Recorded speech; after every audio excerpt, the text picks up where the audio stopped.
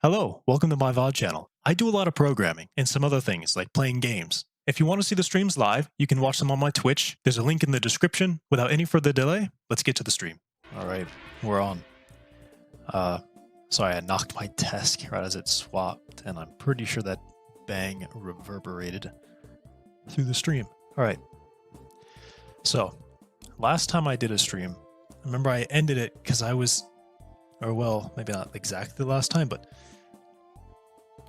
last time I wrote code, I was kind of like, well, I'm kind of lost. I don't really know what I'm doing anymore. So, creative server plans. Okay, so what I'm going to do for the start of this, I'm going to drag this in so that it's visible. What I'm going to do for the start of this is, it actually needs to be everything. Good? Okay. So I'm going to start this off by spending some time really nailing down what I want to do for the creative server. I've probably written it down before. Gotta be honest. I don't remember. That's crazy.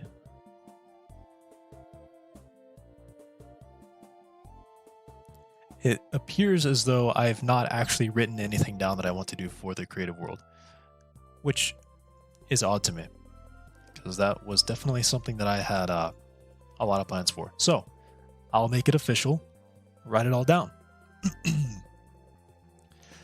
So just make sure the audio is right. Yeah, okay. So we're just gonna write down a few things that I definitely want to have. Okay, so I want to have humongous plots. Okay, come on. Humongous plot size. Okay? Size is plural. At least 2 plots per player. Alright, so this is already kind of done. I'm pretty sure I've set it up so that every player starts with 2 plots, and you have, what is it, like a 500 something plot size, maybe even a little bit bigger. I'll check the configurations to nail down exactly the size that I have it set to. But one of the things that I wanted to do was also to make sure chunk align plots. This will just make it really easy, which I've already done as well. Easy download and such. I kind of want to make my own plot plugin, but I don't think I will because I don't want to manage that. So I think I'm just going to stick with using plot squared. Players to have full redstone access with some generous limitations. So, of course, we can't just let players build any kind of redstone contraption, because it's surprisingly easy to lag out a server with just repeaters and redstone dust. So, there needs to be some limitations, especially with the entity limits.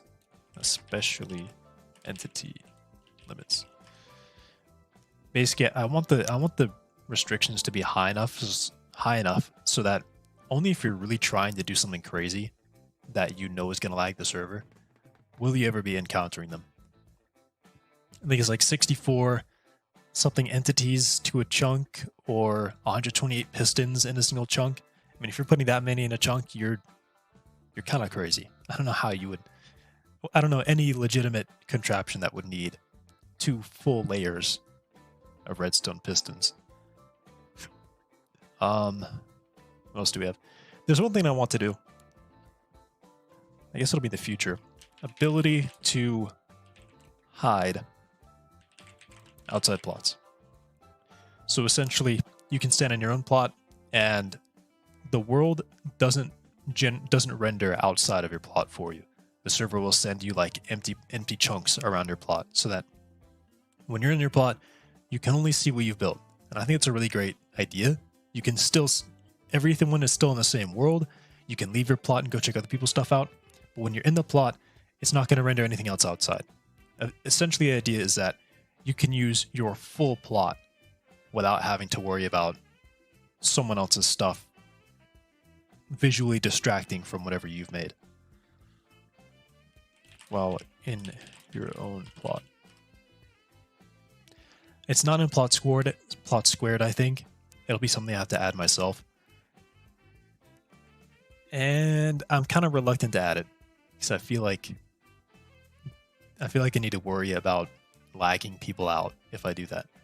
Because it'll all of a sudden say, okay, all the chunks outside are invisible, and you'll get like a bunch of empty chunks.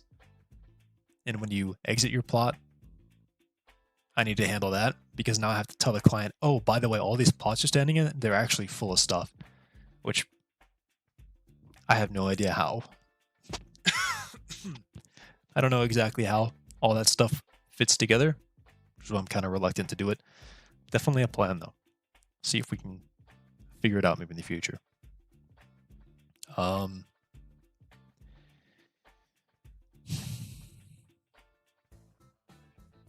What else might people want in creative? I've really considered adding particle effects. I'll do it. Particle effects. So in the game, there is a spore blossom that exists, which already kind of accomplishes, or it demonstrates that having ambient particles around you is a possibility.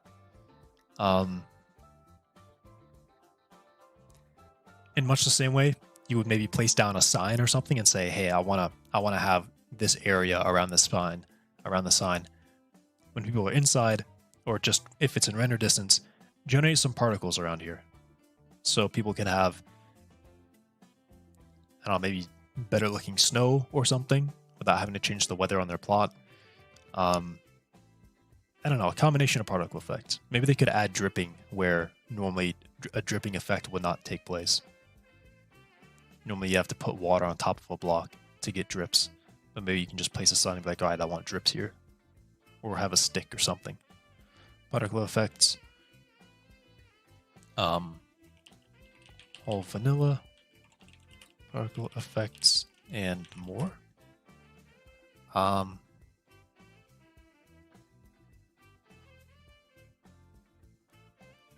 I'm not sure if this is a vanilla mechanic or if you need a plugin to do it. But you can put a name tag on an armor stand and then make the armor stand invisible so that you only see the floating name.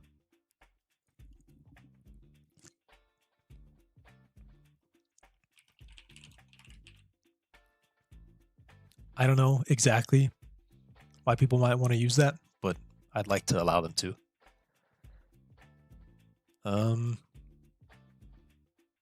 Oh yeah.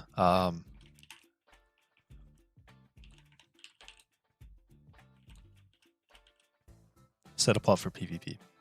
So if players can enter a plot and they can say, okay, I want to activate PvP on the plot, and it sets everyone to adventure or survival or something.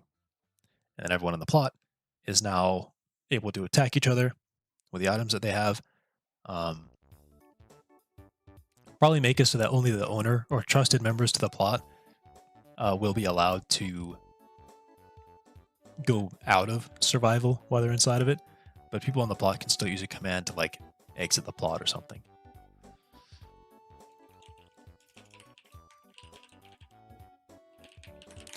And definitely reset a plot for minigames. So you can set a point as like, hey, the plot's finished. I want to start using it as a minigame. And you can run a command on your plot, activates PvP, starts the minigame. People can break blocks. Explosions can set stuff off. Like you could set up your own Bed Wars map or something and just have people play on it. And then at the end of it, you say, okay, I'm done. And it pops everyone back into creative and it resets the map. So all the blocks come back. Everything that was changed is reset to the point when you said, I'm finished with the map. Something like that.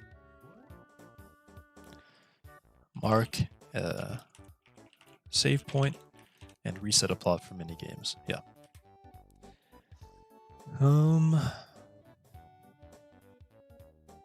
What else?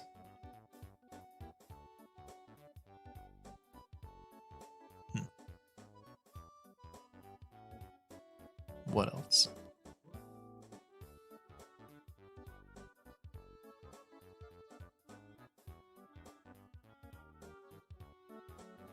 I think I might just leave it here for now. So these are all the things I want people to have. I definitely need to get through some plugin refinement here. Let me go check what plugins are on the server, are on the creative server right now, because I want to get rid of the ones that are not mine, except for Plot Squared. Definitely going to keep that one. So what do we got here?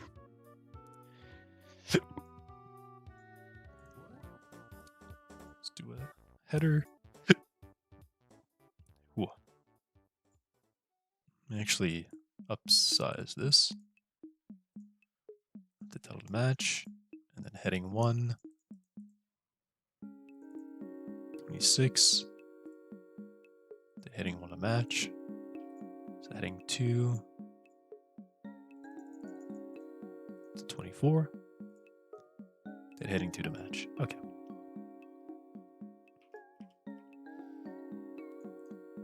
All right. Now I want plugins. Okay. So what do we got? We have our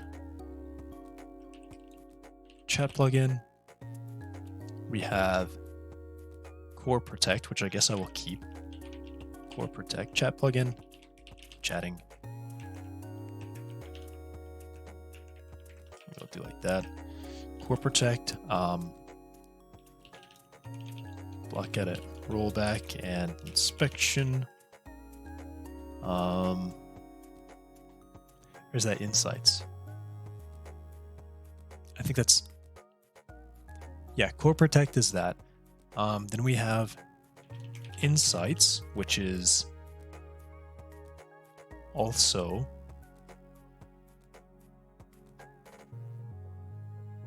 I can't remember exactly what the difference is here, but I believe insights is let me look it up. Okay. What do we have? Minecraft Insights plugin.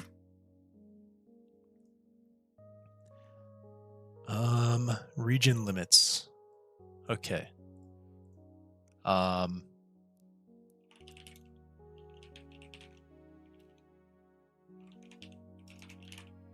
Redstone limitations. Right.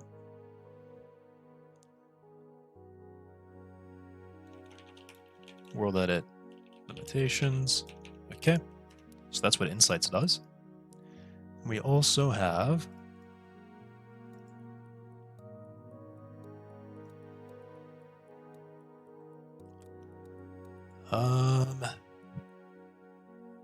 I think I kind of need multiverse. I can't remember if I really need it though.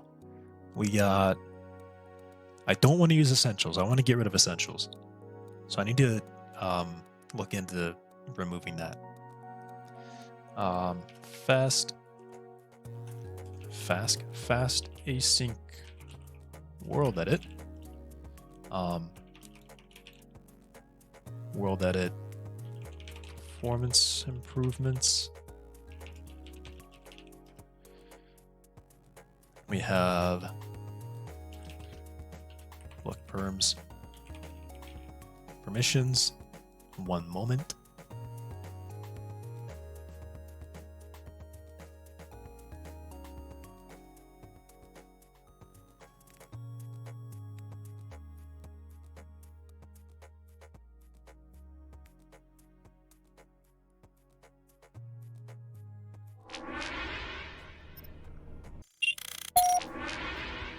All right, I'm back. Let's keep going. So, permissions, pretty simple. We got vault. What does vault do? I think I don't need vault. Maybe I do. Placeholder API. I think I need vault. I think I need vault and this. So I'd like to remove them, but Vault. I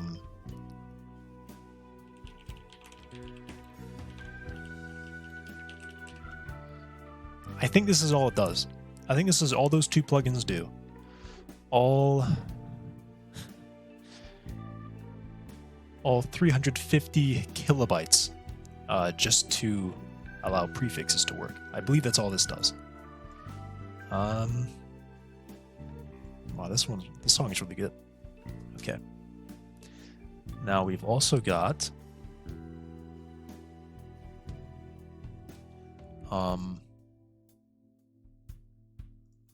Multiverse. I don't think I need it. Perhaps I do. Let me look at the configuration for Multiverse real quick. Actually, yeah, I definitely need it. I remember now how this works. View and edit.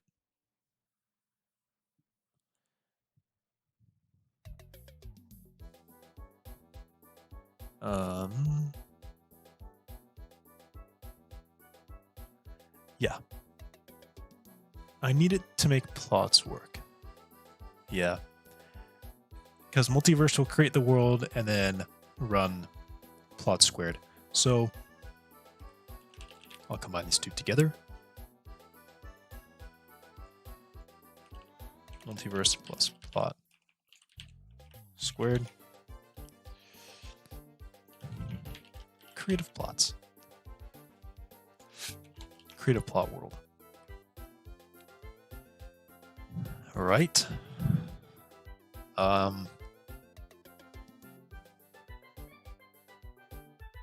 Okay. Creative plot world.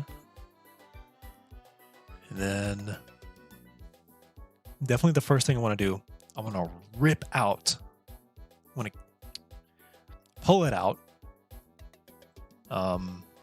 essentials.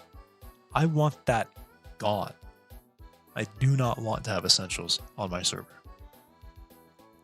I don't like it. That's it. I don't like it. I don't like essentials. Okay. Because I'm using, it's 2 megabytes, man. It's stupid big. Stupid big. Din map, I want to write my own. I definitely want to write my own world map thing viewer. There's actually a different one that I found. Let's actually try to find that. It's called...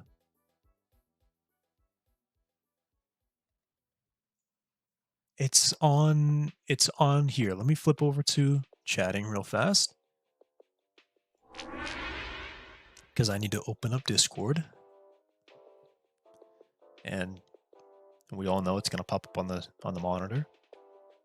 Even though it looks like it shouldn't. Oh, cool, it didn't.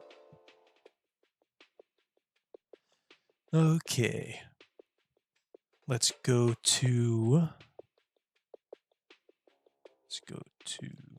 to-dos. I can to-do, dev hive.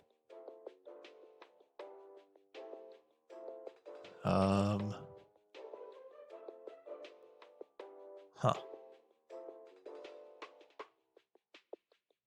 I didn't write it down.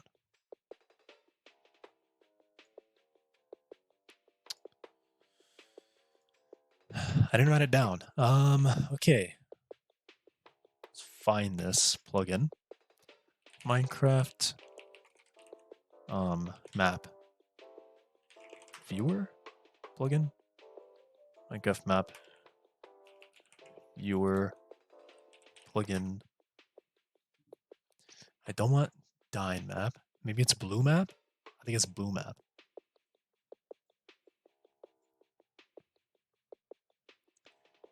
Gosh, all the links are for Dyn map. Topographica, a lightweight, has been archived on 2021. Well, that's not good. No longer updated. I recommend using the new plugin Plex map. Use Paper's async chunk loading API. Okay. I'll bring this over. We can both look at it. Oh, that's right. I'm not allowed to actually do that.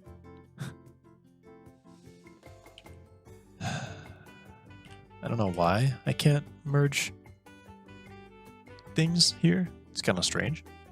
Okay. What do we got? Minimalistic lightweight. But is it?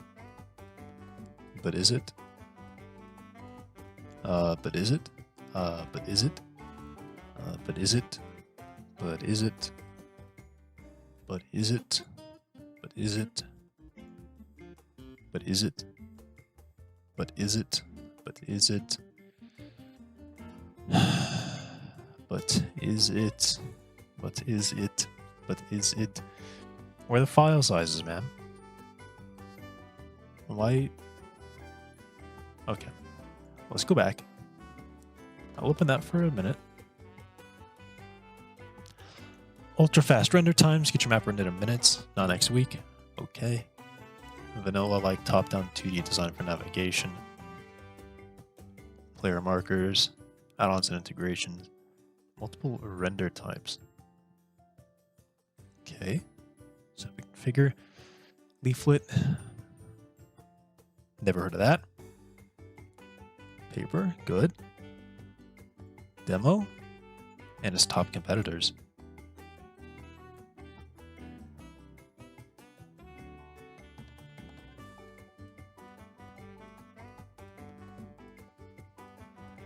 I'm not getting a lot of speed here. I'm not seeing the speed. Oh, there it is. Nope, site can't be reached. What?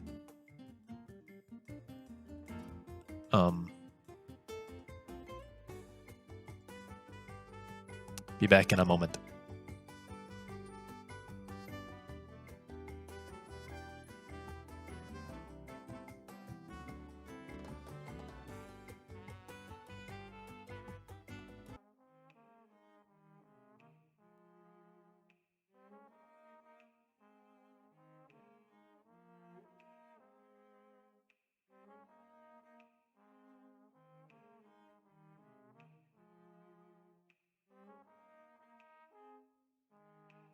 Okay, I'm back. Back for good. Ah, that was a lie. All right. What do we got here? What have we got? So the demo doesn't work.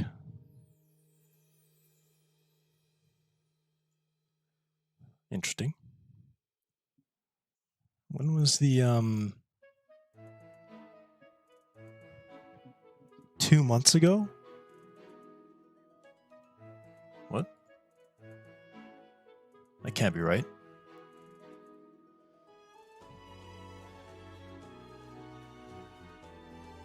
Huh. What have I done? I want to see how big this is, but they don't have a release on this page, and the only download is here. And I need to... June, July. I need to do a lot of clicking to get back to... Oh, filter. What?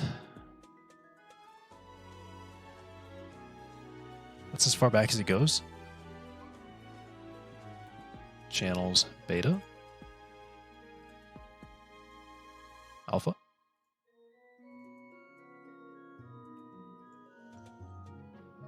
Okay, let's go to... let's try that again. Minecraft map viewer plugin. Not DinMap. Not DinMap. Topographica.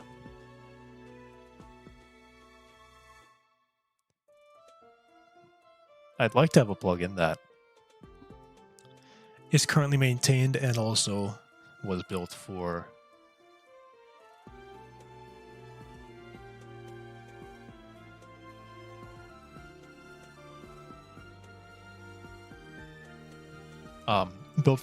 currently maintained and built for version 1.18.2.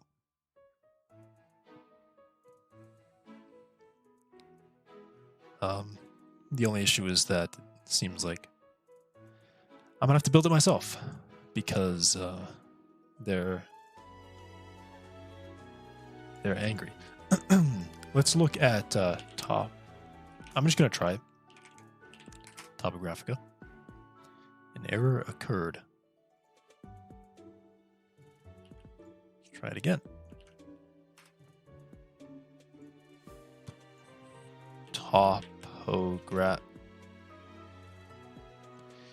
Minecraft plugin. Topographica.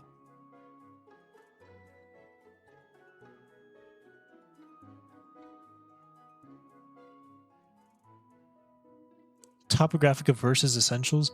What? That doesn't even make, that's not even a logical comparison to make. Okay, so, doesn't exist, sadly. And this one only has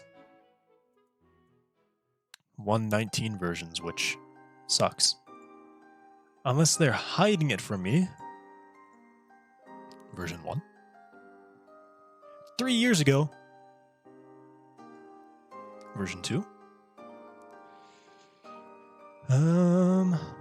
See versions. Ooh. So let's go to see the history for this. History.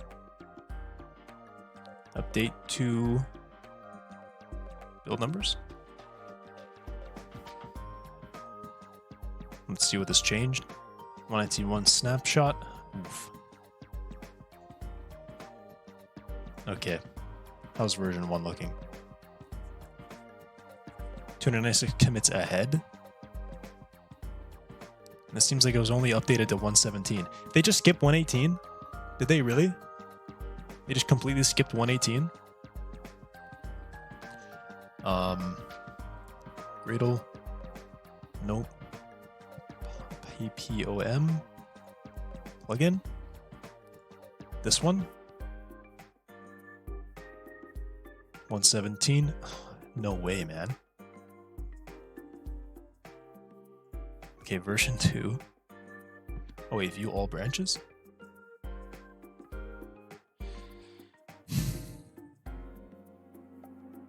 Version 2. Maybe.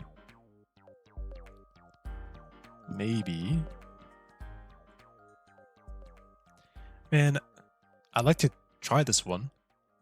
But,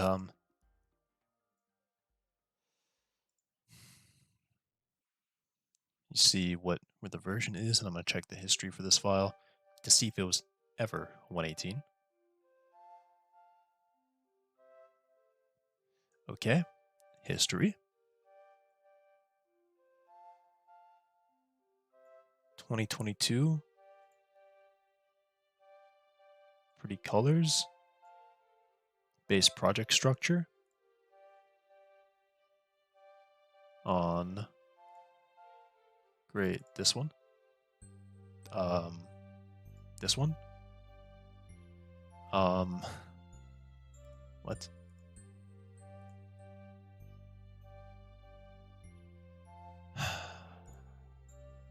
I will figure it out. I will find out if this has ever been 118. Make compatible. Done for the day. What do we got? Ooh.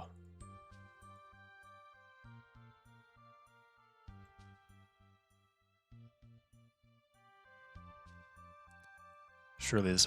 Ooh. Holy.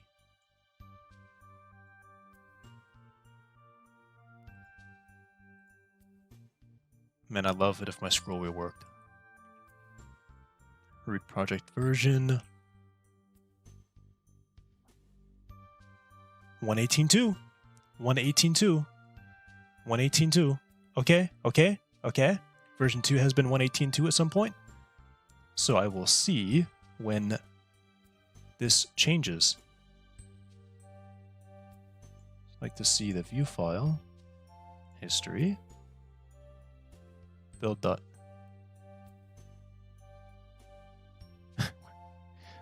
Wait.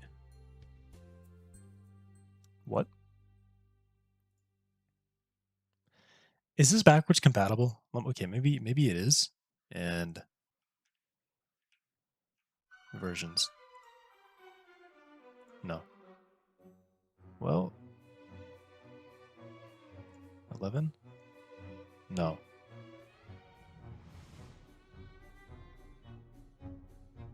I don't remember this one.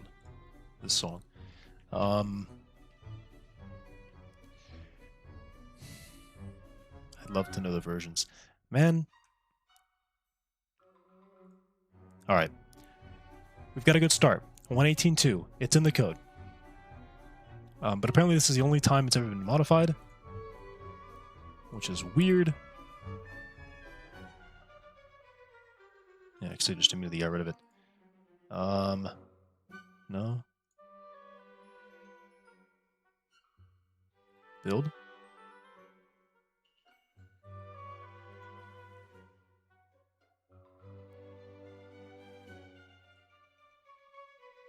Is there a version here anywhere? A version anywhere? A version number that would reveal this anywhere?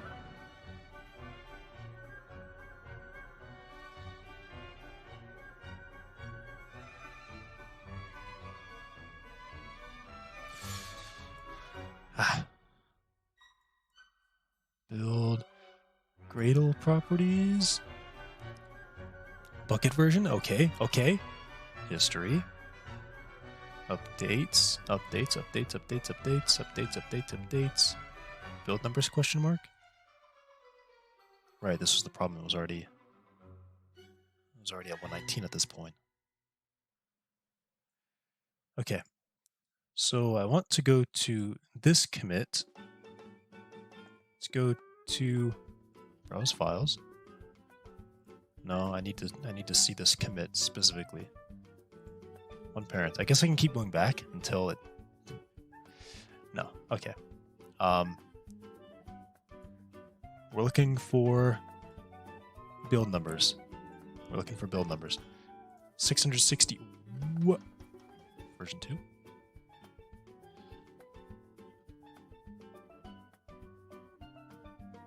How many commits does this one have? Man, it's so just absolutely stupid. It's so just stupid. It's just absolutely stupid.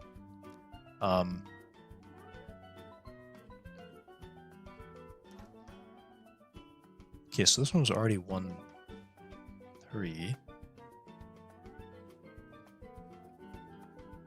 And he doesn't have any release versions on here, so it's just really upsetting. Maybe if I just search it, okay? Flex map, Minecraft 1.18.2. Spigot. Perhaps Spigot has it. No. No. Dude.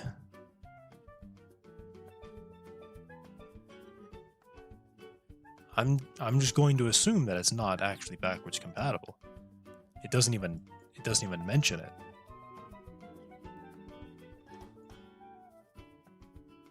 I would like to use it. Do I write my own? Do I just write my own? I don't want to. I would really like to not write my own. Okay. Okay. Okay. That's not even just writing like a thing. Okay, you know what? We'll save this for later. Save that for later.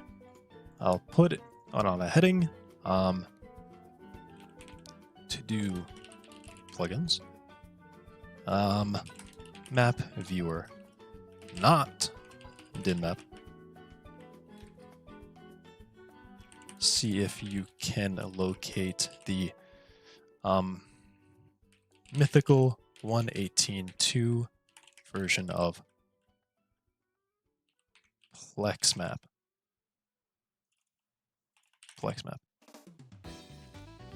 I'm gonna save the it is definitely version 2. Okay. Let's make that a better color because they're dumb. Alright.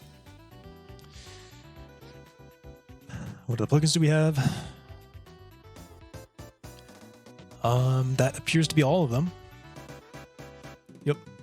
Okay, so what I'm gonna do is I'm gonna set up my test server for.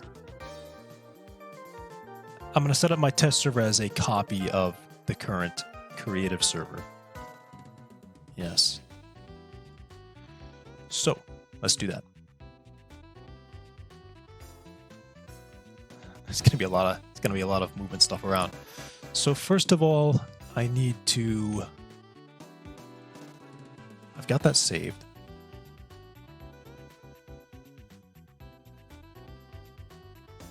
First of all, I mean, I shouldn't even use it. If they don't offer even a download for it, I really shouldn't locate it. I'm gonna just do blue map, Minecraft plugin, blue map. Yeah, see, they actually have versions. What do they say? What do they say? I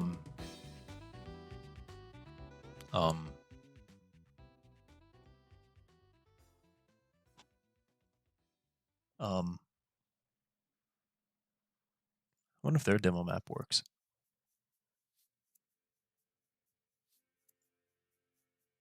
Wow, it works. Uh-huh. Uh-huh. Make it flat, please. What is this? What is this stuff?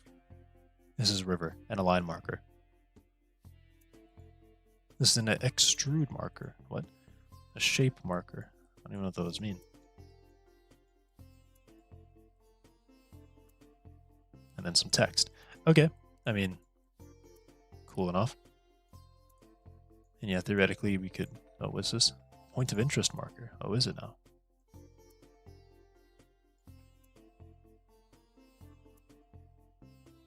Where's the village? There's a village.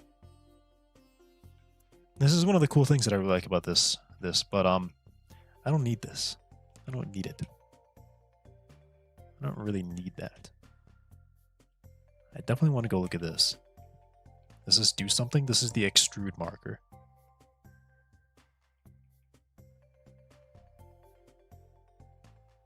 Apparently it doesn't actually mean anything. Oh, that's definitely cool terrain. Okay. A blue map.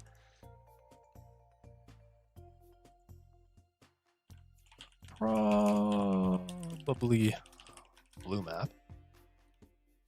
If you can disable 3D. See if you can locate the mythical Butsy. Okay. Map viewer. Oh yeah. I think I'll go and try to set up the test server as a carbon copy of the creative server so that I can get a proper test of things. Nope.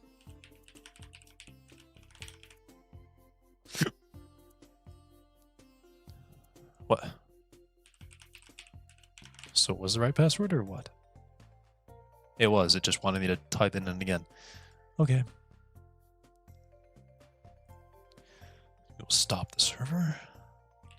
Stop.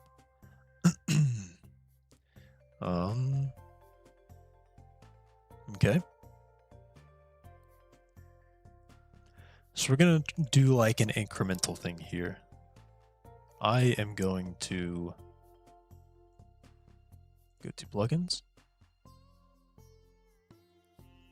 Oh, Vault is actually required by...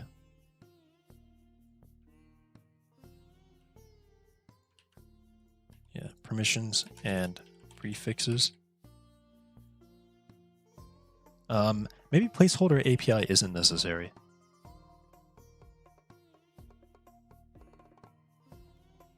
I think there's a strong possibility that it's not necessary. So we're not going to use it. We're not going to use it. I think it's a strong possibility that placeholder API is not necessary. Oh, it's there. Ah, maybe it is. Okay. Let's placeholder API. Okay, it is necessary, but it also comes with all that. Okay. Let's go here.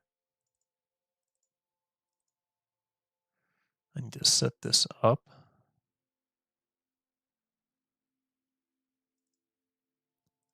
Third party. Okay, so first thing we have core protect. Did I stop the server? I did. Okay, we'll put core protect on.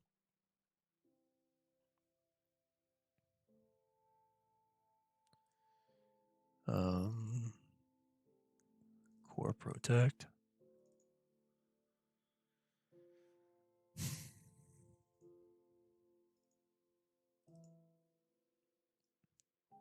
.21.2. Is that the one that we're on? 21.2. Okay. 21.2. Oh, I need to get rid of survival core. I guess I can just change the name. Disable. All right. So survival plugin will not be running anymore. Then we have insights. We are using insights 6.11 and insights world edit. Okay. 6.11 world edit.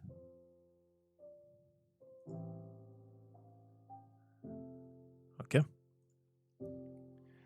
Now we have world edit, of course. Fast async world edit 247.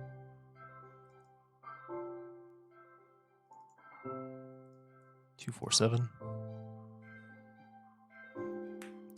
14 megabytes. Whoa.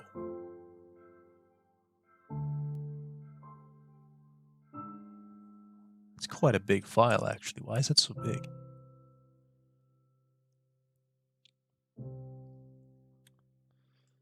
Okay. Now we have Lookforms Vault and Placeholder API. That's already on there. Multiverse and Plot Squared. Last two. Multiverse. We have 431, and that's it. 431. And you need to go through these and update all these plugins again for the latest 1.18.2 version. Okay. That should be all the ones that I have. Now, oh, and Plot Squared, of course.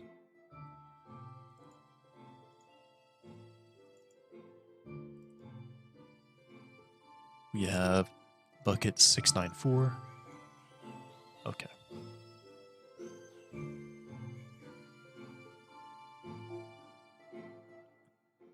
All right. May this be it. So we have the chat, core, server, all that stuff.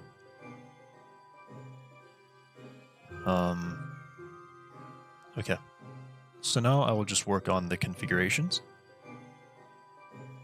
We'll go back through the list again.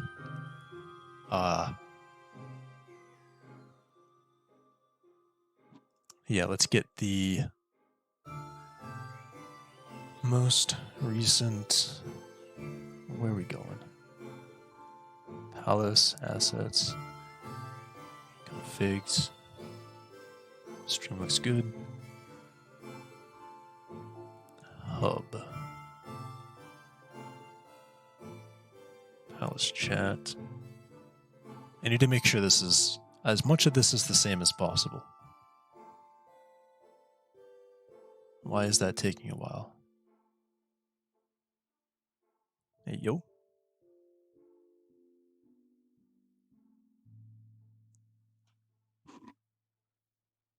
It's like a hair here. It's like trying to go in my mouth. Hello? Okay. Oh my. Palace chat. Huh, okay. Man, I really wish there was a proper way to manage this. It's getting a little warm in this room. Just be 1 second.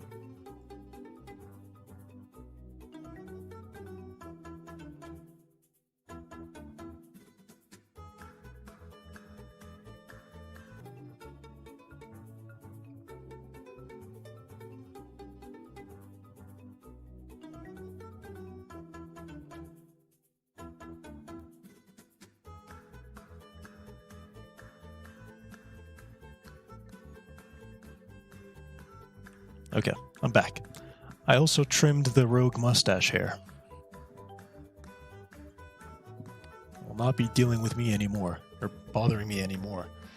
Okay, we were moving over configurations. I wish I could show it, but I realized there's actually something on the screen that I can't show, so I can't.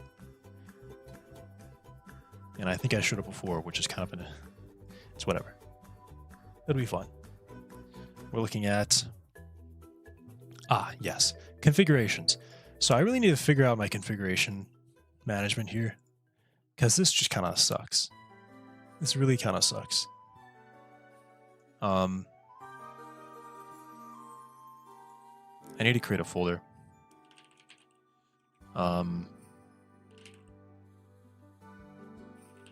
Configurations. Configurations.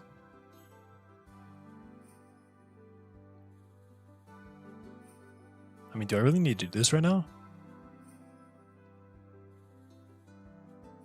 You know what? Get a better idea.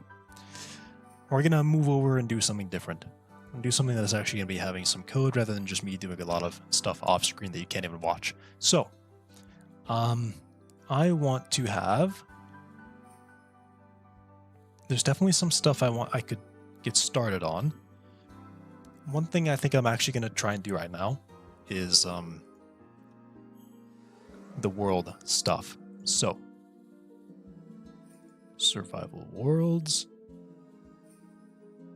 I've gotten quite a bit wrote down here.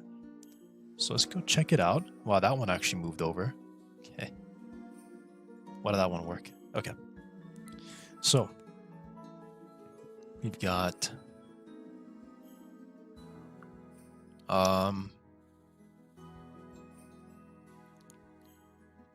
Yeah, so I need to figure this out.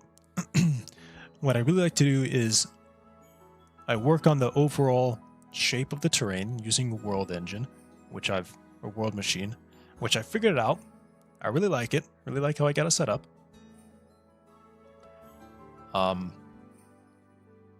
But basically what I'm going to do is I'm going to upload a couple noise maps, upload the height map, some noise maps, and I'll have a second plugin just for the world, and it will go, okay, great. Let's generate the chunks on the fly. Okay. Let's go look through this. So general world design will be done using World Engine, using a master blueprint, the one that I've already created, which I guess I need to update a bit or make a bit, add more stuff so that there's a bit more configuration options there, especially in terms for biome placement and ground cover and things like that. And, well, gameplay elements will be placed manually. So, location. Oh, and I mean, I guess I could also have like randomly generated gameplay elements and do like probability maps. Okay. So when it has been designed, various data maps will be exported and used by a master world generator program to produce Minecraft chunks and gameplay features. This master world chunk generator will exist on the survival server itself and generate chunks in real time as players explore. World generation program will make use of a height map and other data maps produced by designers in World Engine to generate terrain. World Machine? Isn't it World Machine? Have I been... It's World Machine, right? World Machine. World Engine. Oh my gosh. World Engine. Replaced with World Machine. Quite silly. Double click. Double click. And insist on doing it the really dumb way. Okay. Produced by one machine, generate terrain, biomes, ground cover, gameplay features. And I've done a lot of research on public information about how Minecraft works. I can also look through the source code. Source code's pretty dense, kind of spaghetti looking. There's like 10 different files that all run 2 lines of code, and it's very hard to follow, which really sucks. So I think I'll be doing it kind of blind. There's also just in general some optimizations that they've made. When they modify stuff, they probably have a method of saying, okay, when you've modified this, type in the values like this, rather than manually editing the code, because the code is just terrible to look at. It's also decompiled, so it probably looks even worse than it was originally written. All this to say, source code's kind of useless to me. Source code is definitely going to give me less information, a smaller return on time investment and looking at it than it would just to have watched all the videos that I've watched and done the research for what the developers have made public, and just working off that. So Minecraft uses temperature and humidity noise maps to place biomes, as well as data from the terrain itself. It's a very funny thing. I was watching one of Heinrich Nieberg's videos. He specifically said one of the goals for caves and cliffs was to decouple biomes from terrain, which is hilarious to me, because biomes still almost entirely depend on the terrain. Almost like 100%, basically. You still cannot get certain biomes in certain terrain. It is impossible. Certain biomes produce exactly a specific type of terrain that you won't see any other biome take on. So it's quite silly that he said that, because they didn't do it. They did not do it. They did not do what they set out to do, which was to decouple biomes from terrain. They pulled it out. It was basically like hand in hand. Okay, terrain and biomes are completely locked together. One terrain for one biome. Now it's like biomes and terrain are locked hand in hand, but terrain is holding 2 different biomes' hands at the same time. So maybe the same terrain can sometimes split off to a different biome. But no, in general, it is still, you walk into a biome, you can predict exactly what terrain it is. You could remove all the biome information and just look at the terrain and be like, yeah, I can tell you what kind of biome spawns here. So the use of terrain data effectively reduces the variety of environments offered by biomes. See one mesa biome, you've seen them all. True. There is only one mesa biome. You see it once, you've seen them all. So our survival worlds will not rely so greatly on terrain data to produce biomes, and will instead rely mostly on ambient environment variables and some artistic choice. So designing being like, I want to have a really wild biome here, so I'm going to manipulate some stuff so that this appears in a certain way. But generally, a lot of that stuff, I can bring this in. Whoops. Let's bring it all in. Okay. Yeah. I can manipulate some biome placement, but generally, I want the result to be, I have no clue. I have no clue what kind of biome is going to appear here. The shape of the terrain maybe can lead me to believe like, okay, maybe it's getting colder, maybe it's getting hotter. But ultimately, who knows? It'll be, I want to have it almost entirely decoupled. Unfortunately, biomes are not just visual, but impact gameplay mechanics. In arid biomes, there is no rainfall. In cold biomes, water will freeze and snow will fall rather than rain. Monster variants like husks and strays spawn in deserts and tundras. You only see husks spawning in deserts. You only see strays spawning in frozen environments. Not mountaintops, I think. I don't think they spawn in mountaintops. Just tundra, I think. When breeding villagers and frogs, thankfully this is not in 118. Frogs are not in 118, so there's no concern there. And thankfully, I will never, ever, ever use the 120 villager mechanics, where villagers from certain biomes, librarians, specifically only offer certain enchanted books depending on the biome attire they are wearing.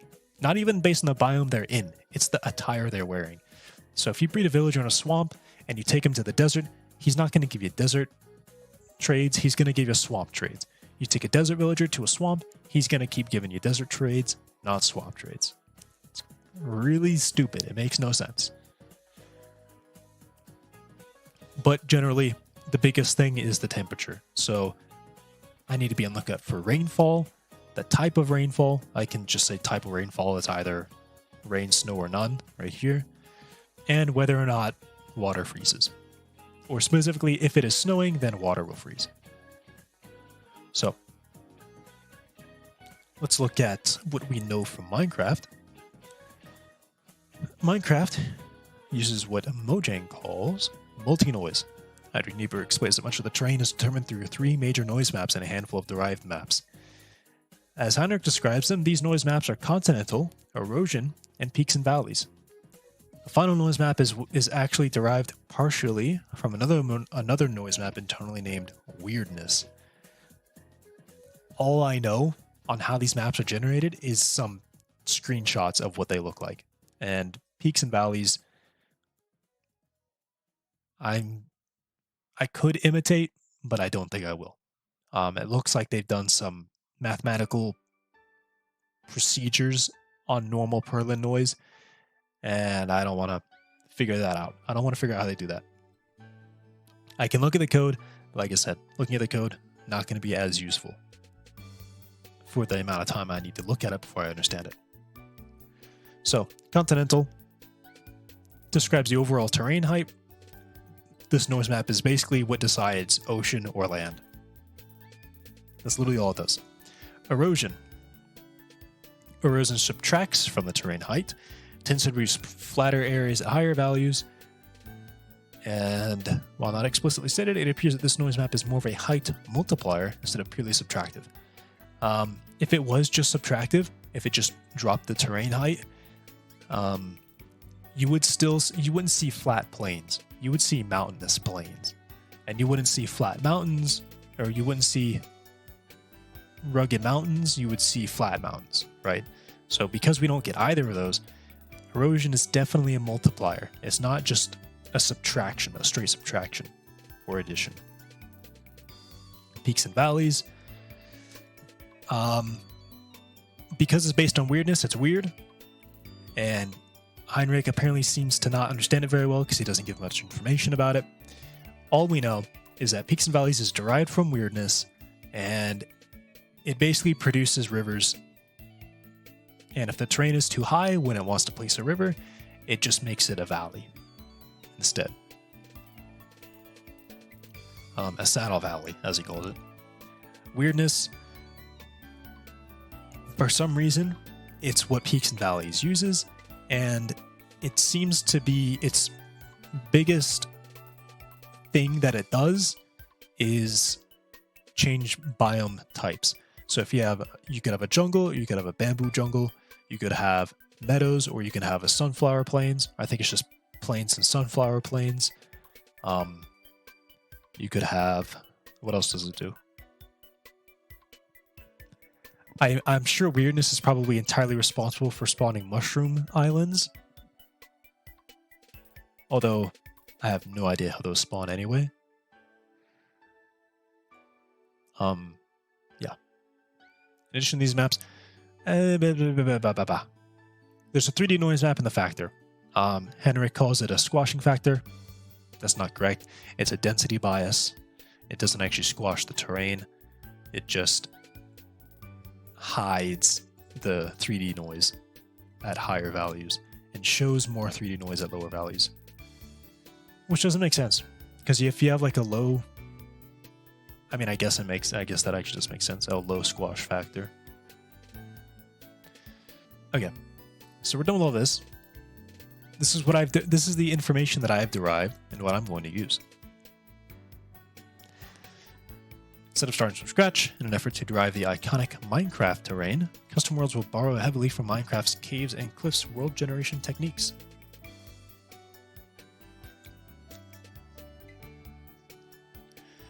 But terrain will be almost entirely decoupled from biomes. And biomes moderately decoupled from ground cover.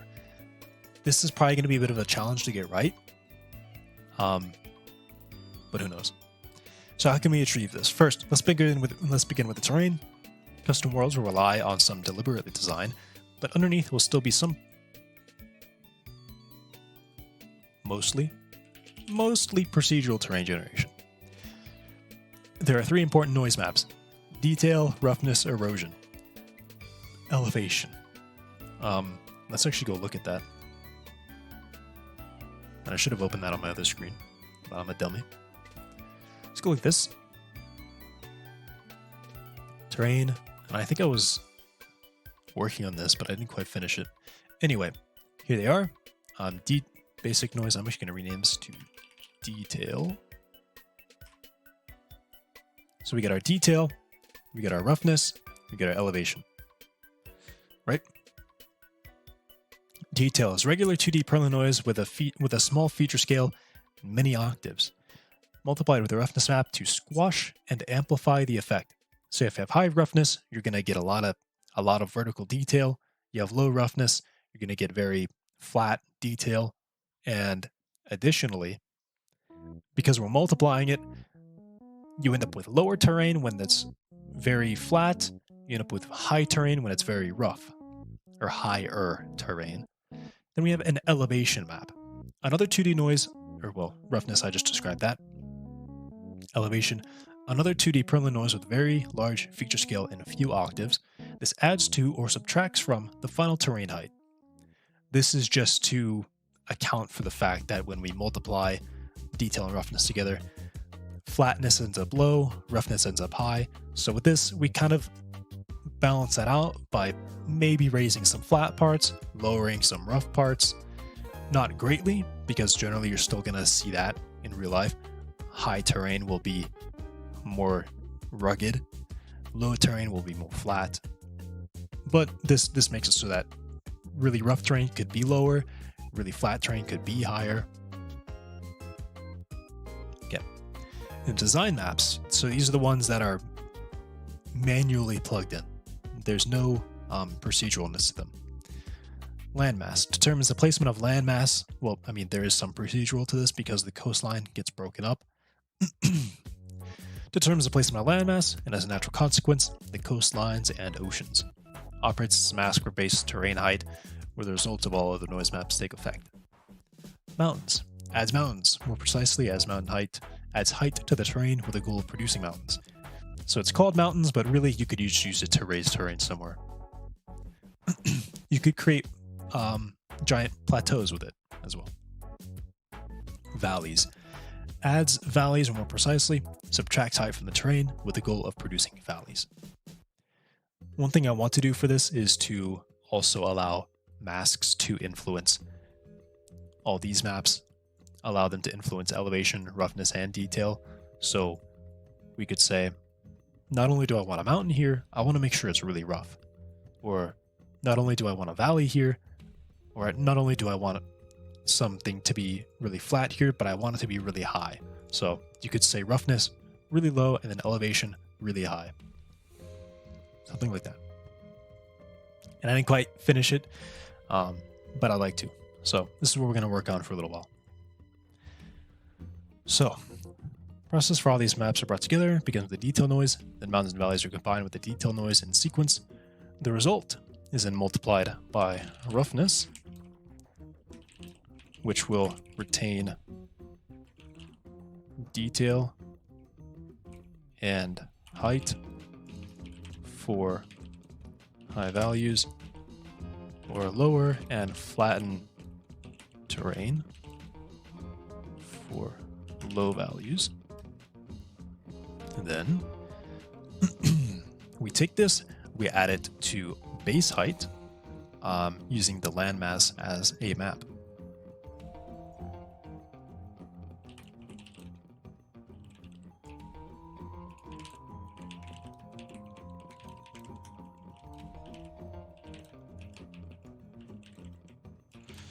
is added on top of the chosen base terrain height masked to the landmass.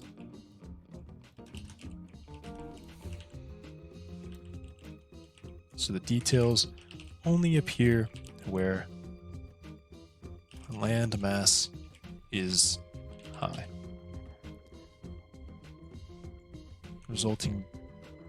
The resulting terrain, roughness, retain detail and height for high values in lower and flattened terrain. Top of base terrain height, landmass is high. And this I was messing with. I need to go and finish this one up actually, so I can.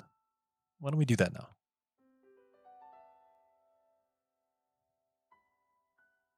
Where's the option?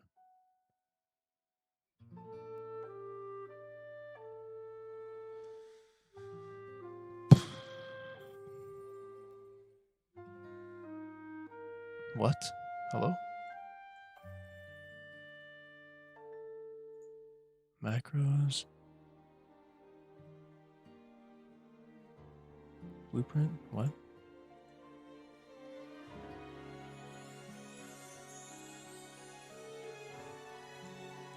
How do I edit this?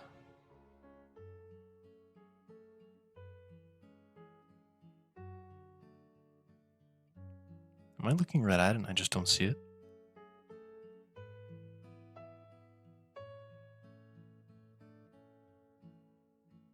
Oh, device specific actions?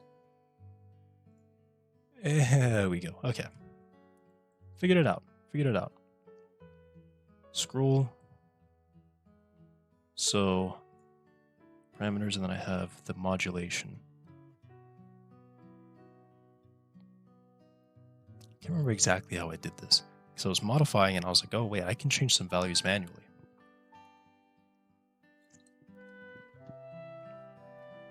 But, okay. Yeah, I think I just need to remove midpoint. So yeah, I'm going to get rid of midpoint. I think I remember that being a problem that I couldn't figure out how to actually make use of that. So midpoint's gone.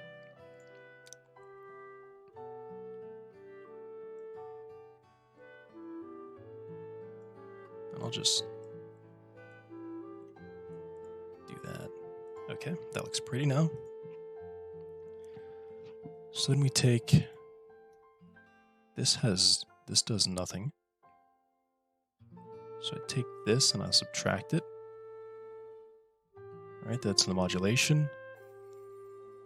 On top, and I take this and I believe I invert it. Take this inversion, subtract the result. We'll go here, relation adder, this basic noise, plug that in. Inversion. Interesting. So I believe the idea here was we had to invert this value and subtract. What does this do? Multiply.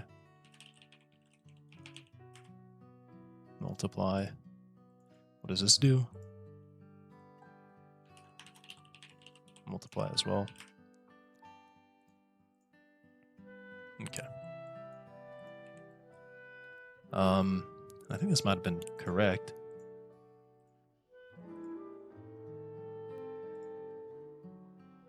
I do need to see. Oh wow, I just really added to terrain height there. So that's probably not correct. Well, I mean, actually, range 162. 162? Did I have this set to before?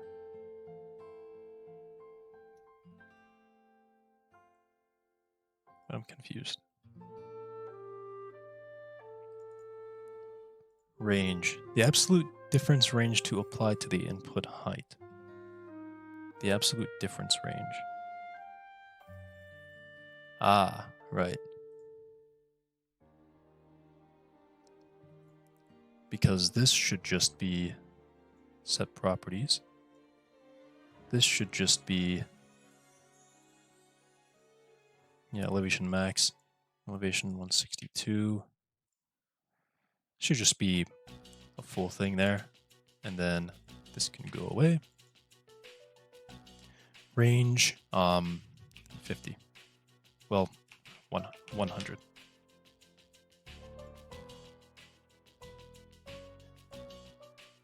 Yeah, so this drops it. Okay, so now it's...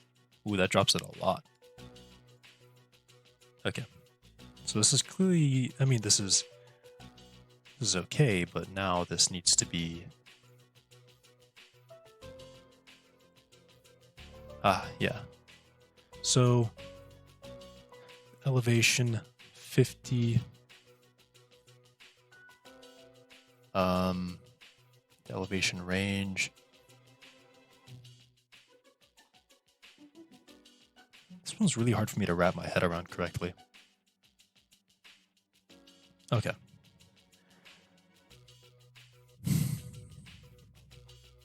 How can I... Utility...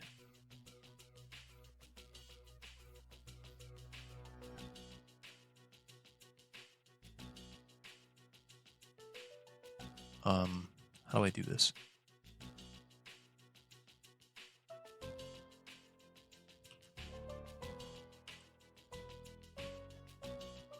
Oh.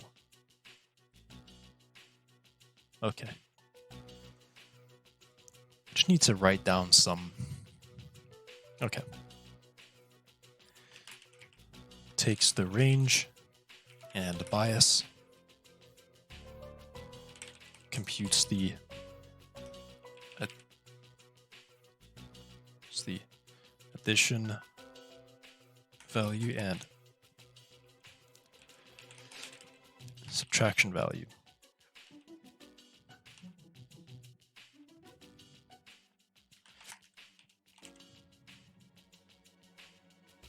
Okay.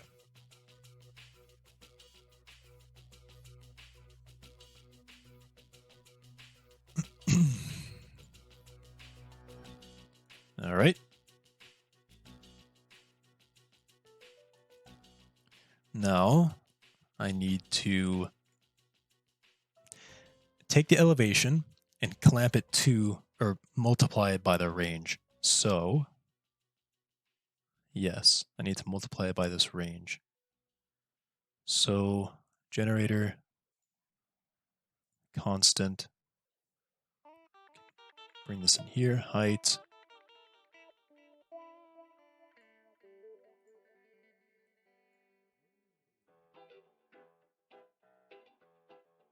Yeah, this will come down here.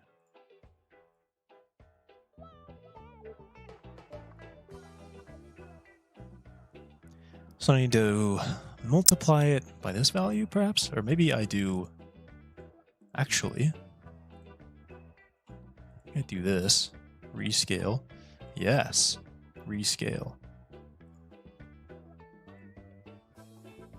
Range. Height range. Rescale. Rescale out here. Okay, this might be what I was looking for.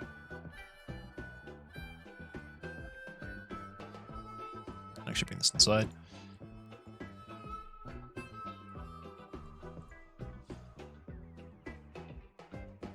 Okay.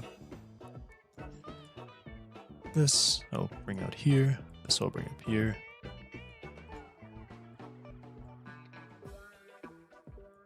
Okay. This seems to be making a bit more logical sense to me now.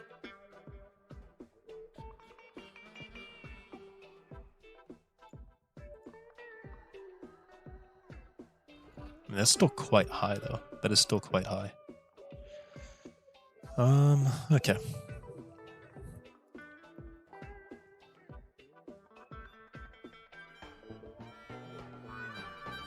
So basically, I have a range that is from 0 to 100. Yeah, from 0 to 100. Set properties. Range.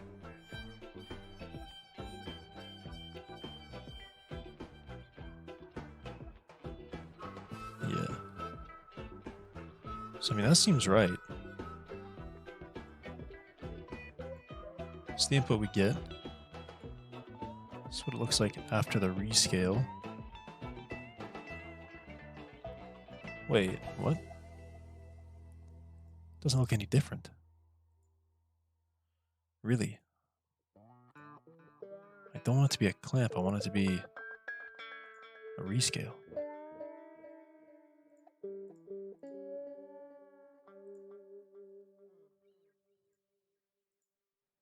I want it to be a rescale. What?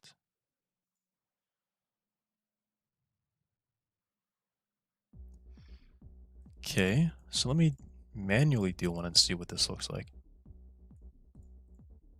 Set properties.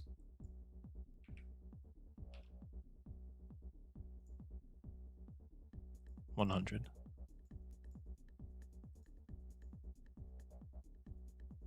This isn't working. Chess Amateur, hello. How are you?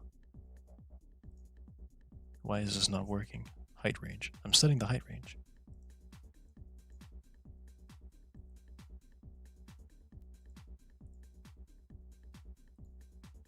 Range. Type is elevation. Oh.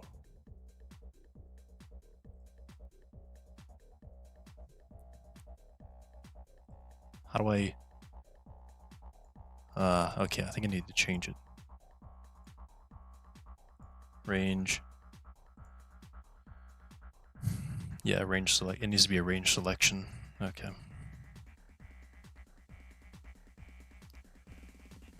Ah, thanks for coming by, though. Have a good one as well.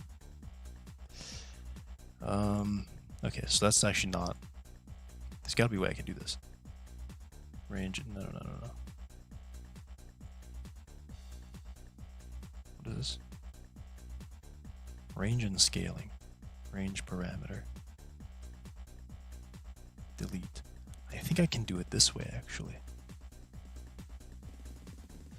Construct parameter. Properties. I want it to be a range. Right? Elevation. Second value.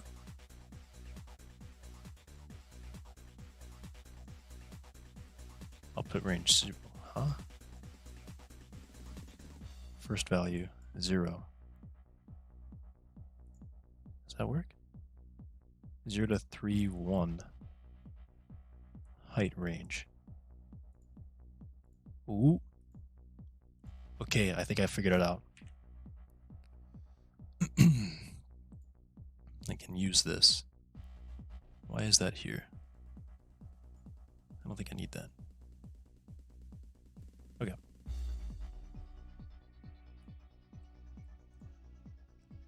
Fix the wires a little bit.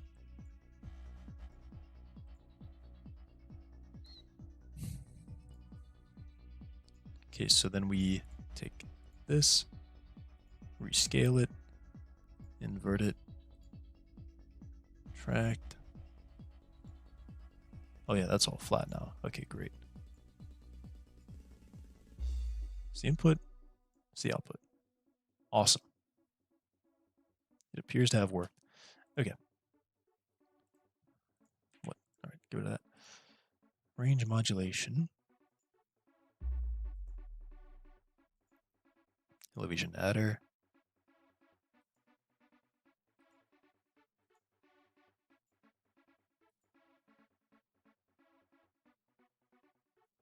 Made 162. So it should be removing. It should be removing a lot of height, actually. Not sure why it's adding height. It appears as though this should be removing height.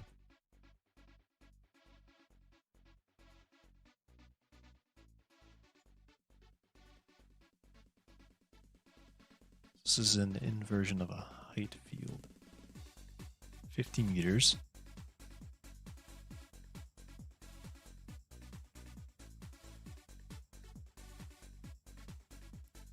I need to set this up to be something like this so I can actually look at it.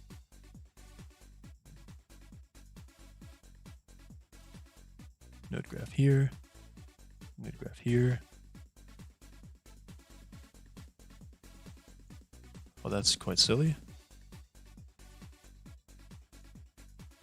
No, it's just being weird.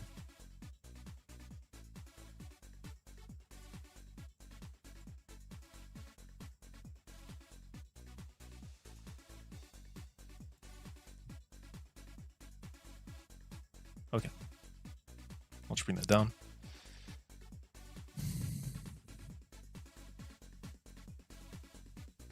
So the reality here is that this is not subtracting height when it should be subtracting height.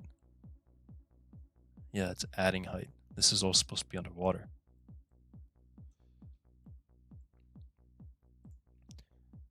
So take the float, we invert it, we multiply it by the range. 100, we get 50, height of 50 meters. Invert that to get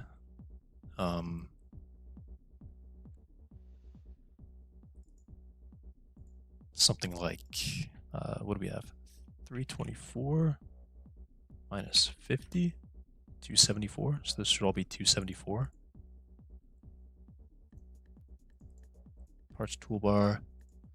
Let's do the utility output view. Oh, where is it? Tools. Parameter curve. Where is it? There's one that's like a height readout. It'll tell me the height.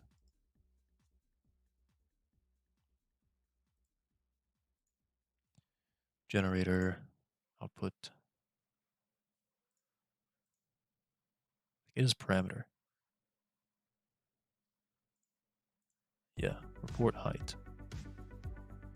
What's the height of this? Average height 0.154. Oh, well, no, actually. What's wrong with this one? 0.846. So 324 times 0.846, 274. That is indeed correct.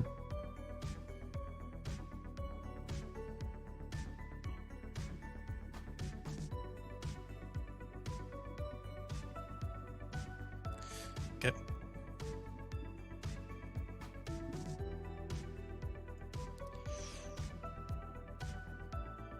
So that's right.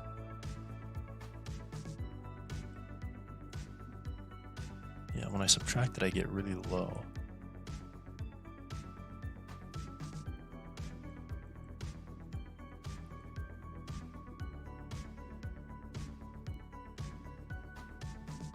Huh. Or is it because...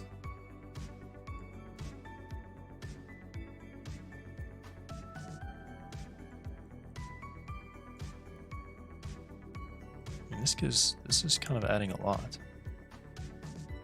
But this is all under...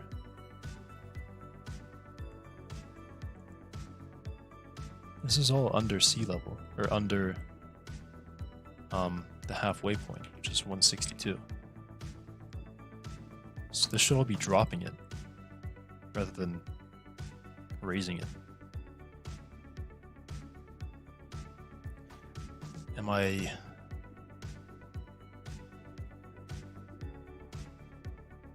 possibly doing the rescale wrong?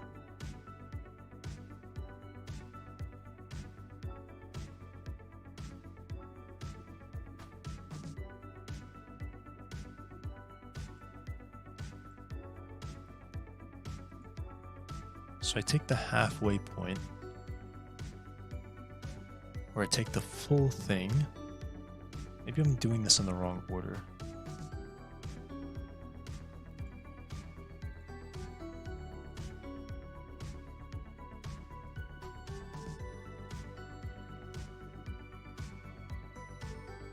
Yeah, I'm doing this in the wrong order. It's supposed to be like that, and this.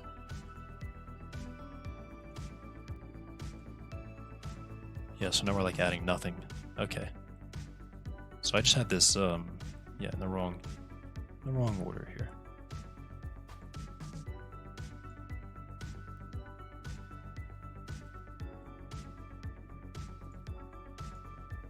Okay. Whoa. 86. All right.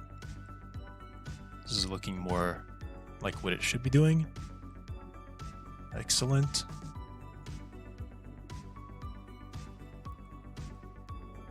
I scale this down to the height or the range that I actually want it to be.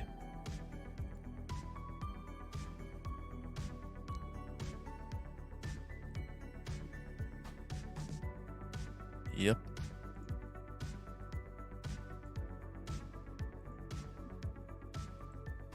So first we take this, we add nothing because none of it, well actually I mean, we will be adding a bit here, I think. I mean, there's nothing there to add, it seems. Oh, no, it adds. We can see it. Very slightly. It adds. But then it's mostly subtracting. Perfect. Okay, well, this is functional now. That was just a little thing that I wanted to switch around so that things were correct.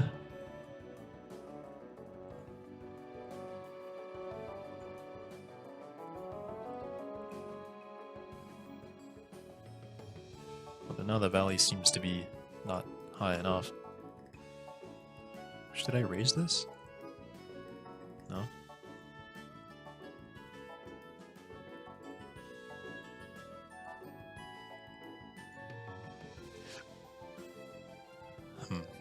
Perhaps I just need to increase the strength of this valley here. Value.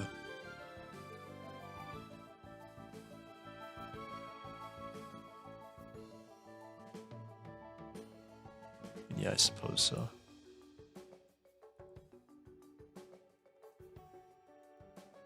I don't really want to. I'd rather have this elevation thing drop it correctly.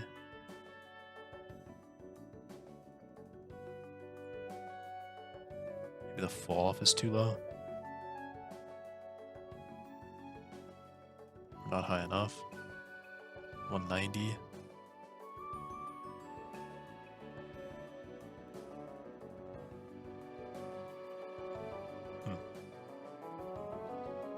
It's strange, because that changed and it wasn't really supposed to. Maybe that was 70. Okay. I can definitely just come back to here.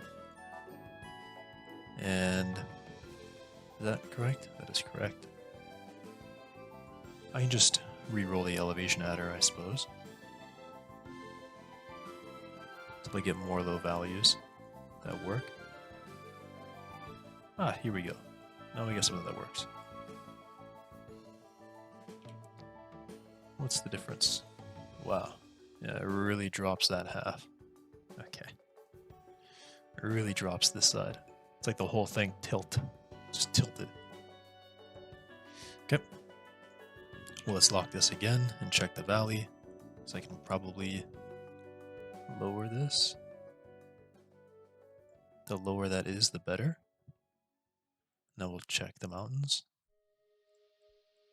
Can I raise this? Lower it? Raise it? Lower it? Raise it? Yeah, 200 seems to be about the sweet spot. Fall off. 250.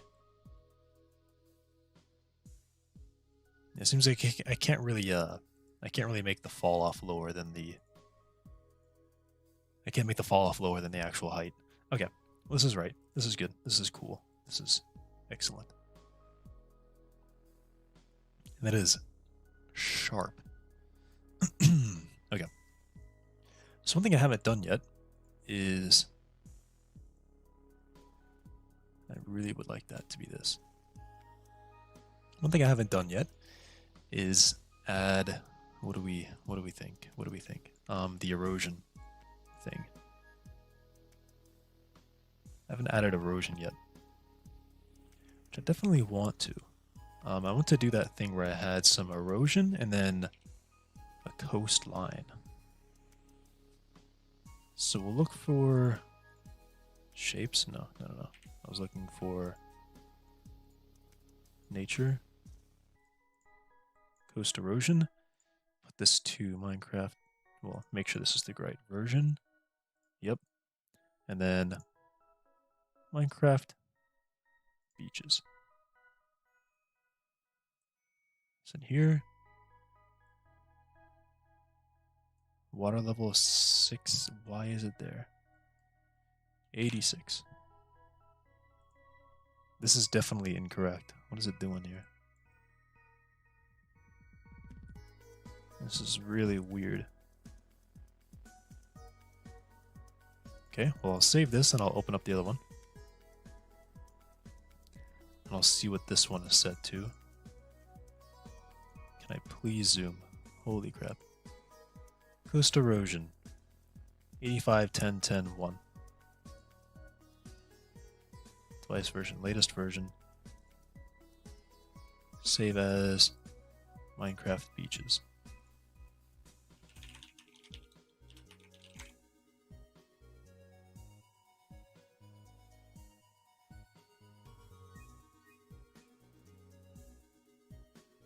Yep. Okay. Say 85, 10, 10, 1. Okay. We'll save.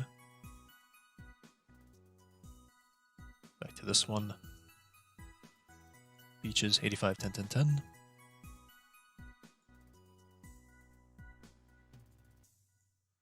Okay, so it really has done an interesting thing here.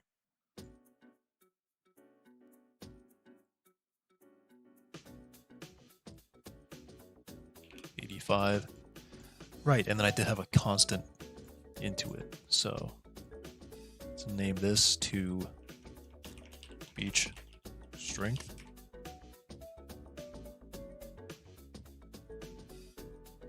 Lock it. Or, well, lock this.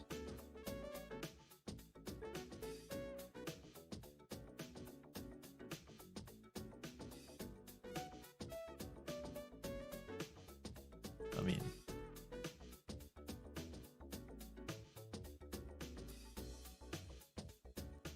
$80 perhaps. Let's go look at what the other one is. Back and forth. $60. So we will also make this 60. Also make it 60.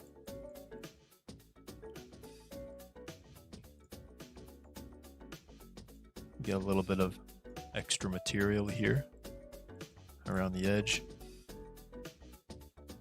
Something's happening here, but it's kind of not noticeable. Okay, and now I want to add an erosion.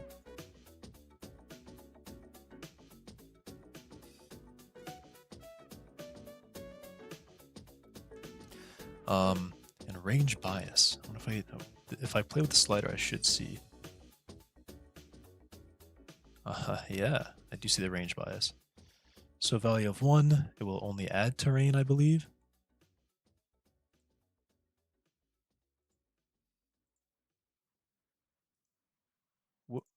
Whoops.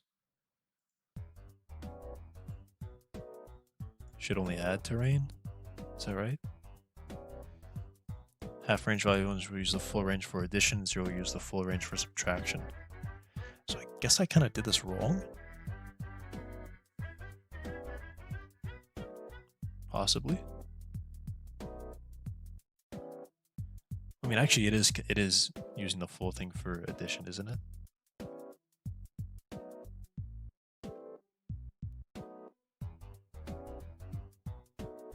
I mean, that's kind of what.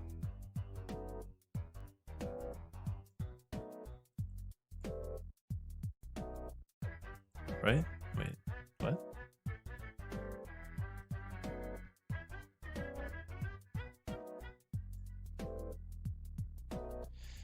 mean, it's kind of wrong, but 0.5, it seems to be doing exactly what I expected it to do, so I'll leave it broken for now. Fix it in the future. But I would like to apply a little bit of erosion. Embed rock strat and other details into vertically facing parts of the terrain via displacement. Rivers, reach character, erosion.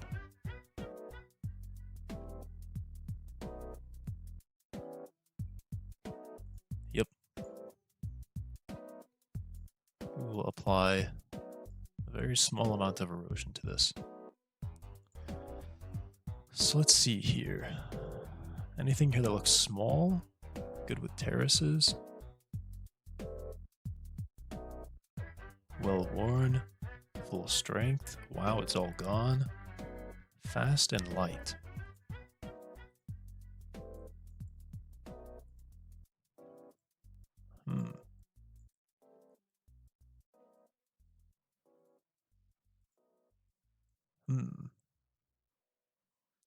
Definitely a lot of cutting here.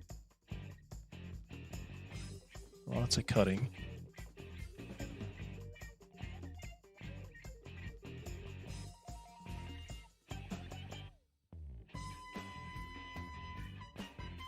I mean, maybe this is fine, actually. It's definitely fast and light. Let's actually turn on geological time enhancement. So I definitely do want some reasonable amount of erosion to be happening here. 0.2. Whoa. 0.1.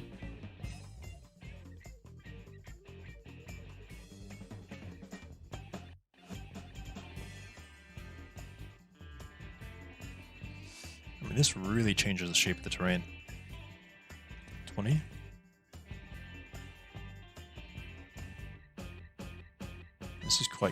This is quite intense what it's doing here.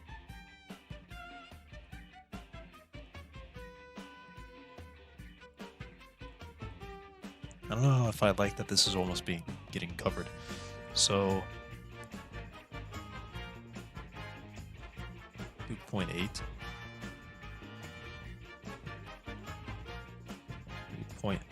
Maybe 0.5, then we'll just drop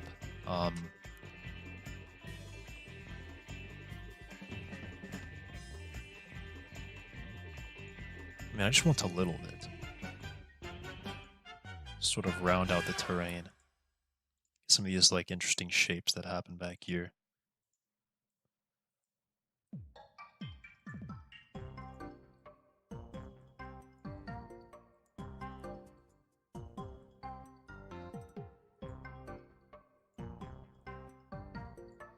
Okay.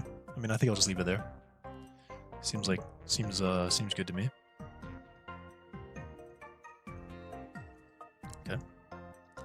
Only issue with erosion is that it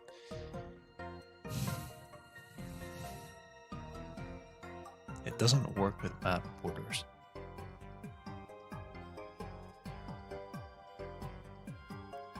It doesn't work with map borders.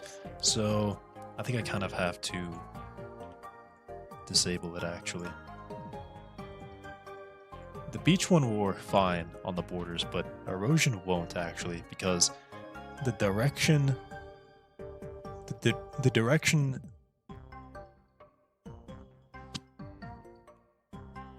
I mean, I can toggle keep map or preserve map borders, which will fix this issue. Although, it does noticeably change things. So, if I look here, we'll come over here. Look at this.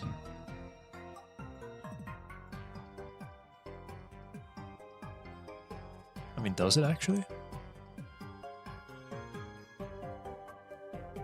You see this little bit right here is changing. Yeah. So I guess I just turn on preserve map borders, and it should still fit seamlessly. But I guess I'll have to find out later if it actually looks fine on the borders, or if there's a very clear line where it's like, something funky has happened over here. Main thing is I kind of wanted to remove these noticeably sharp ridges. But I suppose it's not going to actually remove those, strangely. But okay. Leave that here. NMS is high. Terrain is at on top. And then...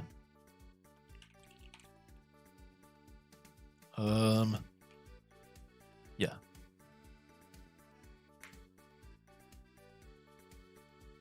Oh.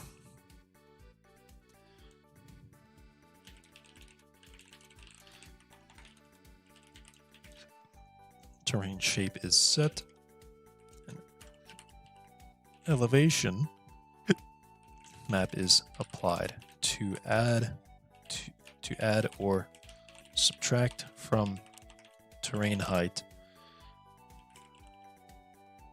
Added to or subtract from terrain height with the goal of producing higher flat areas or lower rough areas. Right?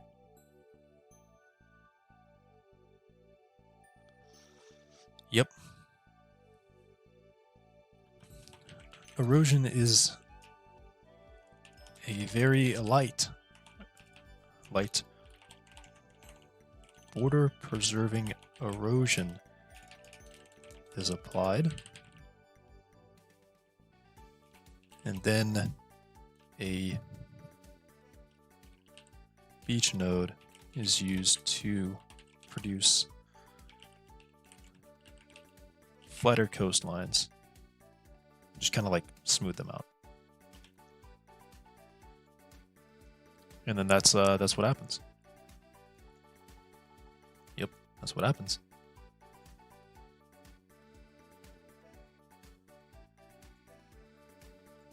Yep. That does seal off a little bit, but that's fine. Or should coast erosion be after erosion? No, just probably. I don't think it really matters. Okay. So I'm liking this now.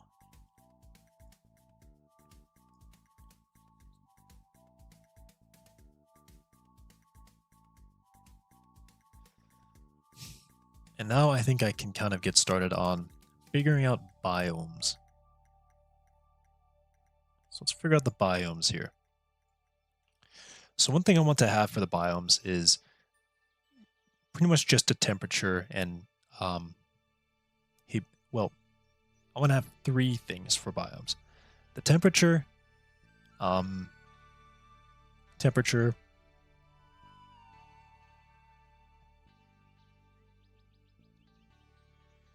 temperature, humidity, and elevation.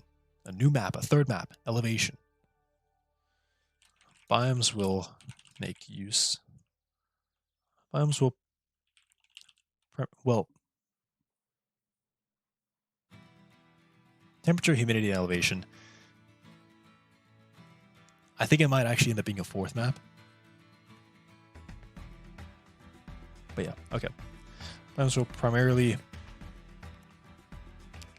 will use three noise maps. Noise maps? Three maps. Temperature, humidity, and elevation. Elevation will be derived by smoothing the final terrain. Well, smoothing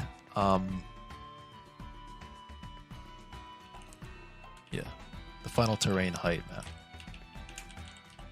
So let's look into this. And we actually won't even use erosion here. We'll use filter, blur,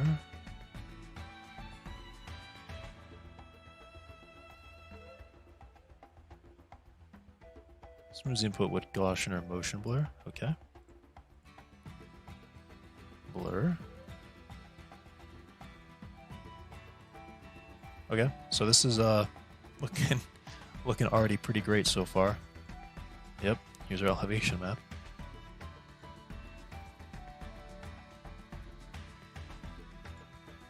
This might even be a little too intense. On a scale of 200 meters. Yeah, definitely a lot better here. It makes sense now. So now this area, which was kind of high, is actually going to have a pretty low elevation.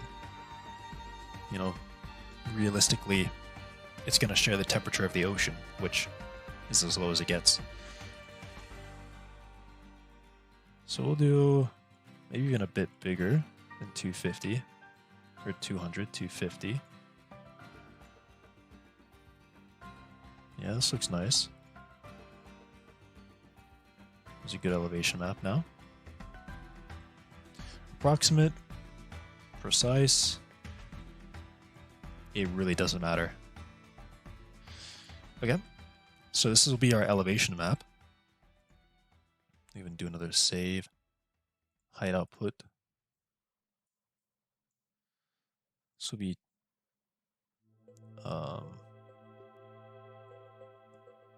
project, terrain, height map.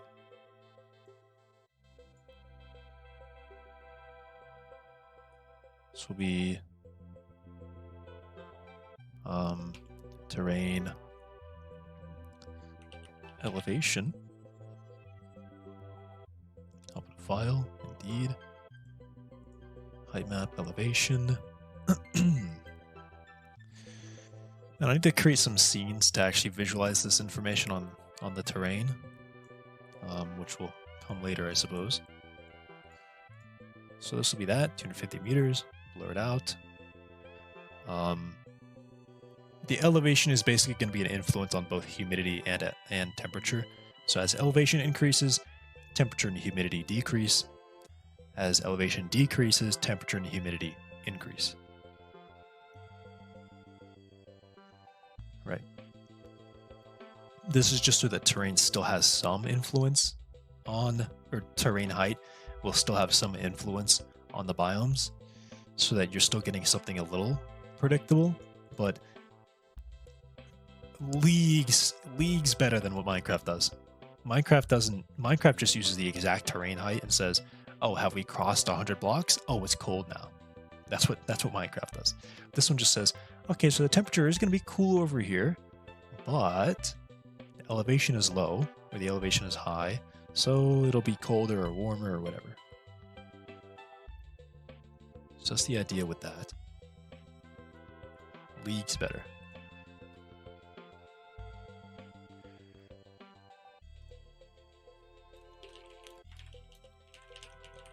These will influence biome placement.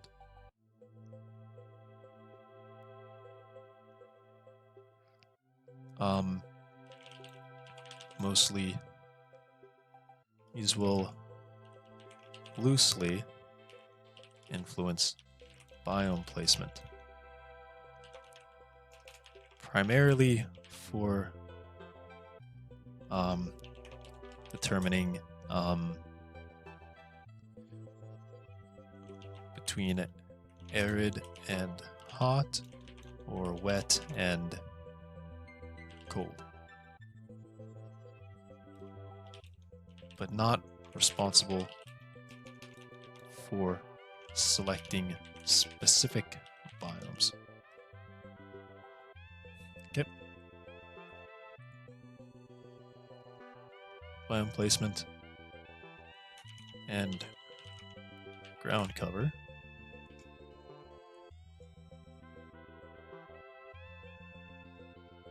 Arid and hot, or wet and cold, are responsible for selecting specific biomes. So now I'll do our list. Temperature. What are we thinking for this? Let's look at a generator and get a noise map. Do not need so many octaves. World space. Should be world space. Okay.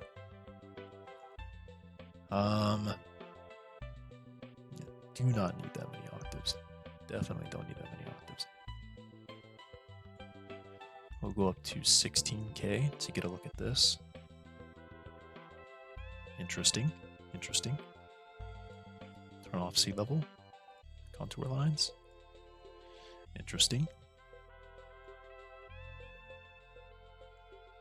3 might be too much. 2.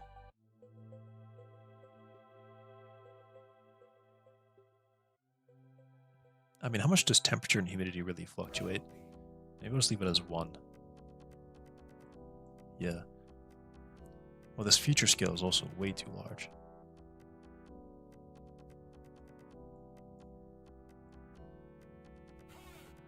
It's being done at like 2 kilometers. Well, actually, 4 might be more correct.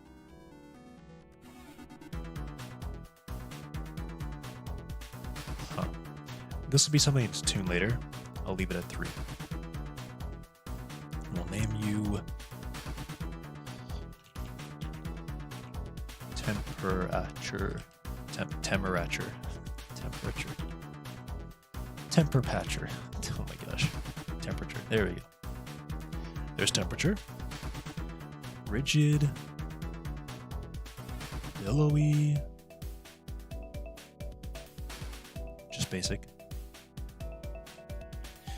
Here we go. Scale to full range. Specified range. Steepness. I guess I could increase the steepness a bit. Because generally temperature will kind of stay similar in some spot and then sharply change. That's usually how temperature actually works. Okay. Or at least on like scales of a planet. Temperature is usually pretty consistent over an area, and then it will just very sharply change. Okay. There's temperature. We'll create another one. This will be called humidity. Temperature will be loosely affected by terrain height and humidity. Humidity will be greatly affected by terrain height. Greatly? More than temperature, at least.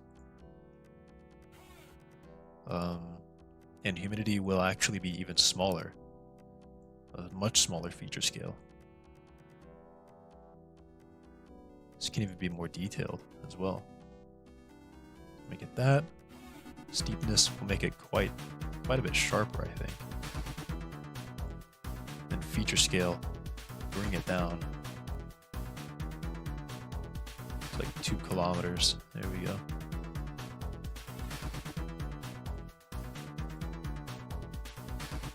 Yeah, humidity changes fairly rapidly. I think we'll also leave this at 3 actually, just because we've increased the it has a higher steepness, more octaves, and it will be more influenced. Perhaps it should be larger.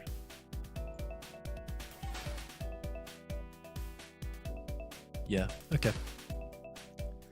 So now temperature will be loosely influenced by terrain height.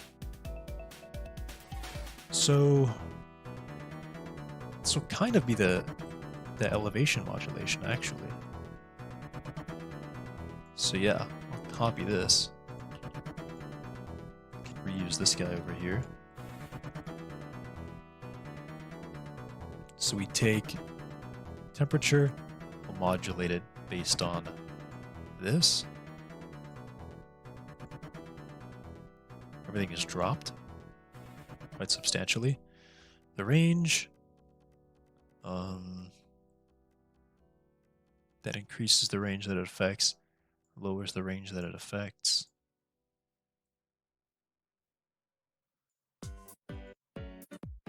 mean, I want to look in this area, so I want to re-roll this until I get something bright here. There we go. That's something bright. Oh, we can like see the island. We can really see the island shape here. So yeah, that's nice. Okay. So temperature, elevation modulation, full range? No. We want this to be influenced, but not that much. So percentage, so when you think about this in terms of a percentage, not in terms of the height. So this can be modulated by, I'll actually plug it in as a parameter.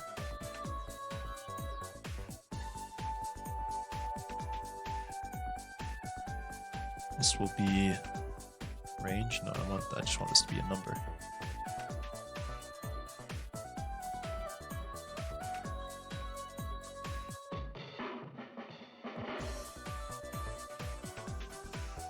What?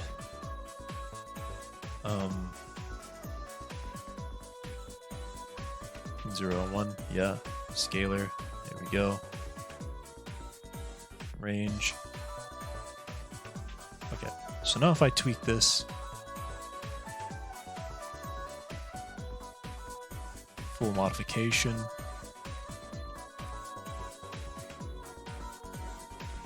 there we go. Now we can see how this. Now we can see this doing it. So let's decide maybe it influences by 20%. 20% influence. So it definitely drops the temperature in the ocean, but it stays fairly high where it is. We'll do the same thing for this one. We'll stop it. So also influence, although definitely less. So I'll rename this, set name, elevation influence on temperature. Okay, that name is too long.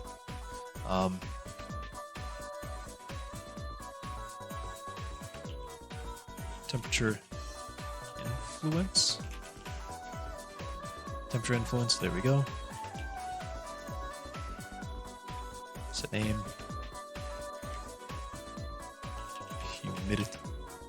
Humidity influence. I want to be the range. I want this to influence or actually quite a lot. I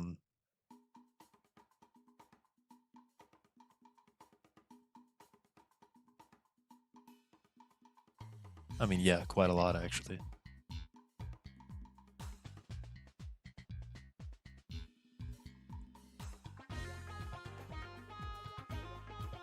Actually, I want this to. This is the inverse, actually. So where humidity is low, where the value is low, I want it to be high. Or actually, terrain inversely influences humidity. Right. So I need to invert this. Invert. Here. There.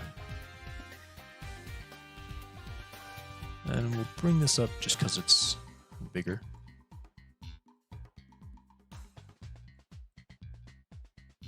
Whoops. Okay.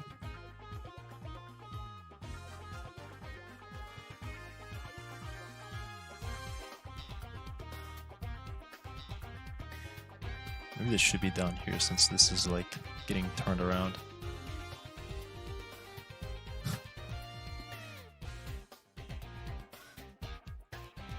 Very silly. Okay.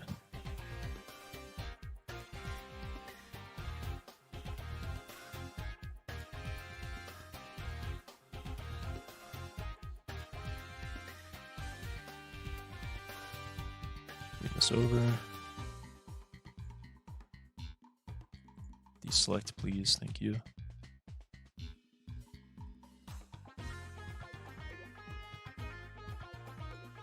Okay.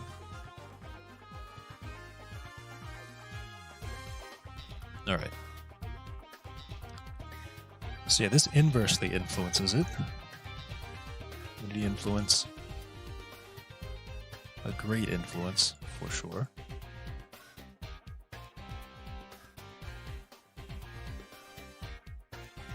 We'll say 0.5. And temperature will inversely, or elevation will inversely influence temperature. So when this is high, this is a high influence, it drops it. Or no, it's also the inverse. Although elevation is a higher temperature. I'm silly. Yeah, and a higher elevation is a lower temperature. Okay. Also inversely influences it. So this is just same thing on both of these. Bring this back here. Bring this forward.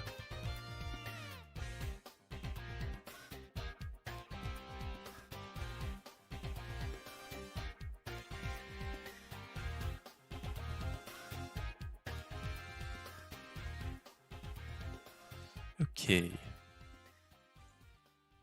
I should bring this back down. All right. So yeah. High influence on temperature. Lower elevation is a lower temperature, so these should be, or a higher temperature, sorry. Lower elevation is lower temperature. Yeah, we can see that happening out here. Okay. So yeah, we'll just do 0.2. And this influence 0.4. We don't want it to be very high. Okay. Here's our maps. And because we are kind of in the middle of an ocean, it is hot and humid everywhere, as you might expect. Need to go to outputs as well.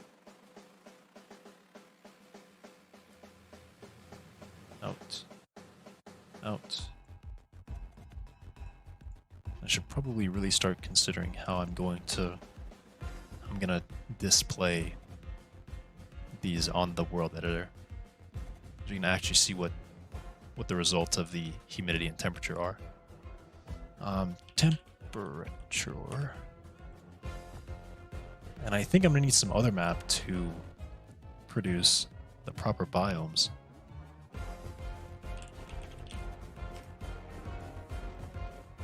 Because at the moment I'm influencing whether it's going to be a hot and cold or wet and dry or wet and dry.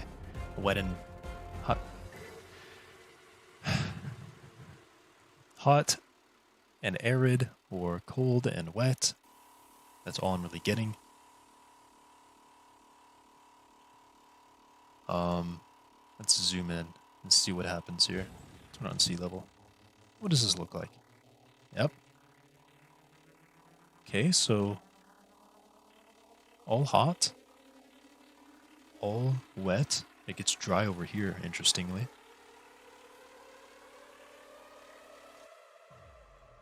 So yeah, perhaps I can roll this to see if there's something a little bit more interesting here. Temperature. Very cold. Like temperate. Oh, that was a good one. And I clicked too fast. This one was also fine. This one's also fine. I'm good with these maps, I think. So I need to figure out how I'm going to visualize this on the thing. Let's put a complete scene, a lot of material textures. It's kind of the issue. So I don't really have a way to colorize as an input height map. It's kind of the issue though. What options do I have? Ooh. I can set the colors. This biome thing will definitely be a hard one to nail down. So I think I need to look at how Minecraft does it a little bit more.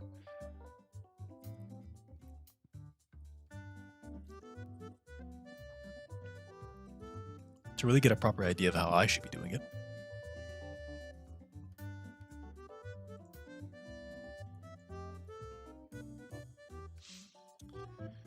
Um,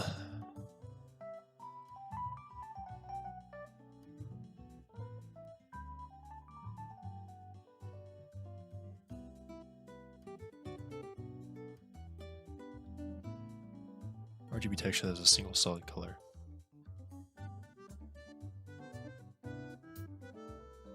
Wait, what? Placement? I put noise into this. Any placement distortion. What?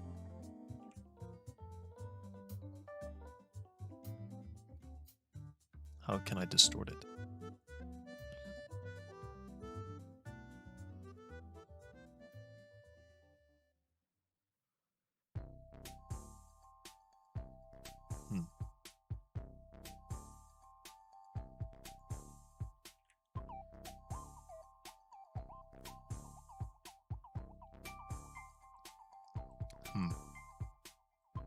Definitely be.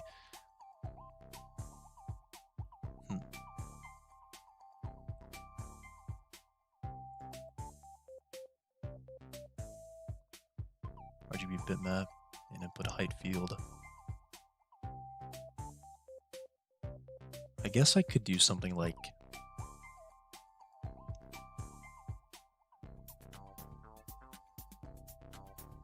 because I mean, I really need to think about that. So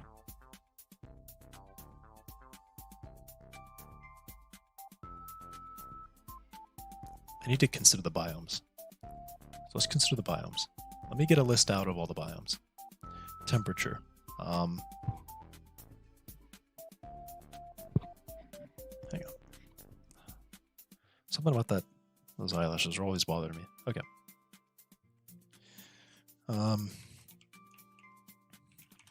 2D Berlin noise with large feature scale and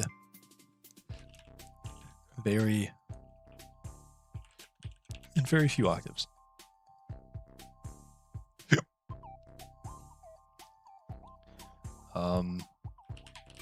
Lightly influenced by the elevation map.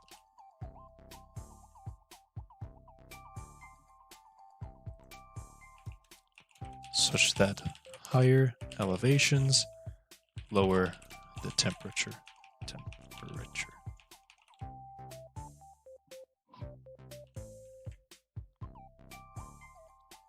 And then humidity, 2D Berlin noise with slightly with with large feature scale and some octaves.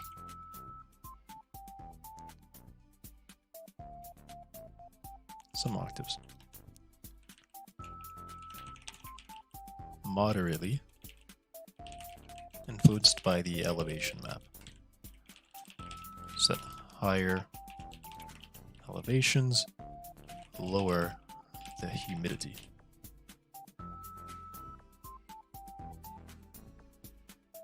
And then an elevation.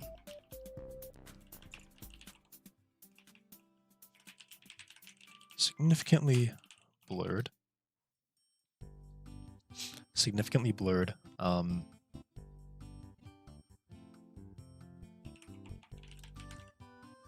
Terrain height map. So that only the large scale shape of the landmass is clear. Man. Okay. Man. Face is like really... Okay.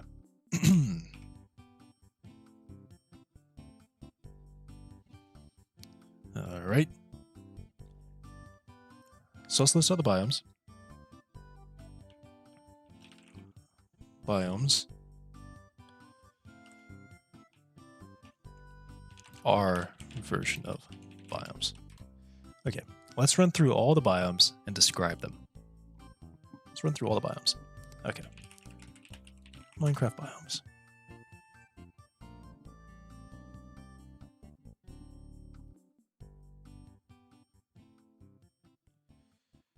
This is not actually what I'm looking for. Although it's helpful, it's not what I'm looking for.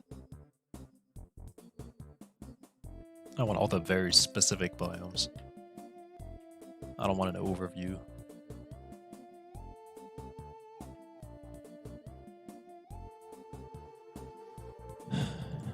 Depth.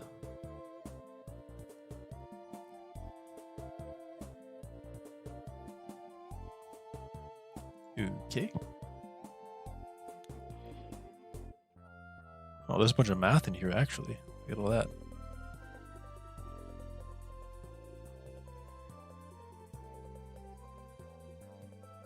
Okay. All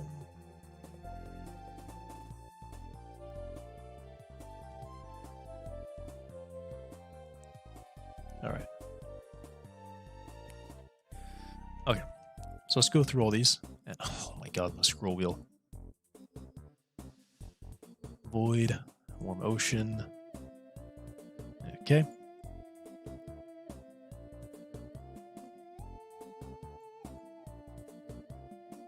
All right. Start listing them out here. Okay. So we got our oceans. Oceans. Warm.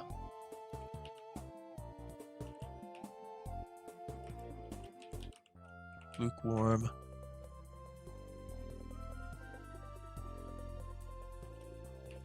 Ocean. Cold. And we have the variance of deep. Although I think deep, warm ocean never spawns in the game. Oh yeah, it's not even the version. Deep, lukewarm never spawns. Okay. And that one will definitely take into account elevation to differentiate in some cases. Some cases it makes sense, like deep versus regular. Kind of the only differentiating factor is how deep it is. So, warm. And that will use the elevation map, definitely.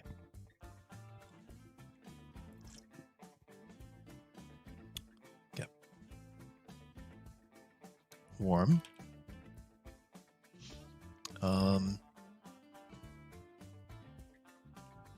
Yeah, just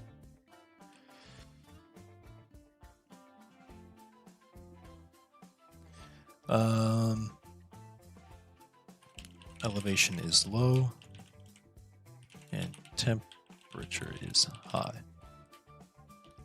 Same thing. Elevation is low and temperature is moderate.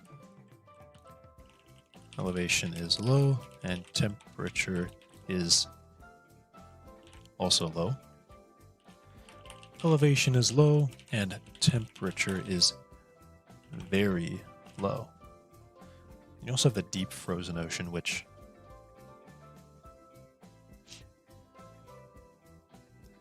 frozen.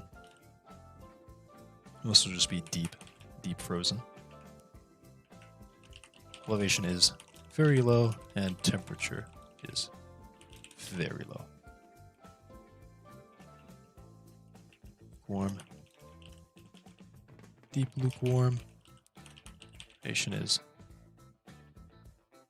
well, lukewarm, but very low elevation. Ocean, then it's deep ocean. Deep ocean. Ocean, but very low elevation.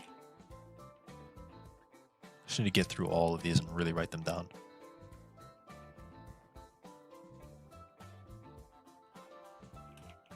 Deep cold. Cold, but very low elevation.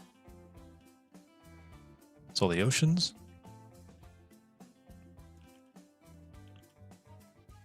Now we have river.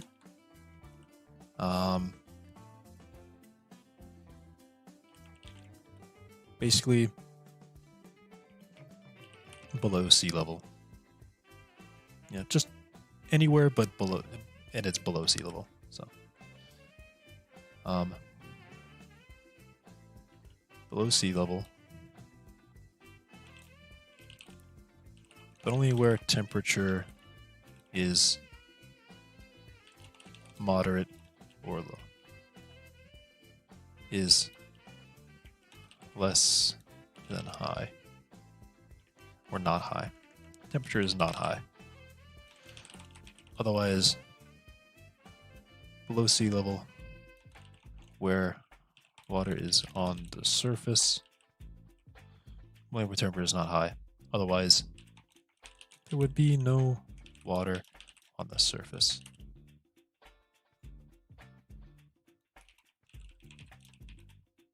Well, humidity can be low around a river. Okay. Okay.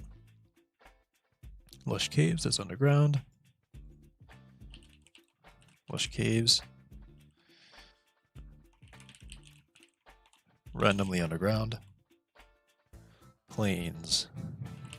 Plains.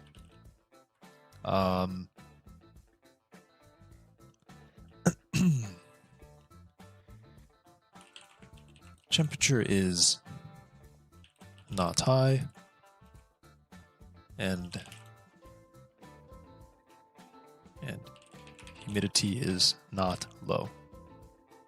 Otherwise, we'd have savanna. Otherwise, it would be savanna. We have beach.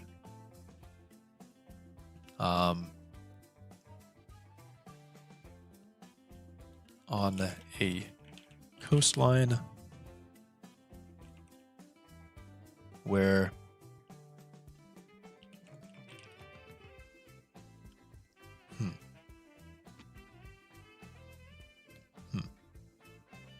So I need to consider this, because the beach, I only want that to actually appear where there are beaches. I don't want that to just appear on like a cliffside.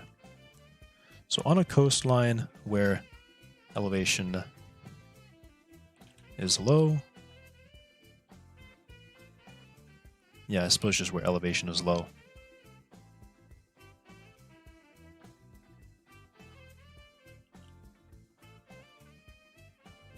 Yeah. I think I can figure that out a bit more specifically once we get there, but we have beach.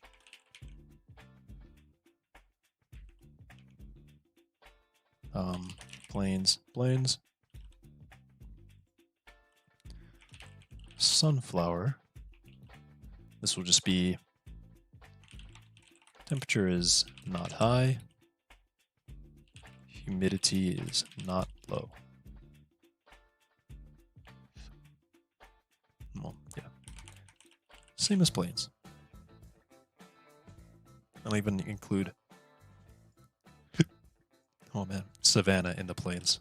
Savanna.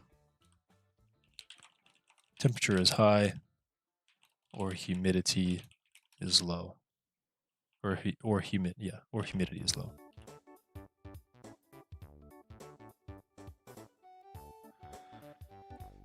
We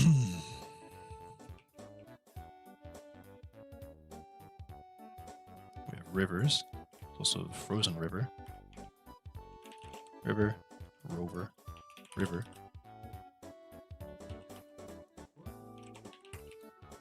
Frozen river.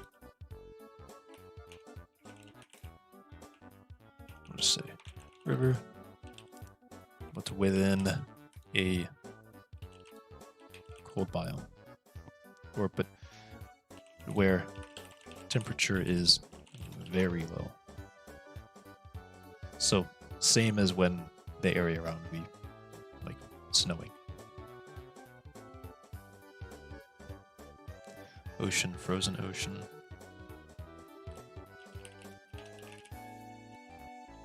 Ocean, but very low temperature.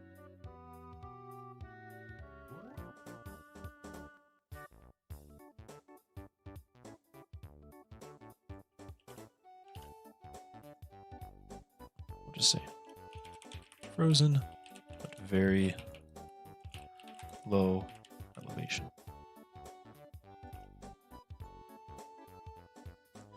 Okay.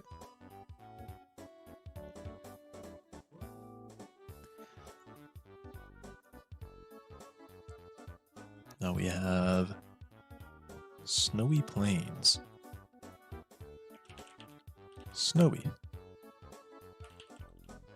Temperature is very low.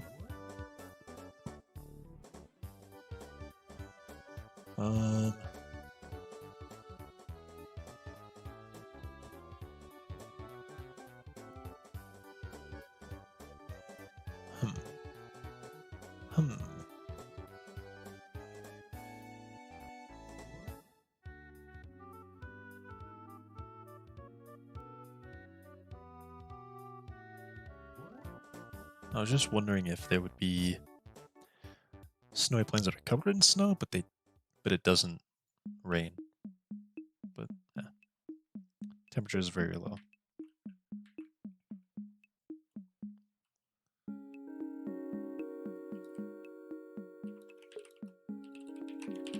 Some humidity. Otherwise, it would be desert. Cold desert. There is actually a biome called cold desert, I think, still in.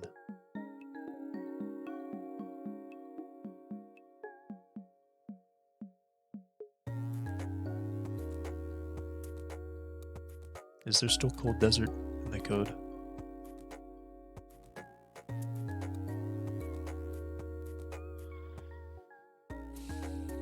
It looks like no.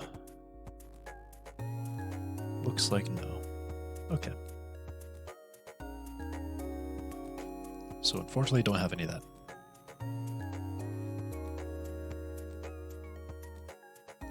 I think generally what will happen is we will, in the order that we do it, we'll decide on the temperature, the humidity, so that'll narrow down what kind of biomes we could get. And then we also decide on the ground cover in the area. And then from that, we pick the type of biome we place. Ground cover could vary. Even after picking the ground cover, we still have some selection on what kind of biome we place. I don't know, it's kind of hard to figure that out because I don't want every biome to have identical ground cover, but I also want to have some biomes that make sense for their ground cover. So it's not like we're gonna say, oh, we're gonna place a bunch of sand here and it will never be a desert or something like that. Okay. Perhaps we could use the roughness for that. We could say if we have high roughness, then we're going to have softer ground. So we could have sand or dirt. If we have higher roughness, we're going to have something like gravel or coarse dirt, things like that. Okay, let's continue with this. I'd love for my scroll wheel to work. Snowy plains.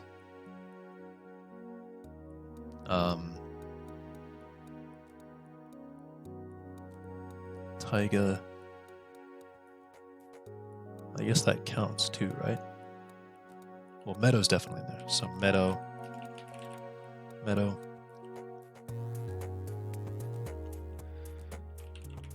Temperature is not high. Humidity is fair. Humidity is fair. Should be a little bit of humidity there. Like this. Okay.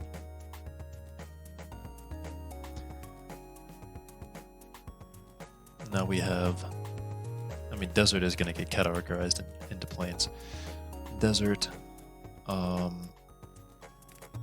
guess perhaps not, actually. Yeah, we'll just leave these where they are. Oh, come on. Oh, come on. Shift tab. Temperature is high or humidity is low. Little savanna, because there's actually multiple savannas.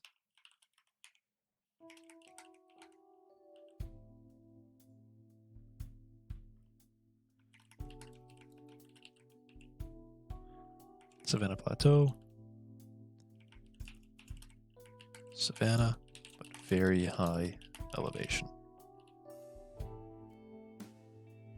Why are there two savannas? Oh, because bedrock is different and weird, right?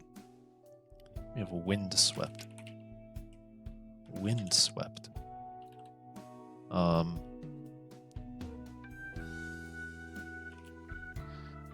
This is also kind of one that I thought about, and I just remember that I thought about it. But another map for wind, a wind map. And what wind will do is it lowers the temperature and lowers the humidity as well.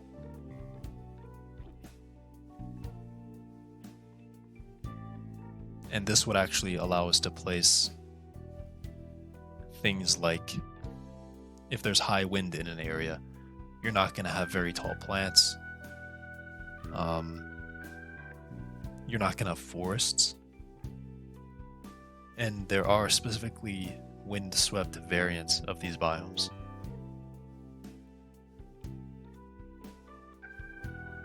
So I will actually also include that. Biomes will use... I mean, this was the thing. I knew that I was going to have more maps. Temperature, humidity, wind, and elevation. These will loosely influence biome placement. Ground cover primarily determined between arid, hot, windy, or cold, high wind or low wind, windy or not. I'm not responsible for selecting specific biomes. We'll have wind. This is kind of a thing, because wind is highly influenced by the terrain shape. You'll have typically higher winds on peaks, lower winds where the elevation is sharply changing. I mean, I don't actually know. Can I make like, deposition, wear, flow.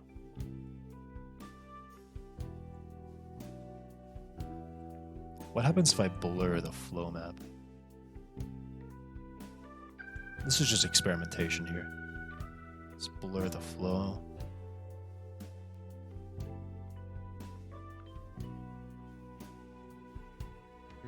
Because this tells me where there's, I mean, wind and water, right? They're both liquids.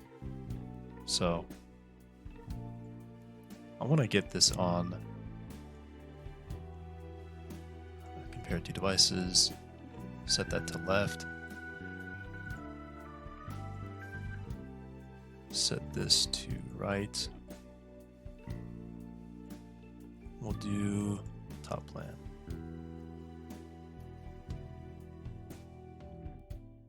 So we're not getting any wind in there. We're getting a value down here, though, in this valley.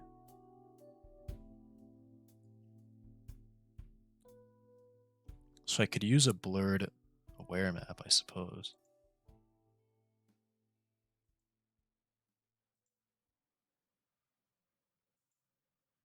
Depth mask.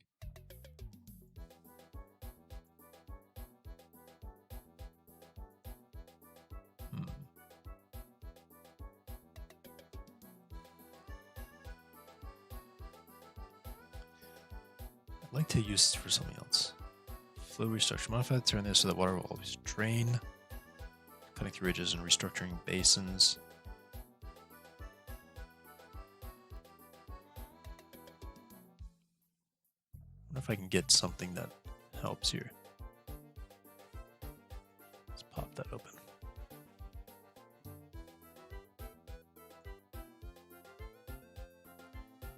Clamp, crop, transform, crystallize. Creates a regular cellular pattern where each cell has a constant value. Cell's value is taken from a center. What happens if I do this? Interesting. Cell size. Let's bring it down.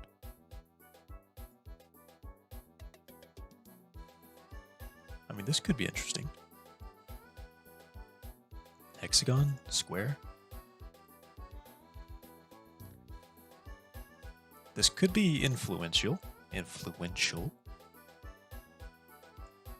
In determining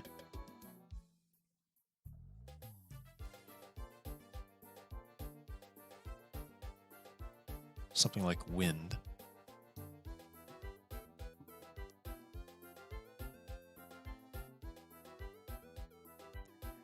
Because kind of what I want to do is I want to draw some lines. I want to draw like a line. I want to like paint where it's low here.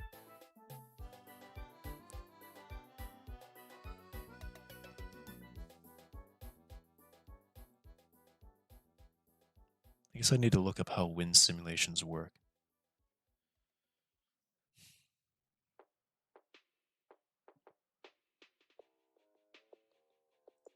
Nature. Draws rivers on a terrain. There's river characteristics to a river device.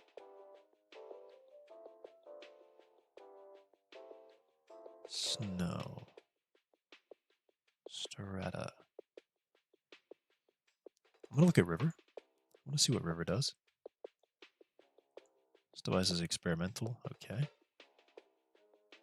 Water data type valley creation control. It's just what happens here.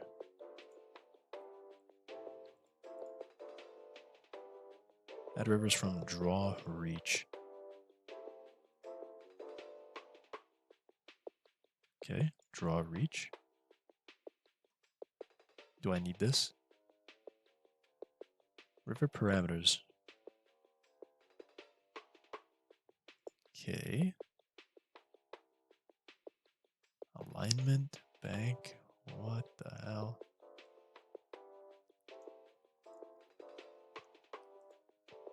Do I get rivers now? I don't see rivers. Draw reach. Flow direction.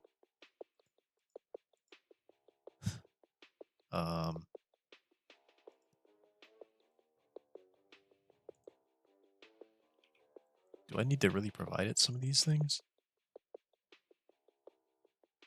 Thalweg undulation. What does that even mean? Bank full width. Thalweg undulation. Thalweg curvature. What? Left valley wall. Right valley wall. Can I just get a river? Oh, what's changing the terrain? Did it? What's happening to the terrain? It's like getting smaller or something. Okay, I was just seeing things.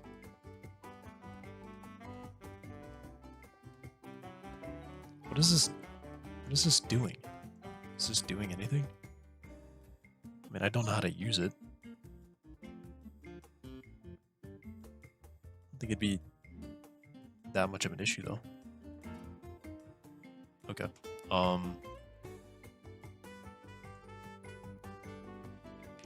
Okay, we won't use that.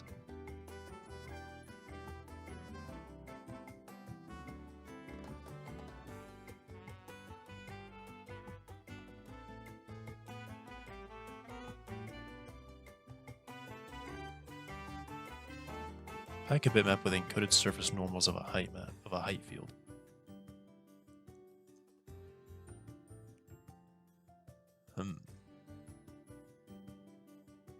Honestly, I may want something like this.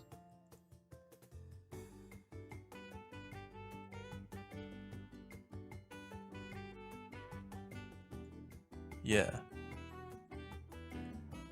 Disconnect that. We only really need to use this. Don't need erosion. Okay. So now I have directions here.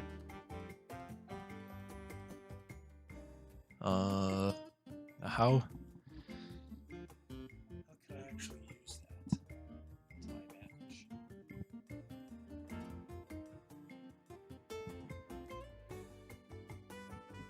How could I actually use that to my advantage?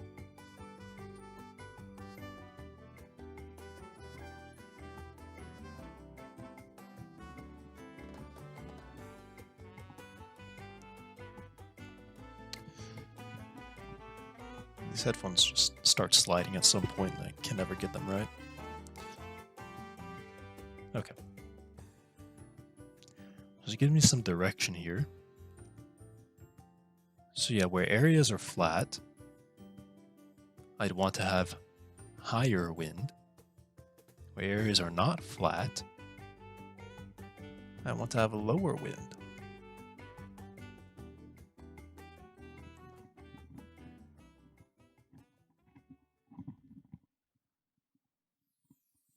Okay.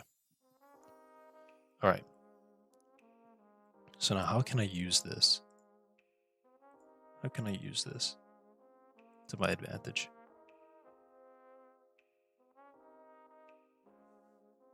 I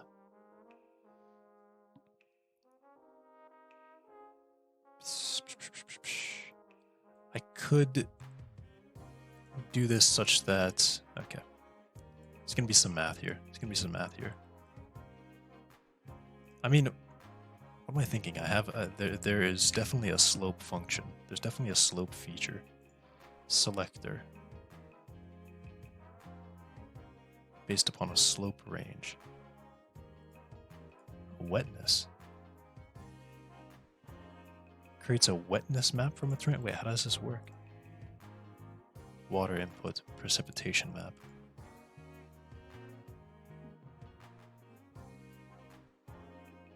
Huh. That might be helpful. Precipitation map. That would be equivalent to humidity.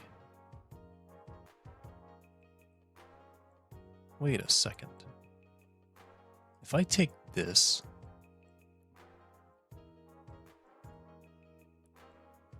as a precipitation map, and then this, man, I'd love it if I could move. Huh. Interesting.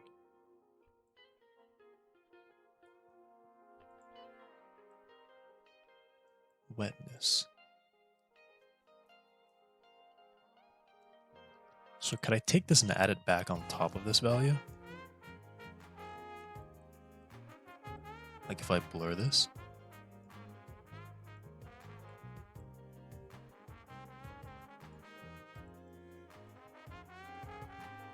I mean, I kind of already had this flow mask.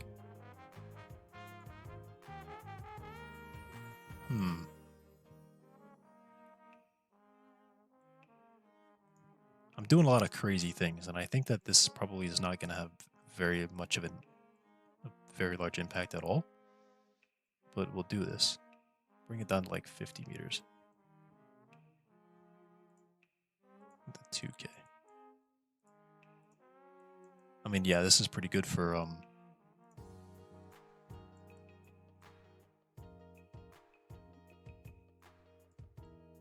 although there is like a lot of not wet happening out here. But I guess this can add to it in the middle. Right? Right? We have our humidity. Humidity is high. I mean, does this realistically influence it at all?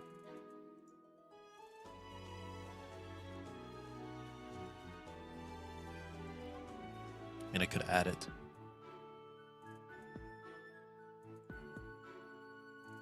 So I could bring this down to like 40 meters.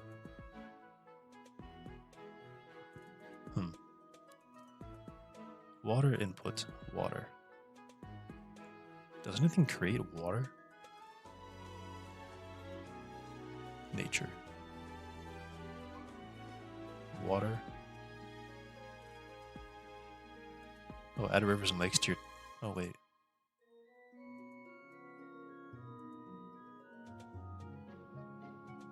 Oh, wait.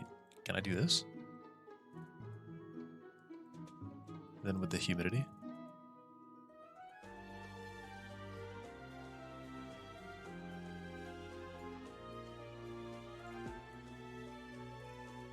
Looks really freaky.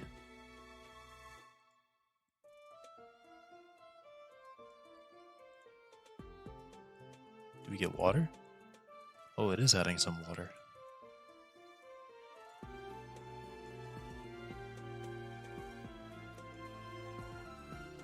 Drain to map waters and existing water.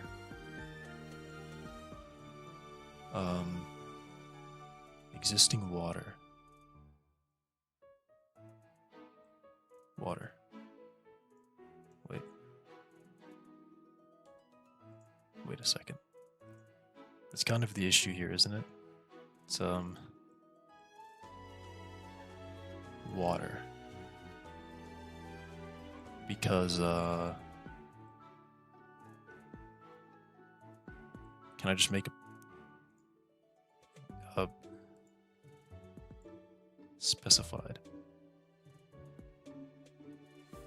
No, automatic. What?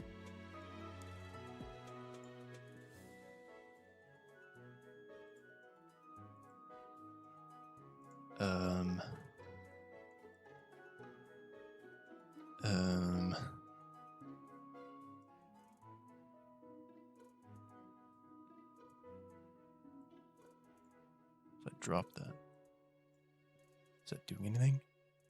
I'm a little confused.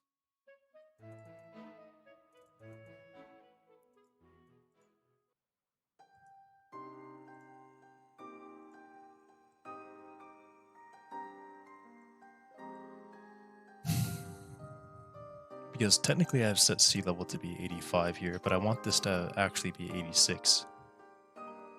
So perhaps I can do this.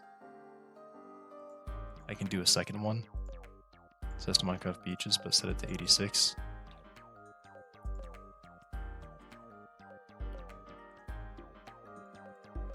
And now I've got the water appearing there. Why does water not render here now? It's a little weird, a little strange.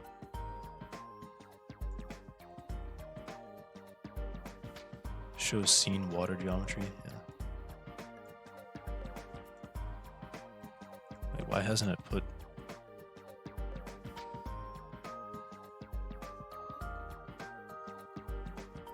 Yeah, I just want to get, yeah. No need for any of that. Okay. This is literally just a grab. I'll even save this. Save as Minecraft sea level grabber. And I'll just use this as the water input down here. Create water.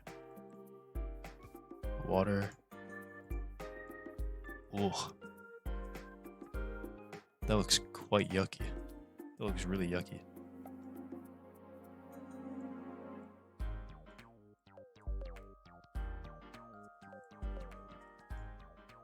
What is this doing? 100?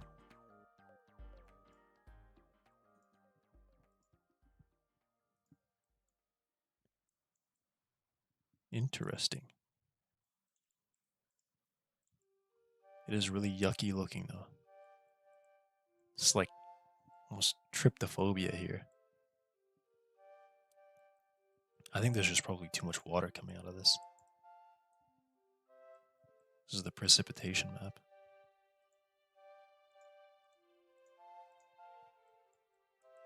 It looks exactly the same actually.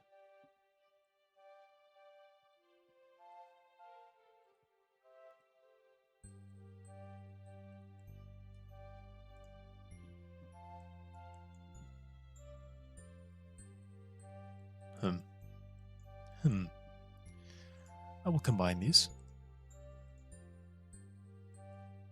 Simple addition. Full addition. And this gives me... I mean, I'm still really dark down here for some reason. This doesn't really make much sense. But I mean, I suppose even some places in the ocean don't get much water. Yeah, definitely on here. The rainfall is nice.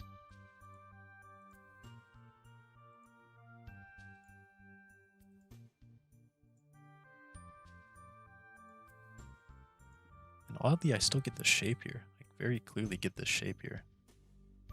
It's quite interesting.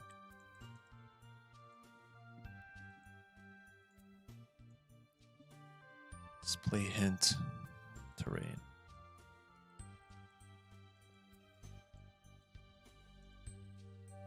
Interesting. I mean, yeah, you know, humidity is going to vary most on land. In the ocean, you're going to expect that it's, you know, pretty wet in the ocean. So that adds up, to be honest.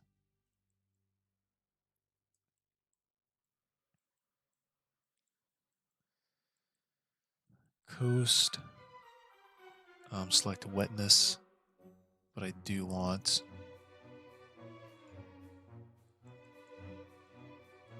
this to be a thing. But I really wish I get a little less water, you know? A little bit less. Set name. Sea level selector. And I will actually turn this into a macro.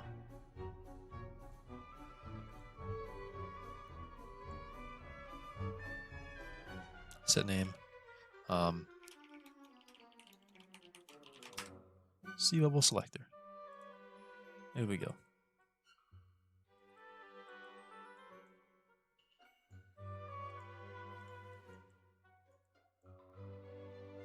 Wait, why does it look like this now?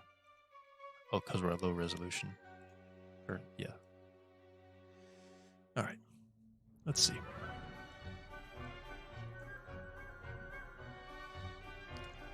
I still want to include a slope selection somewhere. I'm doing a lot of things, which I kind of don't think are entirely necessary. But I need something for wind. Which wind is definitely going to rely on slope. So we'll call this wind noise. So name humidity noise. These should definitely be called noise.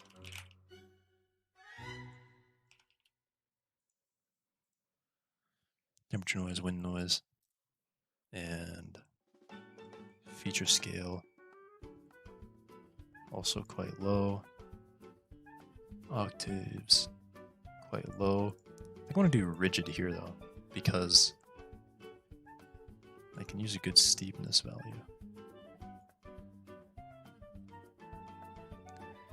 Because now I get channels of high wind. So yeah, okay. I like this. I will blur it though. I will blur it.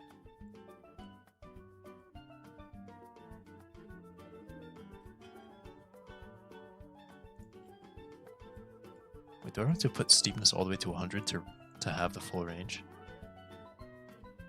That's weird. I mean, I guess so. Okay.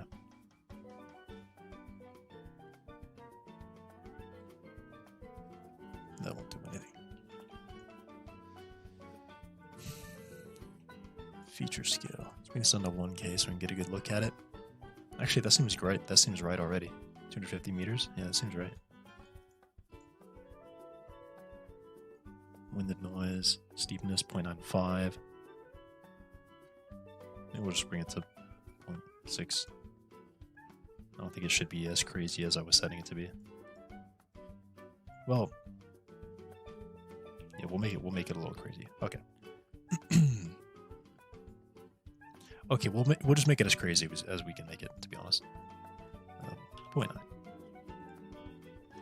Okay. So here's our wind noise.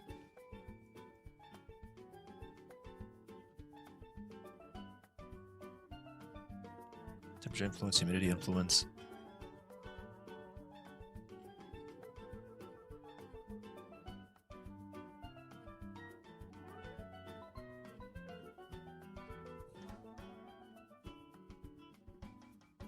All right.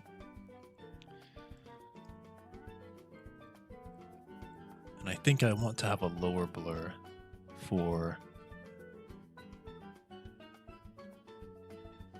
just the flow mask. We'll get rid of that.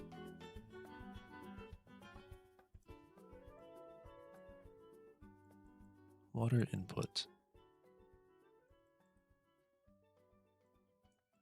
Wetness.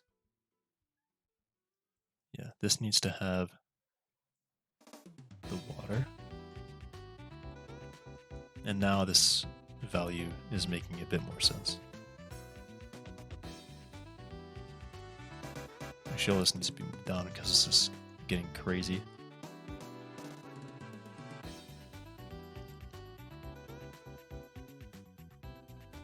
Sea level selector.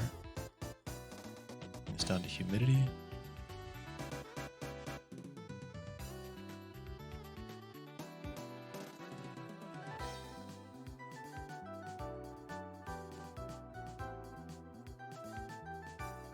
This will use the final height output. So I'm going to create a group here. Shift G. So Control G. Yeah. There we go. We'll call this height map.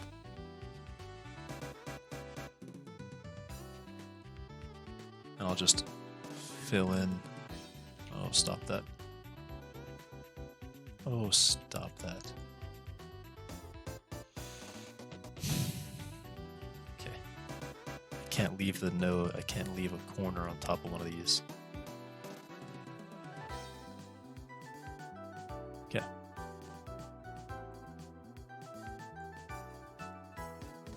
Alrighty. So yeah, everything will come out the back. Or, well, actually.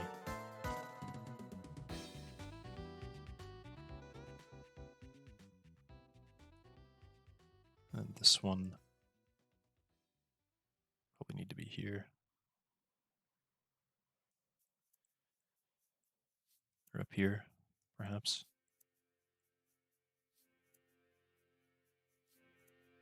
Okay.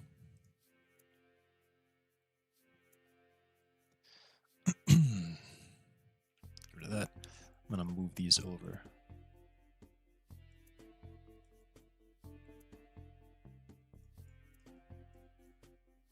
Create a new group.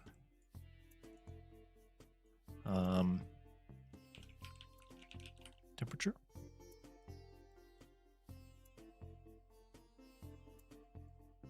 And we'll put these down here at the bottom. Temperature influence. What is this? Elevation? Yeah, elevation. So the same thing there.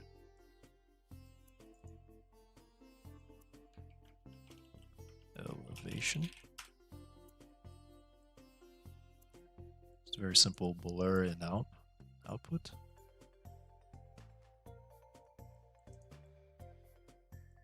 Temperature. It just drags that around when I move it. That's great.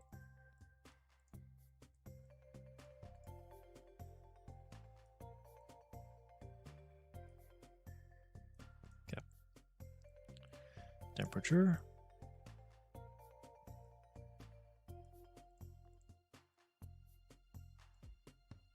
Just drag some of these in. Temperature noise. Elevation modulation with the height output.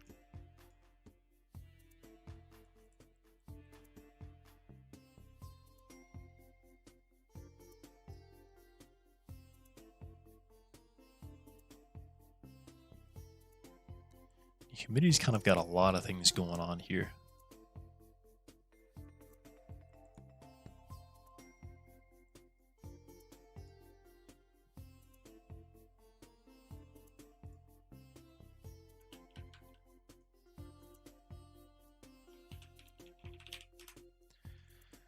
Humidity's got a lot going on. So we take our sea level, use it to create water. We blur that in here.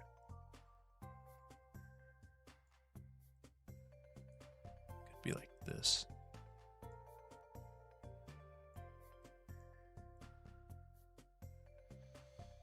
Right. Okay. Okay, so now we got something interesting happening here with the humidity. Bring it up to 2.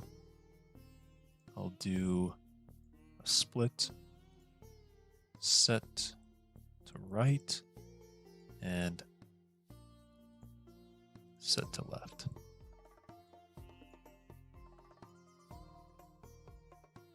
There's something interesting happening here.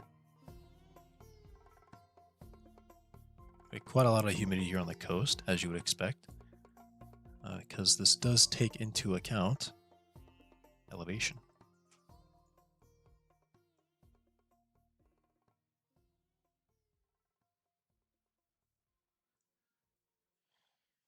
One moment.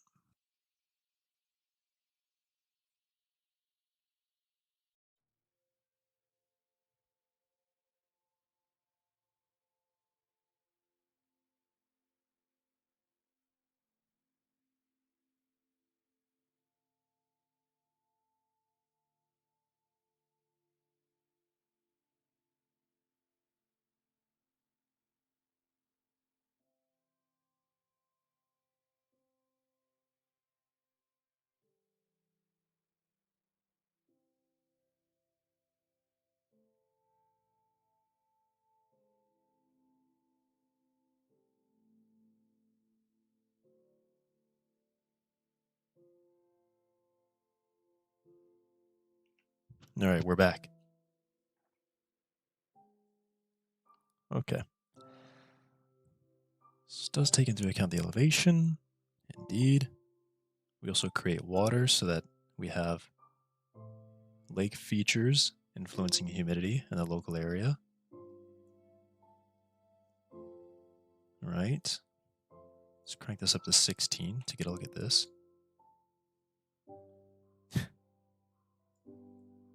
That's yeah, maximum humidity in the ocean. You know? Who would have thought? Who would have thought?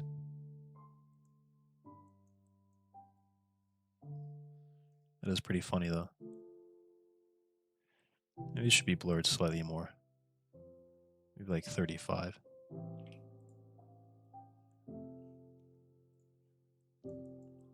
Because humidity does vary the most when you're inland. And of course, this is also an island, so it's quite...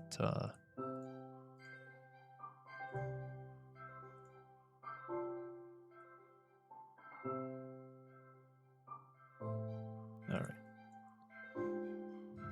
So yeah, I mean, we're definitely getting some spots in here where there's quite low humidity on the inland. So I could influence some biome placement there.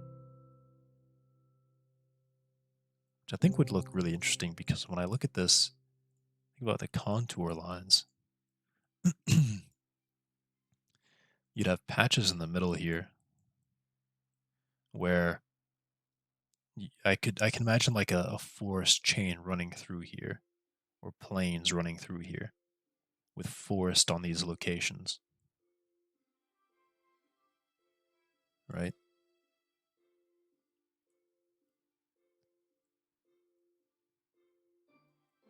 And interestingly, humidity is really high here at the top. And I wonder how much the humidity noise influences this. Oh, quite heavily. Yeah, there's just a lot of humidity up there at the top, and then none at the bottom. Okay. I want to drag this around and see what happens. When elevation has a high influence, everything rises up. Elevation has a low influence.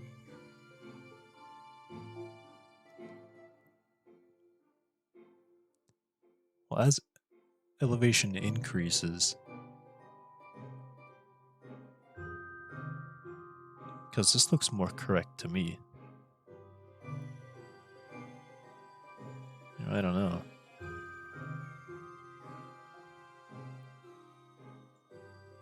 Let's turn this off and look at this one. Or look at this one.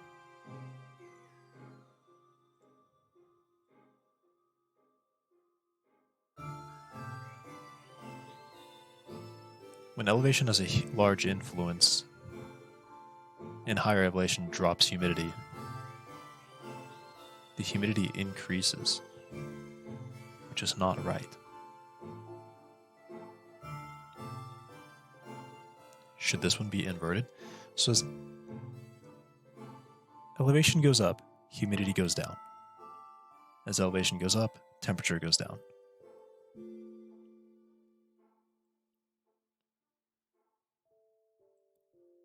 So I invert the terrain height. Let me unlock this. The height output. I invert this.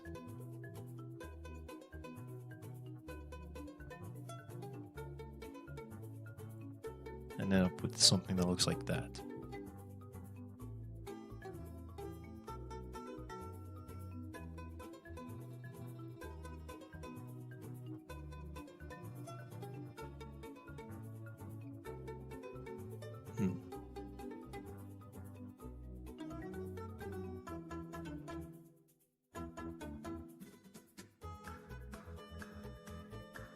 Do I need to set the mid-level?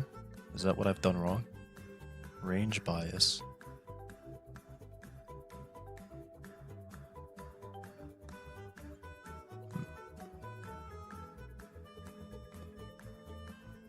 I'm a little uncertain as to what's going on here. Why is it locked again? Oh, it's not locked.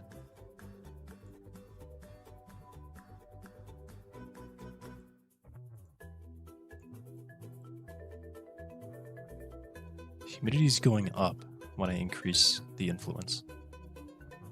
Have I done this in the wrong way?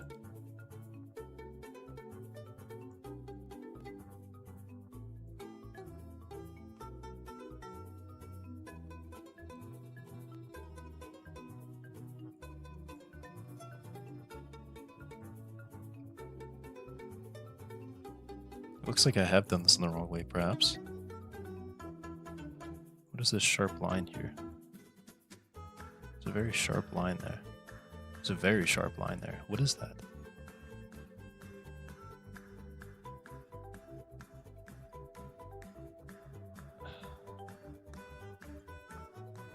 I'm confused. Because we should definitely just be taking the noise and modulating it by terrain height.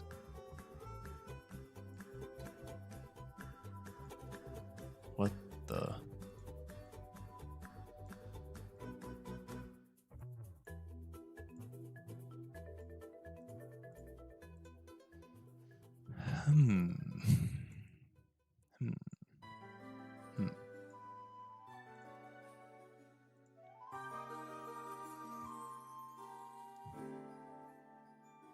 Very confused. So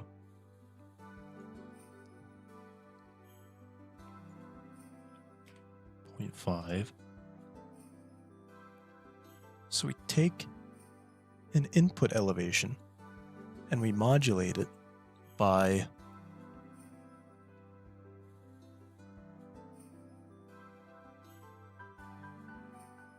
I mean, it also is the range bias that I need to be setting up correctly.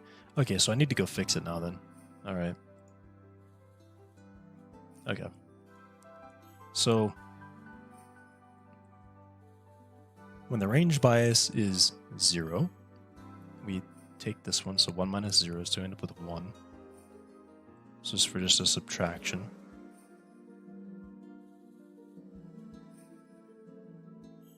So into the max height, primary output subtract 1. Oh, I had it wrong. When it's 0, we use the full range for adding. Because 0, 0, this value subtract nothing, and we add it. I mean, I guess I could also just swap these, which is probably accurate to just swap these.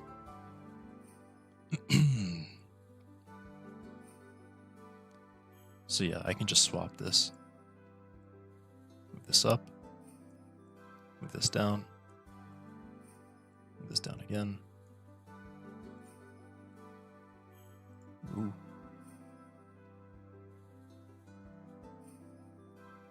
And this will take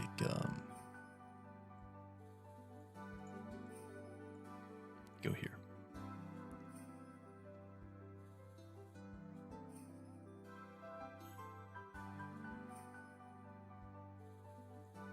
What is going on?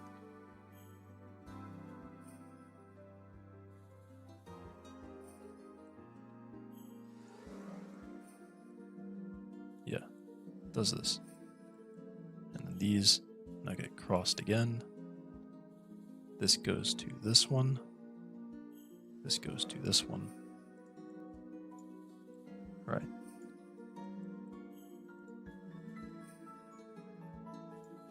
I think this now is still the same thing. I mean, I'm just going to double check it by looking at this.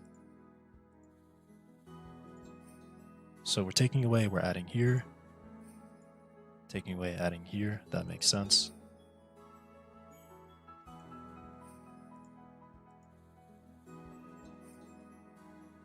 Although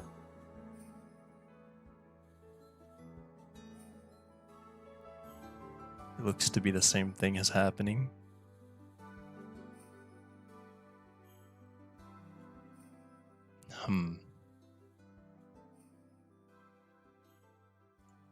I don't know why it these don't clone like that.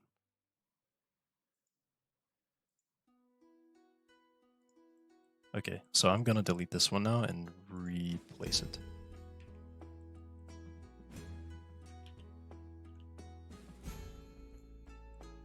Because it's definitely range, height field.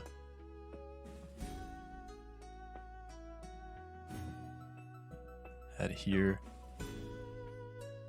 Wait, how was that? Wait, how was that connected? Okay, the output to this is also the precipitation map. Okay.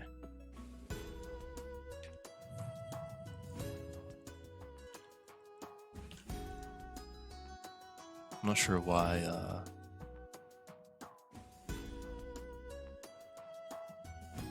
these things don't stay together as I would expect them to. Water also here and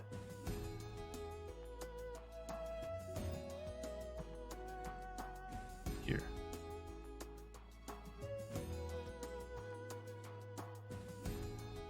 Okay, that's what this was. Indeed, those values look crazy. Okay. So, but as I increase the range by, is it... Whoa. Now it's doing something really strange. What? This is just odd. So yeah, 100 it's doing nothing. Okay. And at 0 it's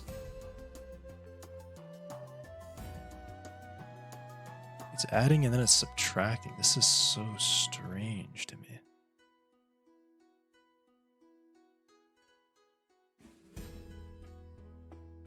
0.5, everything's smooth. I'm quite baffled by this. Because at 0 it should be doing something like only adding or something.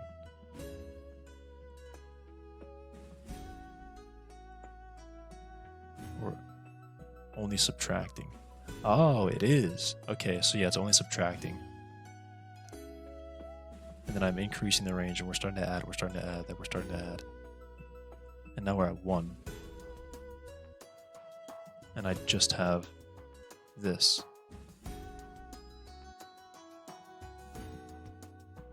So something's definitely just kind of wrong with how these are used, with how this was set up. Okay.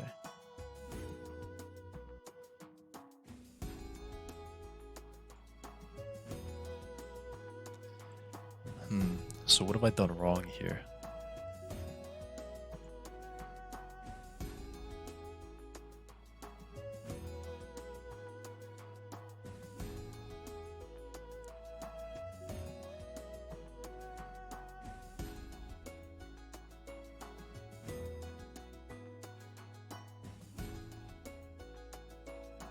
So when I set it to 0, it's doing it correctly. It's only subtracting when the value is...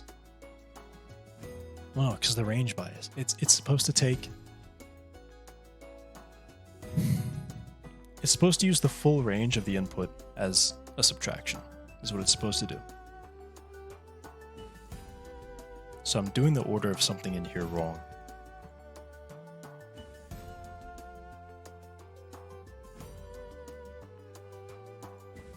So I'm passing 1. That means I want the full range to be for addition. So I take the range, which is 1, which the range means 300. So I use all of that for addition. So any value is added straight to it. Then what I do is I take the full input and I'm subtracting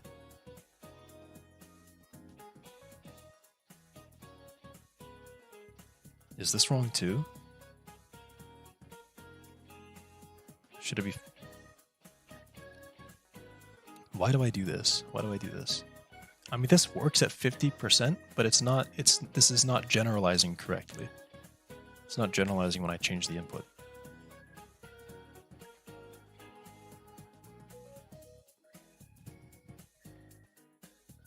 So I take the input. The input range is 100.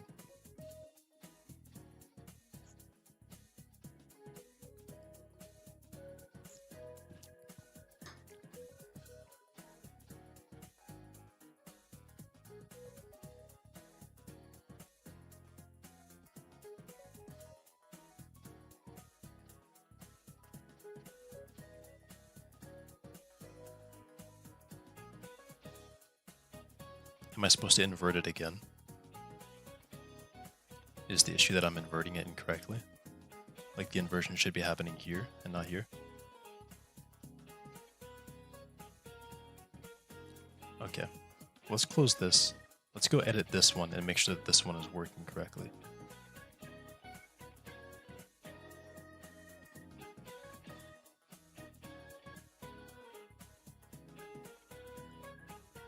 So range bias 1. I want to be adding to the terrain where the value is positive. Range bias 0. I want to be subtracting from the terrain where the input is positive.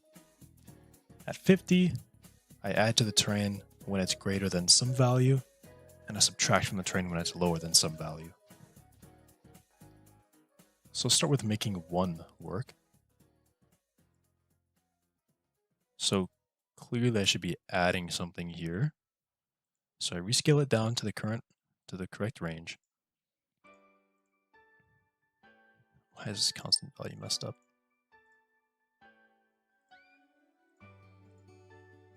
That's very silly. Oh, is it because it's exactly at sea level? Oh no, the contour lines are messing with it, okay. So the output of this is like, yeah, 100.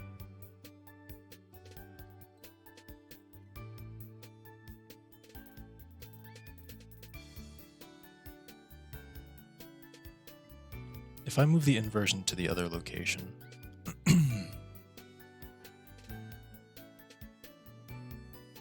basically oh man, I'm so confused. So I rescale the input. I say, okay, when we're at 50, maybe I do have to double invert it.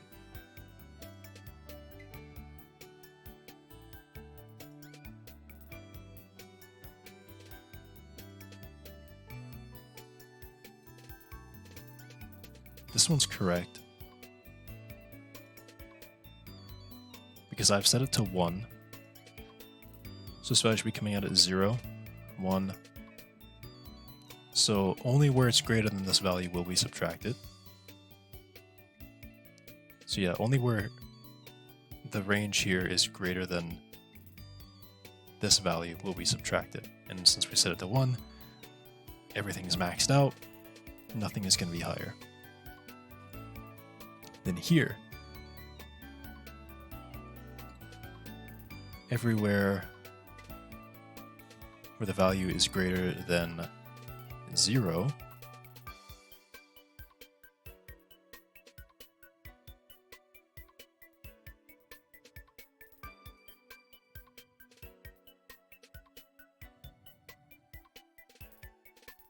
Huh. It's starting to click here. It's starting to click.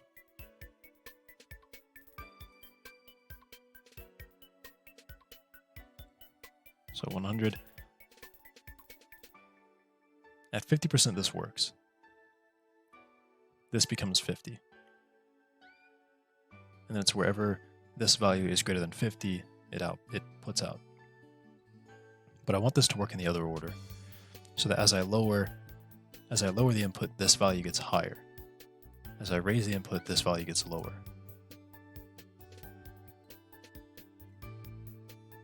Maybe this one should be swapped.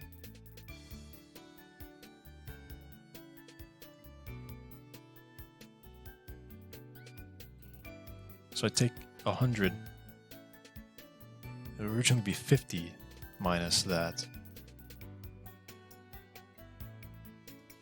Maybe this works now?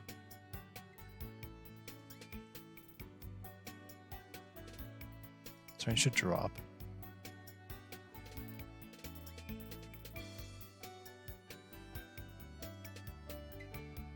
I mean, it shouldn't be doing that weird thing where it's... This should just be raising and lowering it evenly. It shouldn't be doing this stop in the middle. So we're halfway there now. Full range is used for subtraction. Full range is used for addition. Okay, so we're getting there. But now something is being weird around here. So let's bring this down to 0.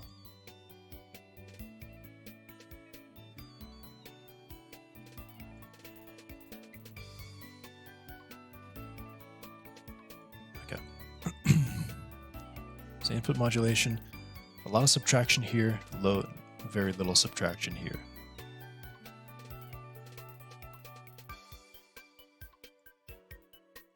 Oh wait, I should be inverting this and then rescaling it. Aha.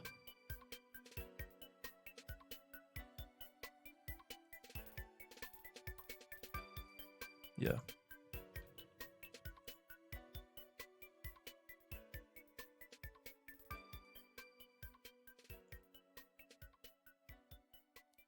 Height range, rescale, and this goes here.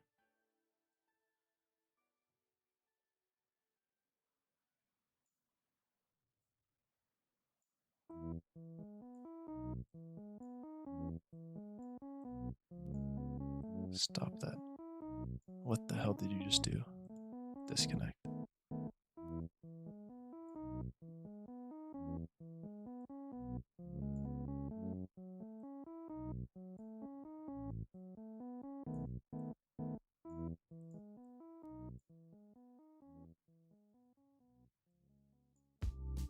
Okay.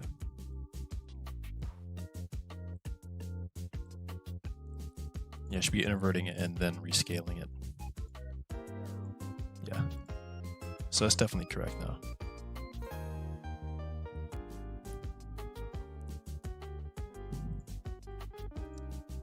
Perhaps this was the only issue. It'll rise.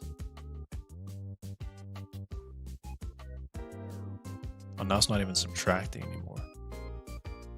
When I get low enough, I won't even subtract.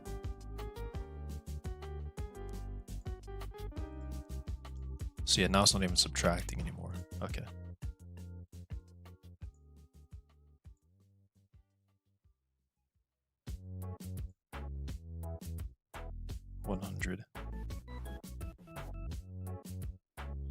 Done this in a very weird way, I think. Done this in a very weird way. So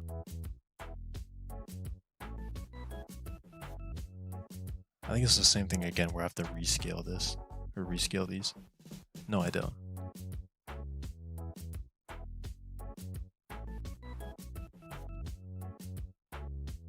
Or actually,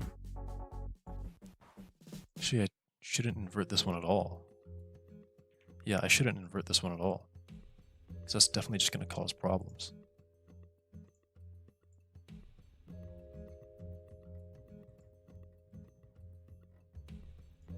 So the input is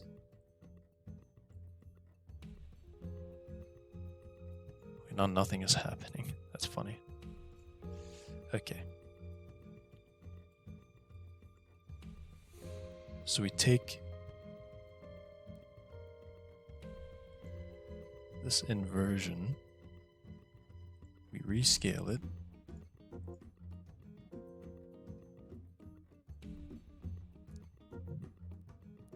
and then I need to swap this again, don't I?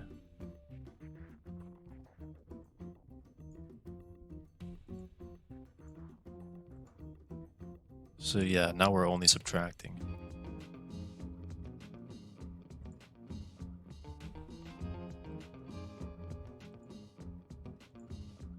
And this applies that inversion that I had wanted. Okay.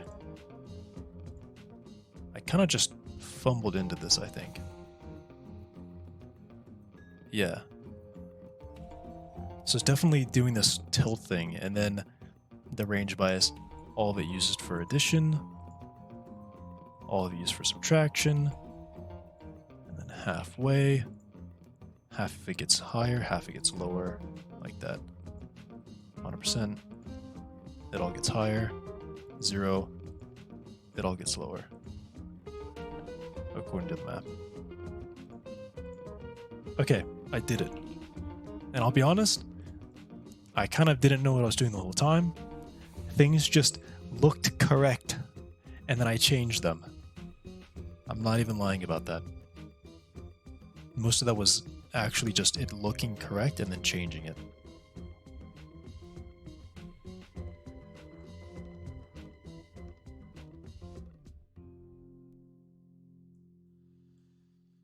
So, yeah, there's that.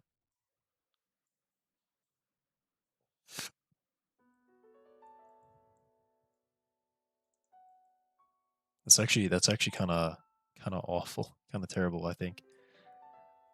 I straight up just kind of winged a lot of the changes I just made, and they were correct.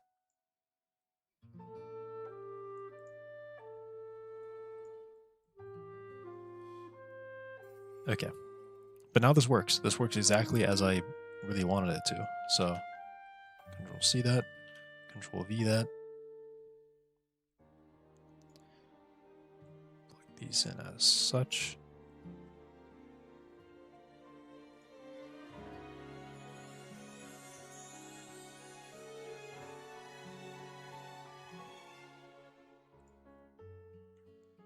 Delete the broken one, bring the good one in. Alrighty. I need to do the same thing up here.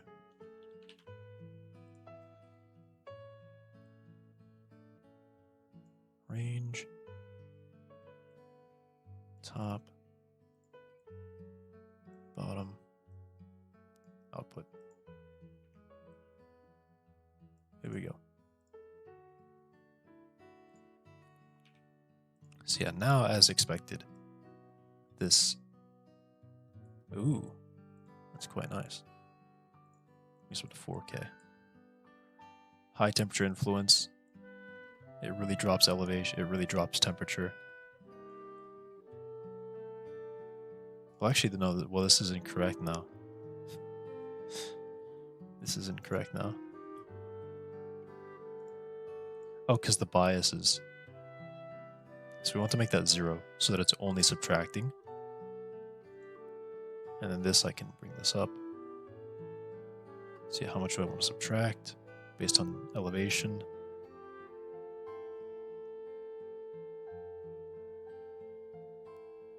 I was kind of being weird. Because I have this value, and I have this value.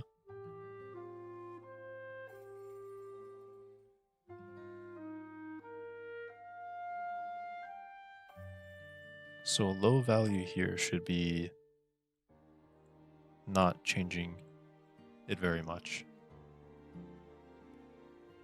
High value subtracts a lot. Actually, no. Well, yeah, this is wrong. Okay. Okay, yeah, that is actually just entirely wrong now. All right.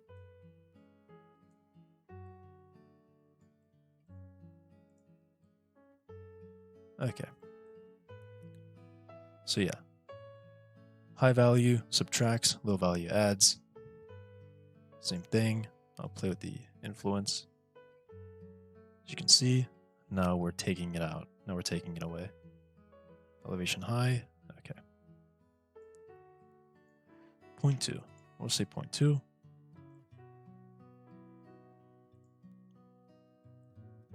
Here, knocks out the middle a little bit. Same thing here. Range bias, only subtracting.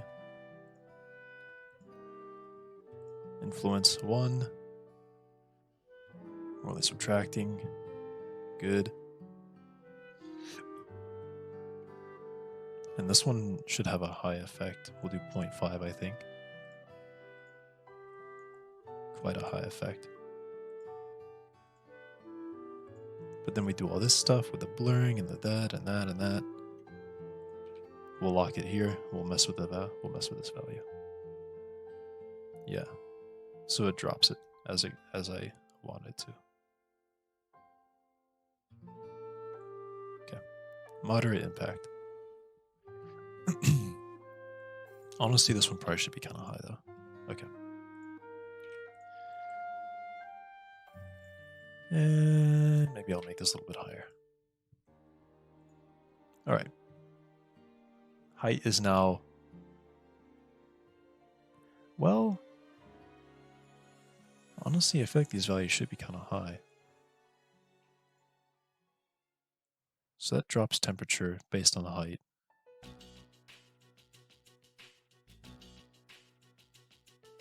But now it's kind of like mid. So maybe this is doing too much. 0.4. I think this one should probably be quite influential.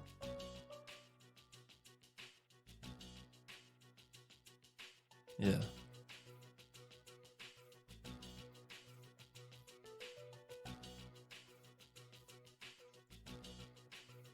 That's below half, so it's less than half humidity in there. Maybe that is too much then. Okay.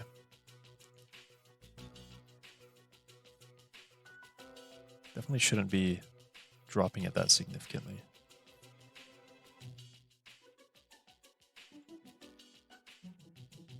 It's already like less than humid there.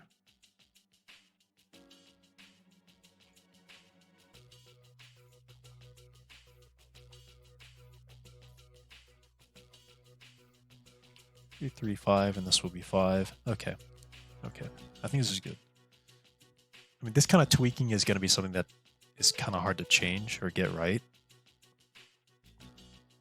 So this just looks very, very creepy.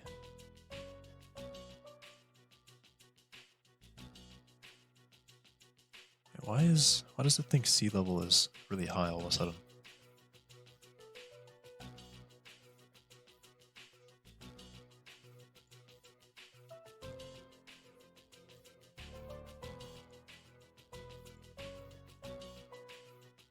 What?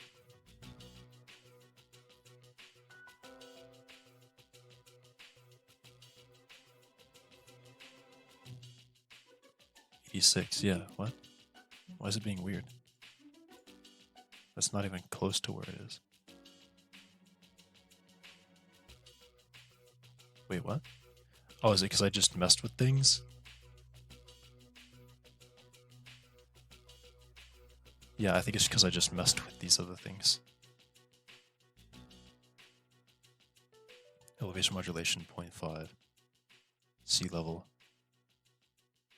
Wow, what is going on?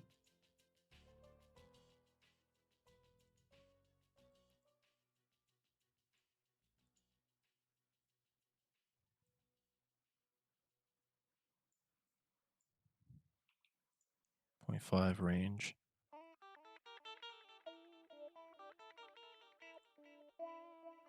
This should be dropping it here. It's doing the opposite. It is doing the opposite. Wow, that's weird. Huh. Okay, so I need to go back in to edit this.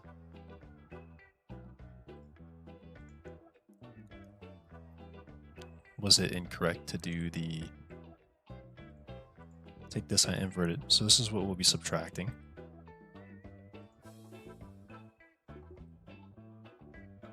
Oh. Is it because I did a mess up here? Should this be swapped?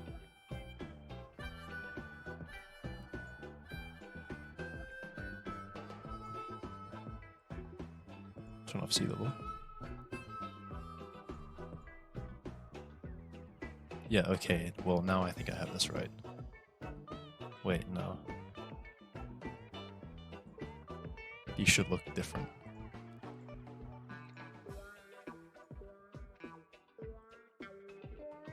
What? Am I just dumb? Totally messing this up?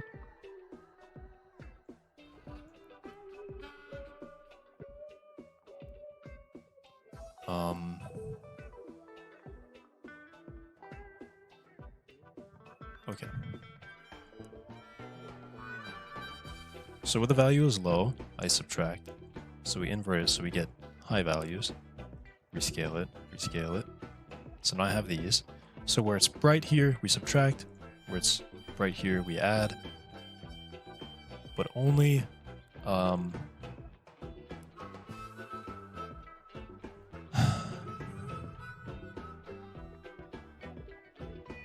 think I'm getting it. I think I'm understanding what's going on here.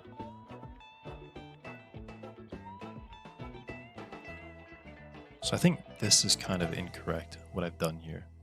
This is incorrect, what I'm doing here.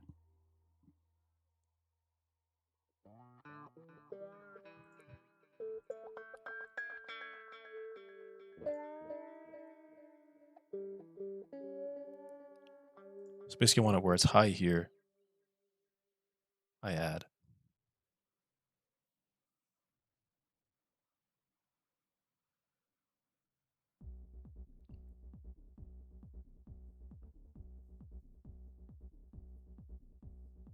Huh.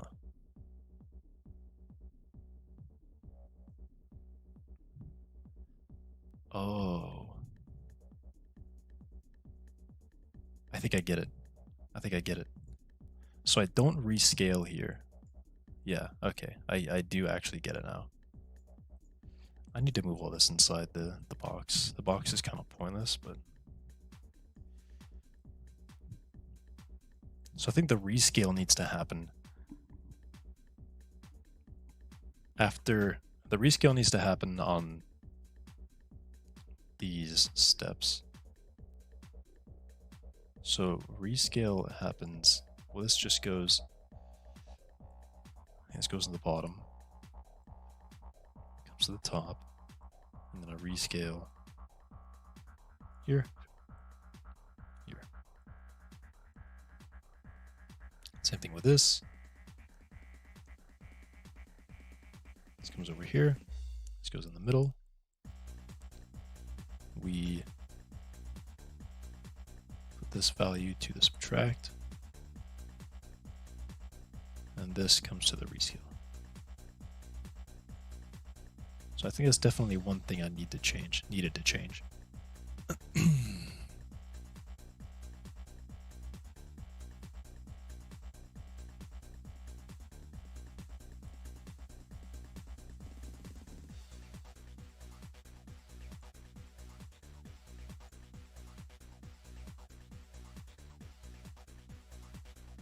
Quite interesting how that works. What the...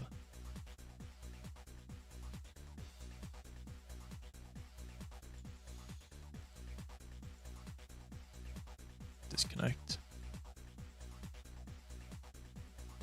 Connect that here.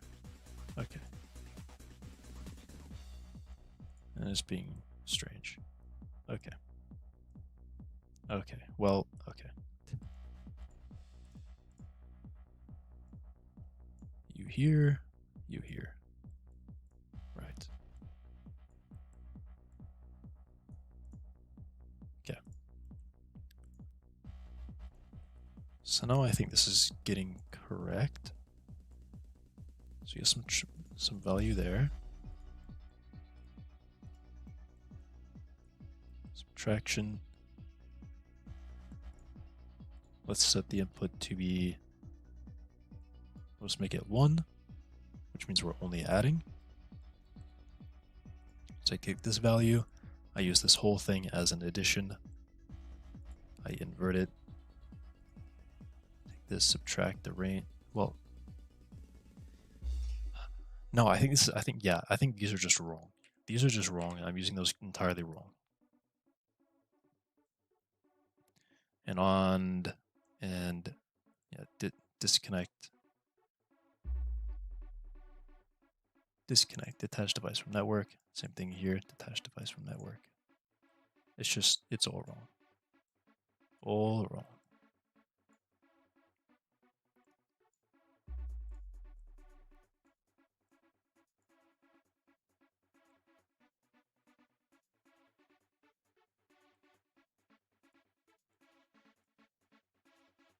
Okay.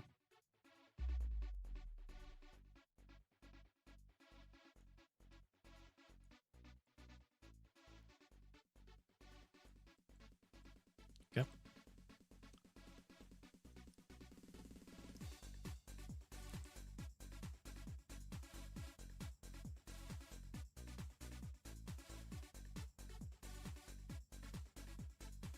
So if I have a range of 100,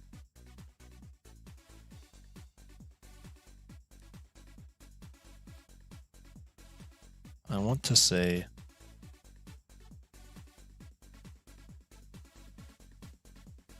top half. Yeah, okay, so I take a max, I take like the full range. Okay, this is what I need to do. Range bias. Right. I just want to take a range bias. Move route. Invert. These just go into constants. Okay. Height. Range bias. Height. Okay. Alright. So now I have this. When I have it set to 1, we're all add. When I have it set to 0, it'll be all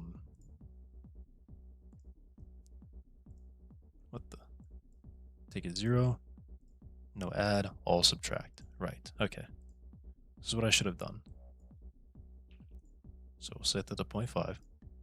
So now half add, half subtract. The modulation, again, we don't rescale it here. We rescale it afterwards, right? Detach.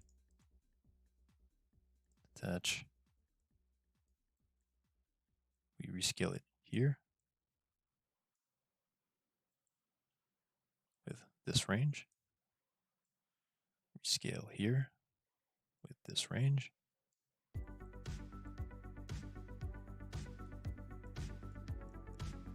Okay.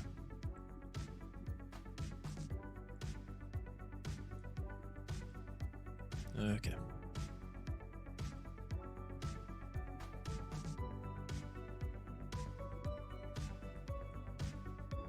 Nice.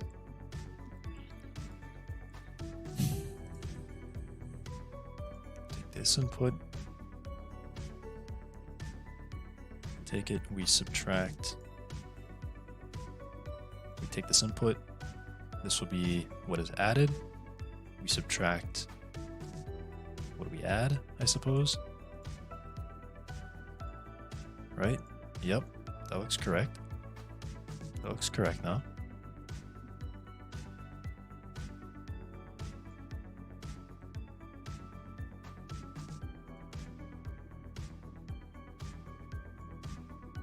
We take this.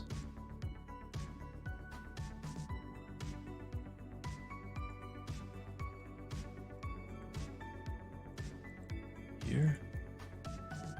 Okay, this is looking correct.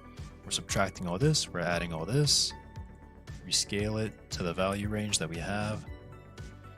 We add this, we subtract that. Okay, I think it's finally correct. Good God. So many problems. So many problems that I've been causing myself, really.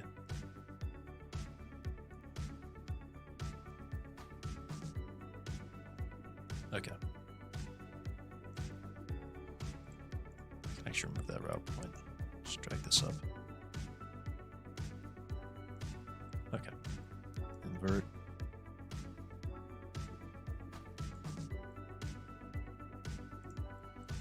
Make it look pretty.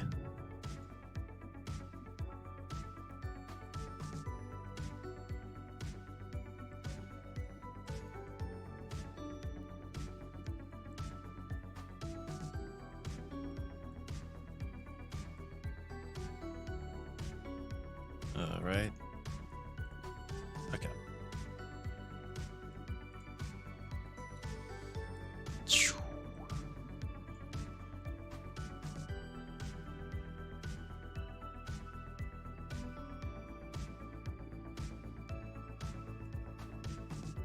Okay.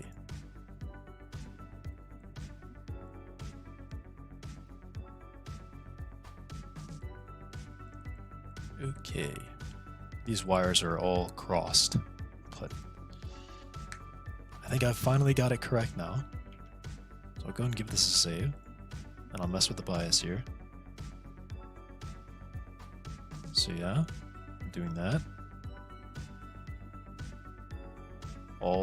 Apparently this is all addition now, and this is all subtraction though. Okay. Can I make that so that it's different? I guess what I do is I just swap these. I'll move that here and this here. Indeed. I'll add, I'll subtract, still the same result. I just inverted the parameter input. Yeah, okay. I didn't change any of this, I just inverted the parameter. Okay, good.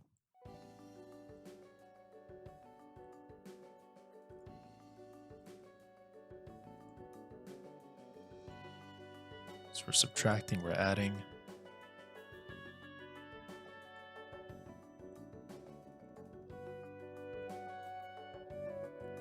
Right, I set it to 0, so it's all subtracting. 1.5 or 1. Now it's all adding. Yeah, I just needed to invert that portion. I just had a little incorrect. But I'll switch these back so that the wires look nice, and I'll just move the inversion up here.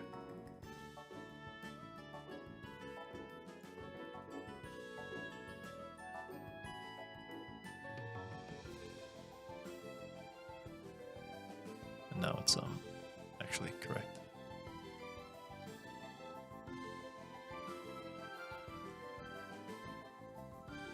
Okay. Oh my gosh, I dragged the whole thing around.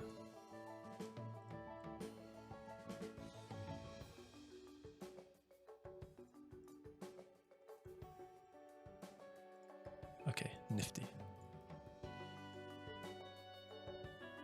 Realign all this. Okay. Save. Now, all addition, all subtraction. And it still does the same thing. 0.5. So what it looks like, so it'd be lower here, higher here. That's what we see. Lower here, higher there. And then range bias. High, low, okay. Okay. Now this is absolutely correct. Put one there, put one there.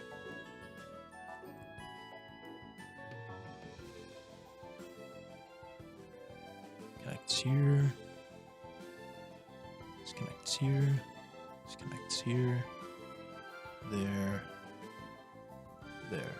Nope. There. Take that one.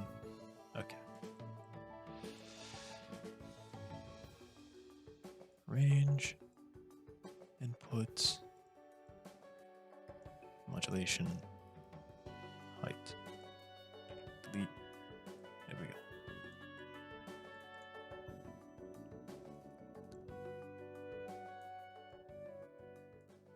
Okay. Is it dragging my screen around every time I click? Oh man.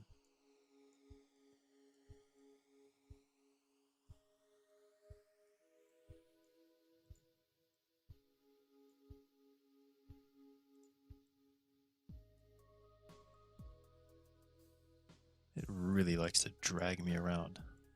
Okay.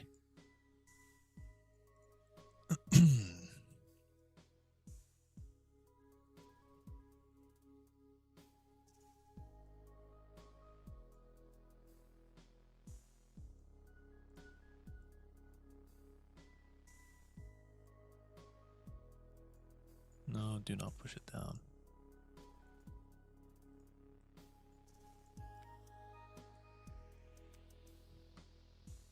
Okay.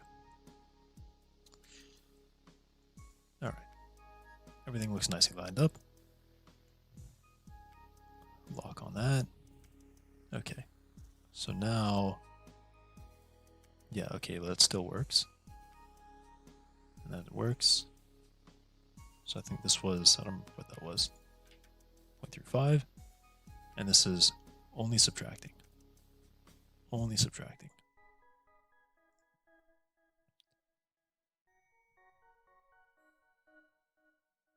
But it should be subtracting faster in the middle, shouldn't it? Shouldn't it? Wait, yeah, I mean, this is still the issue that I had. Because it's 0 out here, and it shouldn't be subtracting at all from the outsides.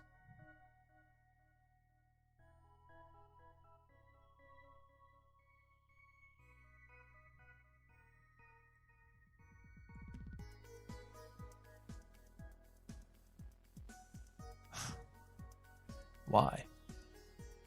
Why is it doing this? Oh, because a low value subtracts and a high value adds.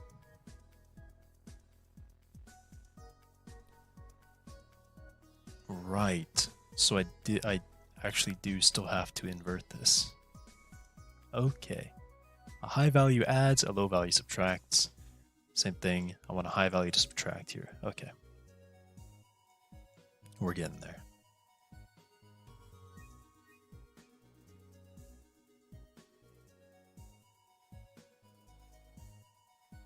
Okay. Lock on that. The bias is all the way at 0. So yeah, we're just subtracting here.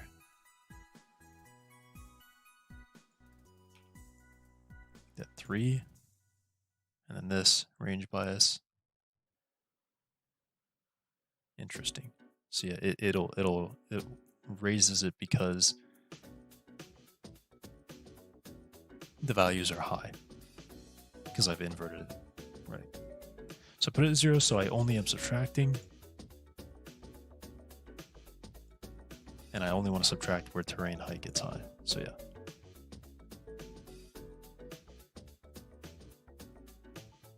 And it's, you can see, yeah, it's clearly being influenced there quite heavily. Okay. So 3, 0. Same thing here. Range bias, only subtracting. Value, 0.5. Yep. Okay. Okay, everything's correct now. Everything is correct now. Only subtracting, and the range is this input. Okay.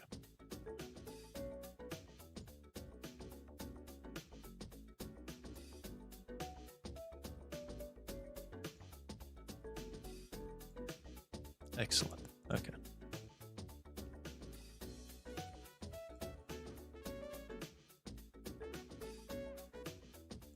Actually, maybe I should swap this so that I'm only adding percentage that I really want to actually add here. So we'll say that water influences it.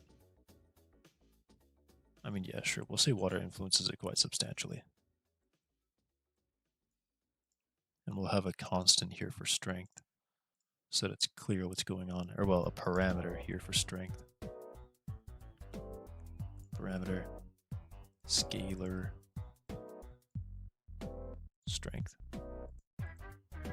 Set name, water, humidity, or water influence.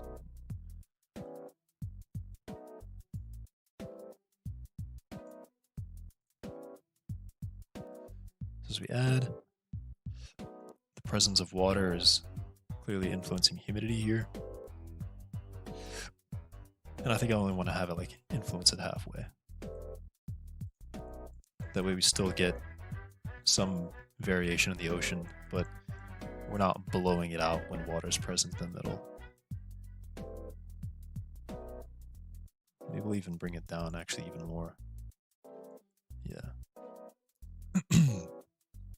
Okay, I quite like this. I quite like this. I quite like how this is looking here. Oh, 2.5. Okay. Okay. I'm like how this is going here. This is going quite well here. Now for wind.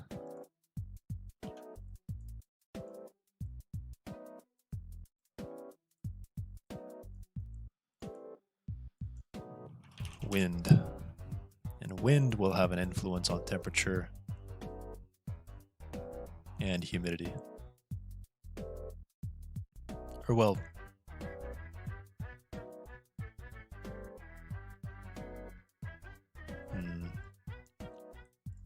how can I use the terrain to influence wind? How can I use elevation to influence wind? I suppose I can use this. Select slope. And it's off screen, so I can't do it.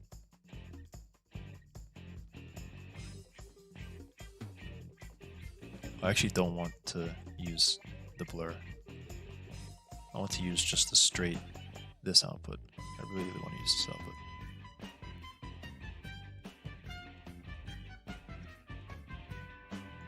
Setting steepness map.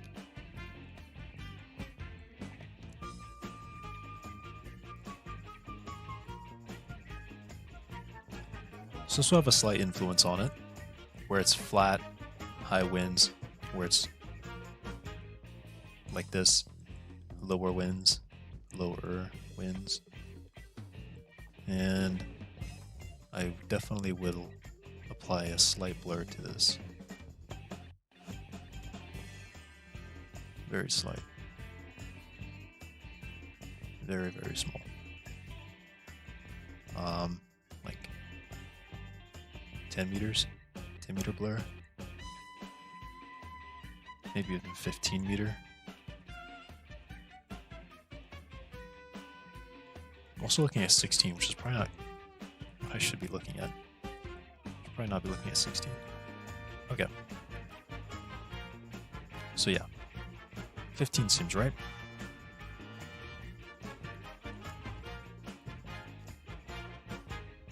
Get our slope.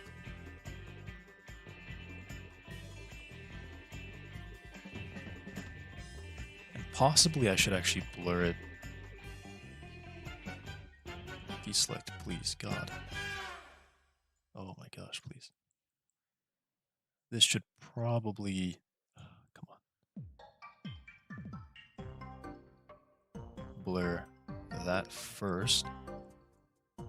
And then we will select slope from this. Yeah. Now we get a totally different look here. Okay.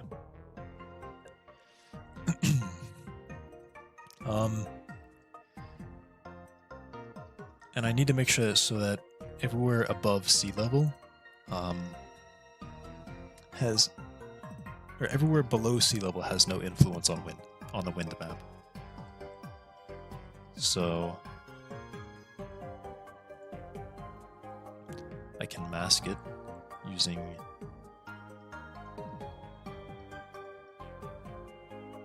a clamp, I suppose. Take the output here, rescale it so that low 86, clip, or well, rather expand. Yeah. Soft clipping. No, we don't need to do soft clipping. And this will be a mask on that slope. Well, this will be a mask when I manipulate the map. So we take this elevation modulation again. Should I use that? So the value is bright. Drop it. The value is dark. Raise it. Yeah.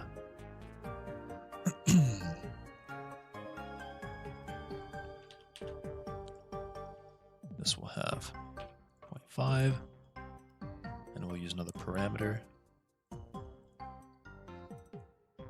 Set name, wind influence, range.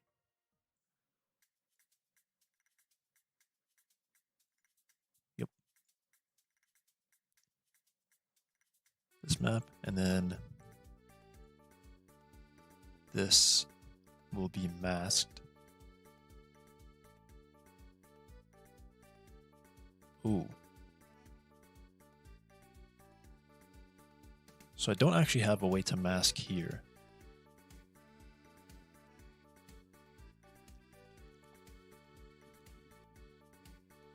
Because I don't want it to affect it at all when it's below sea level.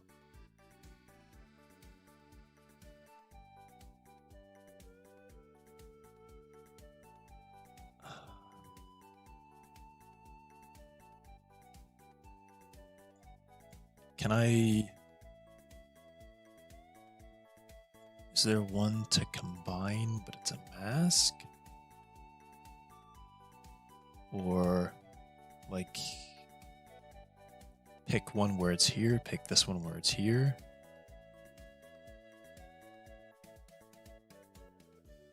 Okay. Would it be like a chooser?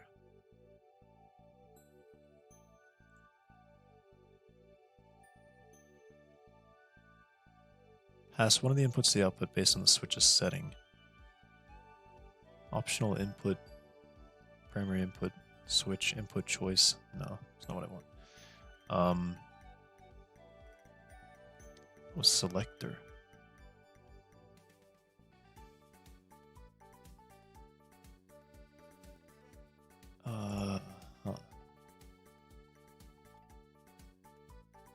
It's got to be combiner somehow. Mix together two inputs according to the third. Oh, that is what I want. Mix order. High values choose A.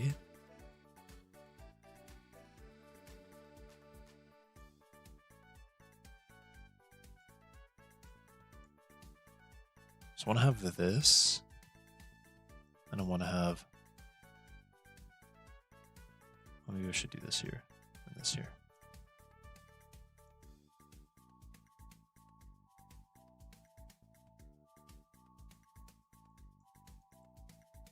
And then this could be a mask. Yeah, this is the slope. But I want to invert this. So yeah, I want to invert this. Invert selection. Oh, here we go.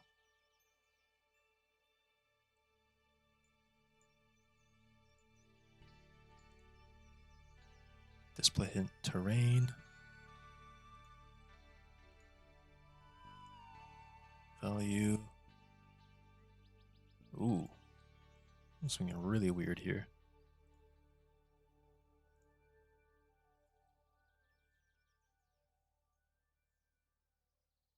So yeah, we're adding where it's low, we're subtracting where it's high. There we go. That's what I was looking for.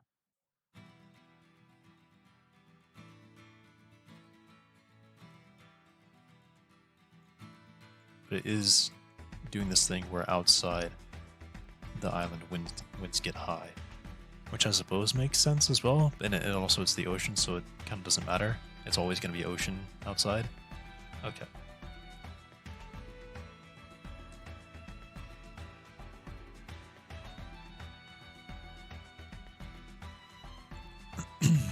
I definitely wanted to have a pretty high impact.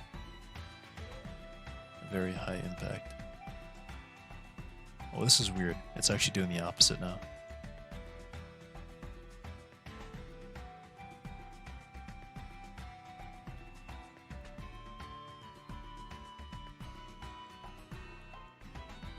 Wait, is it? Was it?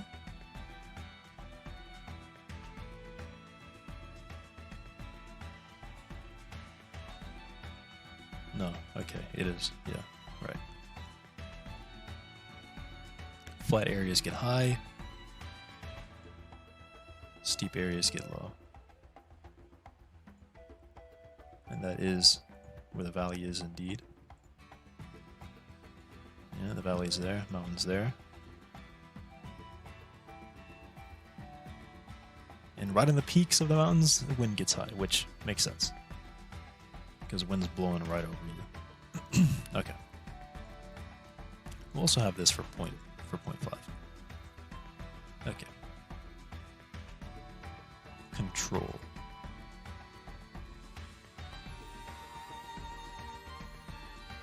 Um, 80, or well, maybe this should be like 85 and 80. 85. 86. 87.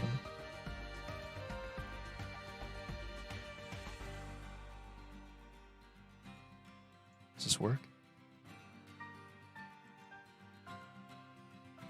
So we're selecting the weird stuff here, and then we're using the external stuff on the ocean.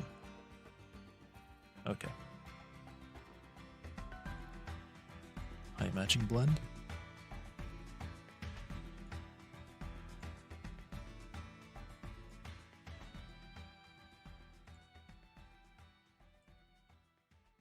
This smooths it. Yeah.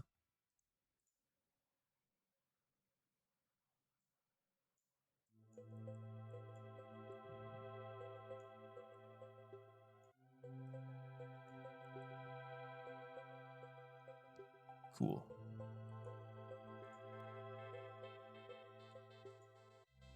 I mean, this is going out once, so I guess I could soft clip it. Okay. We'll lock on this and I'll change the influence.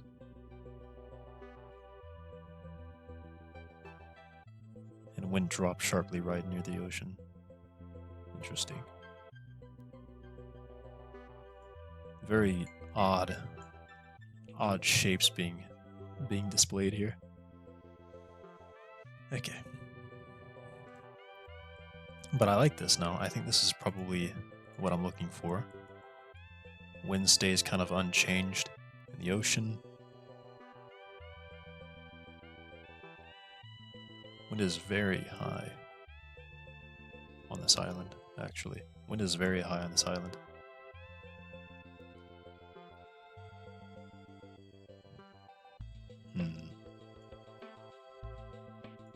Does this blur need to be larger?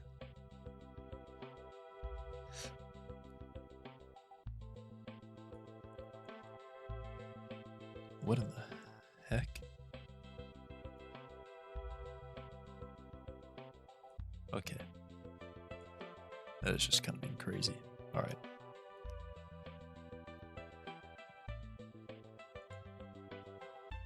Maybe this shouldn't be so steep. Maybe the middle elevation should be lower.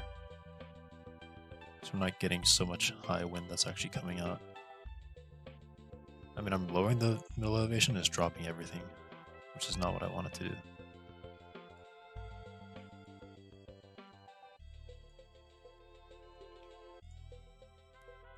Could I increase steepness and lower? Oh, please, stop scrolling. And lower this and we still keep steep?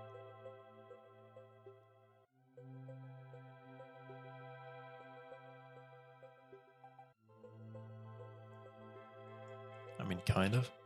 The 86 middle elevation. Because now we have really high winds on land where it's flat.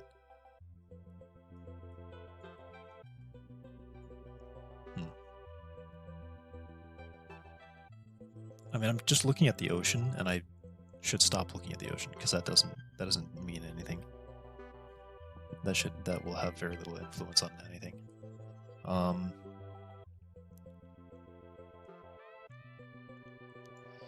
Maybe I should look this word is, because I just need to be paying attention to what's happening in the middle here. Right. Top. I'm gonna start using this. So yeah, left is this one. What? Because I've locked it. Left is this one.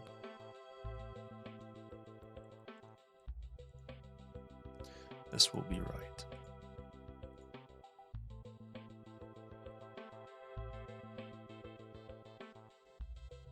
So we're getting just really high wind everywhere on the island. Just not correct. This should not be happening. So perhaps this influence is still too high?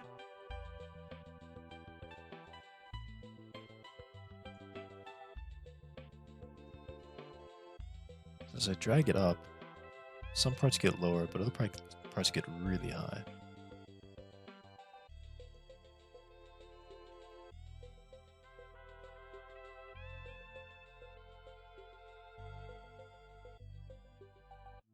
Because I'm considering this as in biomes.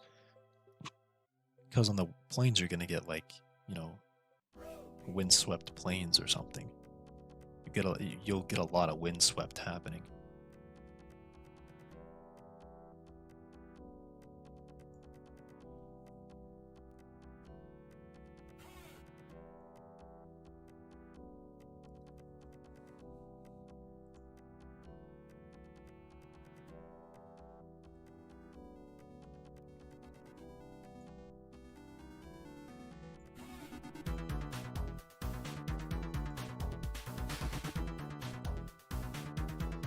Why is it growing in the... Oh, it is. It just goes for a moment and then it goes back to normal.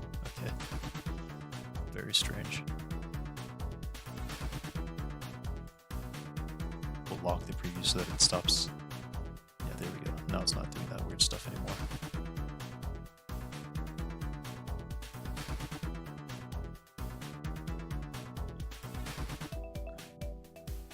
Because it's kind of two things.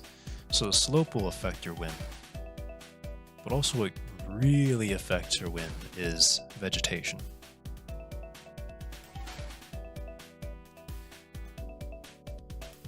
But also in areas with, well, yeah, I guess it's not that high wind lowers your vegetation. Low vegetation just causes high wind. Okay, so I've been thinking about it a little wrong.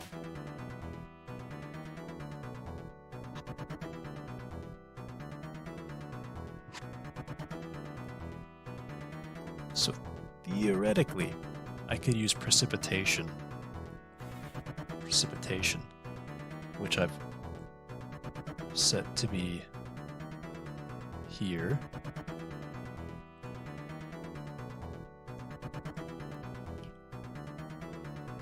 Could use this as a determination of how much vegetation is appearing there. And when vegetation is high, naturally wind will be lower. So I could use two modulations here. I can modulate it first on the slope. Just a pure, or addition, subtraction, and then do a pure subtraction from precipitation.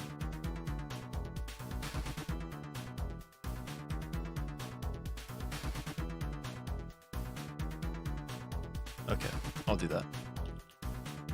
This is getting really funky.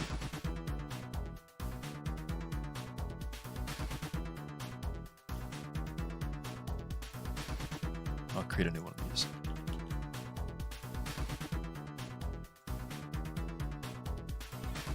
And just move everything up. Okay.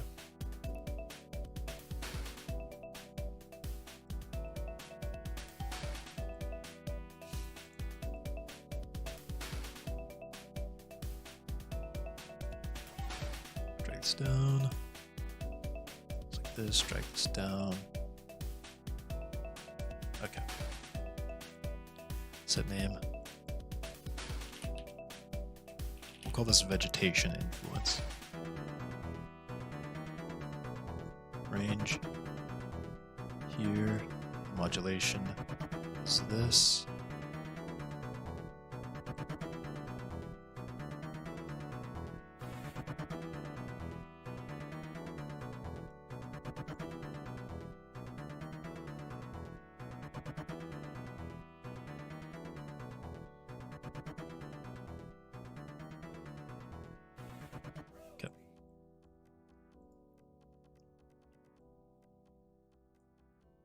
And this puts out here.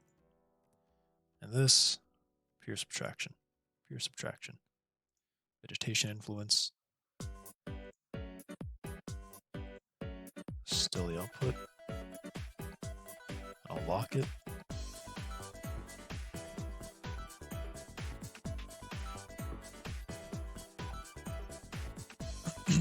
Oh, and I need to invert it. Okay.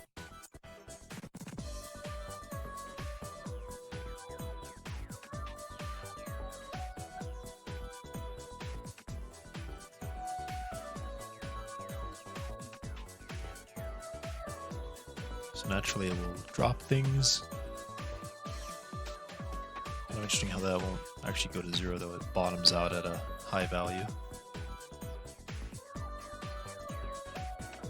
It is on land. So I'm really not sure how that's happening. Really not sure where that's going. Okay.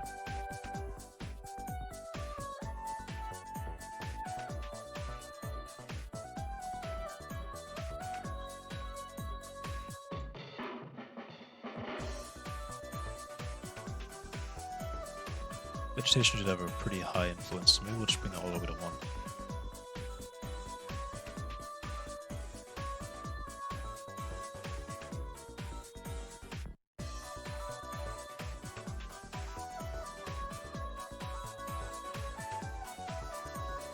What's weird is it's raising that, and then, oh, because... No, yeah, this is range bias, it's just negative. Why is it raising that? It's so weird. Do you have like negative precipitation here or something? Turn this off.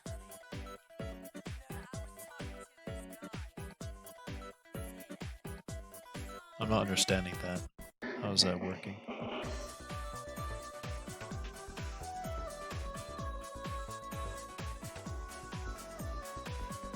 Okay, so it is.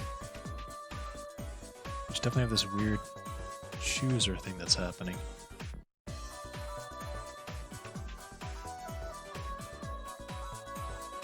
Oh wait, high values choose A. Favorite elevations from... What? High values choose B, favorite...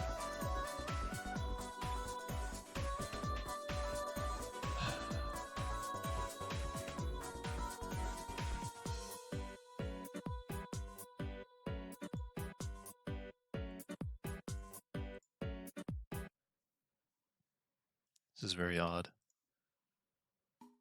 Yeah, favorite elevations from the second input. High values choose A. But this is low. And we're definitely selecting it here.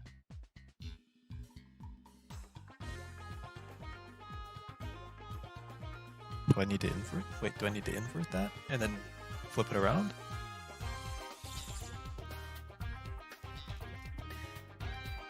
Maybe I do. Okay. So we'll do an invert. Well, I mean, I say invert, but then I can just do this and this.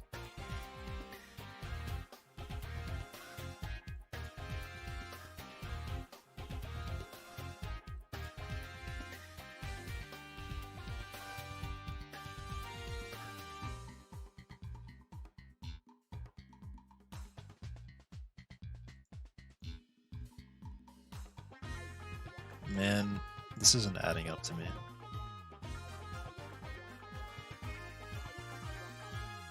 Is there something else I can use? I do like a blunt. I say, okay.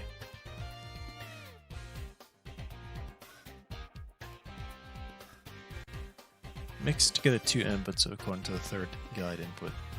But I don't want to... I mean, it says chooser, but it's being weird. It is just simply being strange.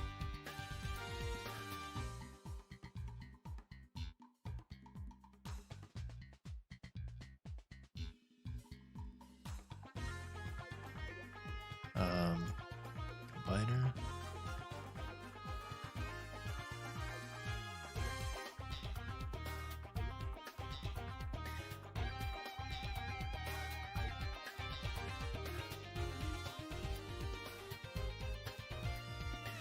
I wonder if there's a way that I can do like a weird strength thing. I use this as the mask.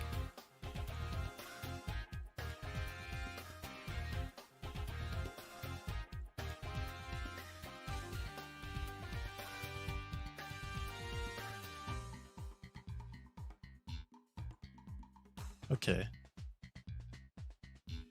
So it looks like it's doing it right. Well, I guess I start with this and then take this.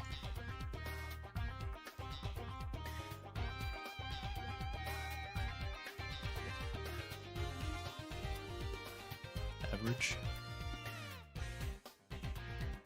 Ah, okay. This is how I do it for sure. So there's that value, and the island looks correct. And there's this value, and that looks correct. Okay. And now I think I do like a blur or something. Like a very slight blur on the end of this.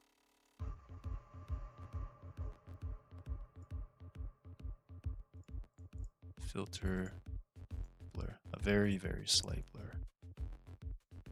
Just to fix up the weirdness. 25 meters perhaps. Okay. So now we're getting somewhere. Don't ask why I need to use average with like a 1, but I just knew that that's exactly how it would work. And now we've got this mess. All this noodle wind. But this is in the ocean, so this won't do anything. But yeah. Then we've got that. I'll even lock it here. You can play with this. It's the influence of vegetation on wind speed. Of course, only dropping it when vegetation is high, which, ergo, precipitation is high.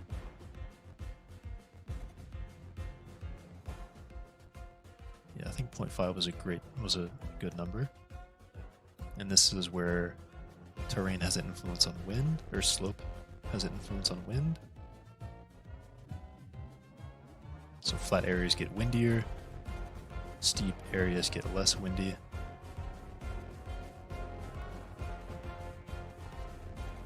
Perhaps also 0.5 actually.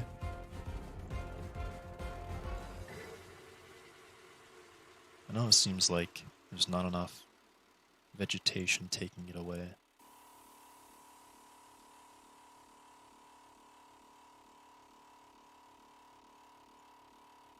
Okay. I think these values seem correct.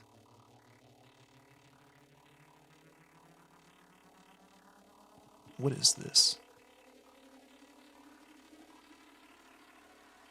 Dazzle. Why does Dazzle end like that? Why does Dazzle have to end like that? Okay. Maybe this is correct now. Maybe this is correct now.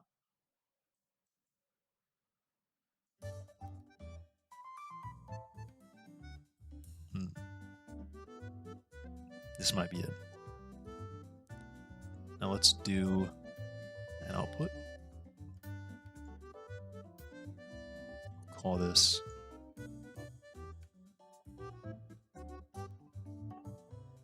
wind.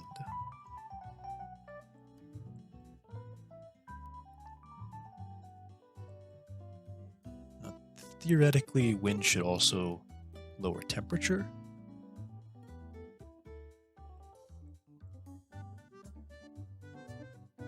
So perhaps I do that. I bring temperature down to the bottom.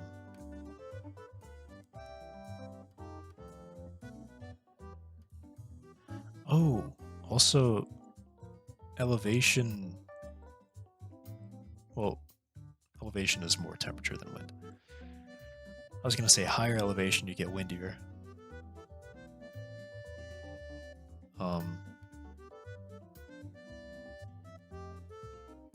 Maybe we're having too much like almost recursion happening here.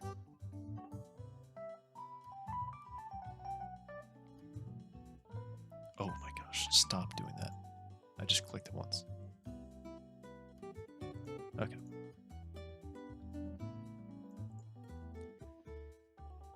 Temperature should be affected by wind. Oh my. Where wind is high, can this not be like that? Where temperature is high, or where wind is high, temperature should drop. So I will also do this. And I'll put here to modulate temperature.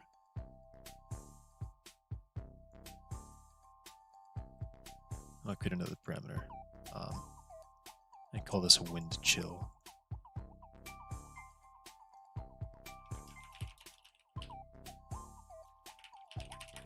Wind chill influence.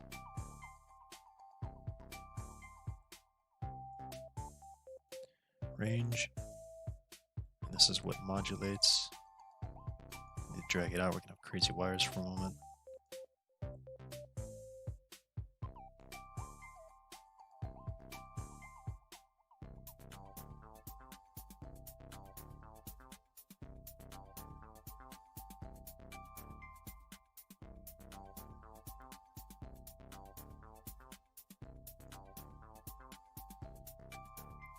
And yeah, I think I'll just drag this I'll actually just drag this out this way.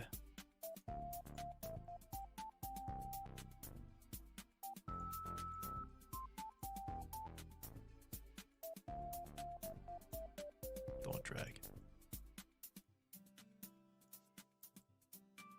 Okay. Wind chill influence. Only subtracting, indeed.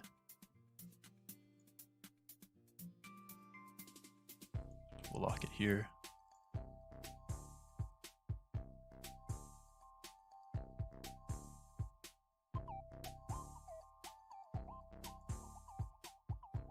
Maybe I don't want to go too high on this, because now it's definitely creating some detail on this. Let's bring it to 4K. Yeah, it's adding a lot of detail to the temperature now.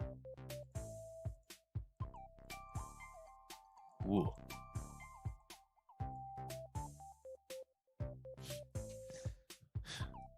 It's almost like I should be scared seeing that. The way that that looked. Okay. But I think we'll do a larger blur when it gets in here. We'll do another blur. Moment.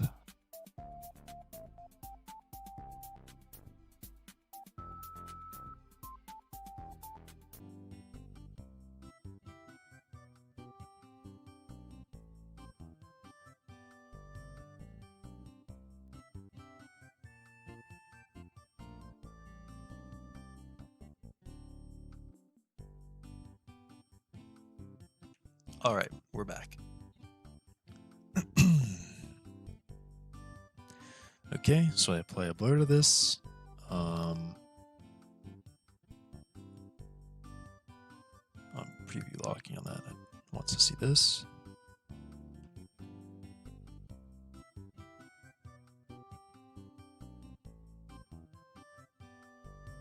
be like a 200-meter blur.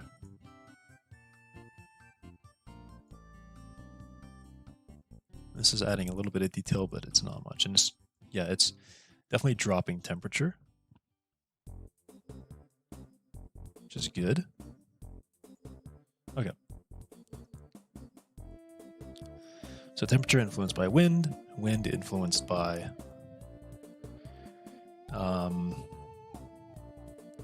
slope and precipitation, aka vegetation. I call it vegetation, but reality is precipitation. And then, whoa, what does it look like that for? That is really weird and trippy.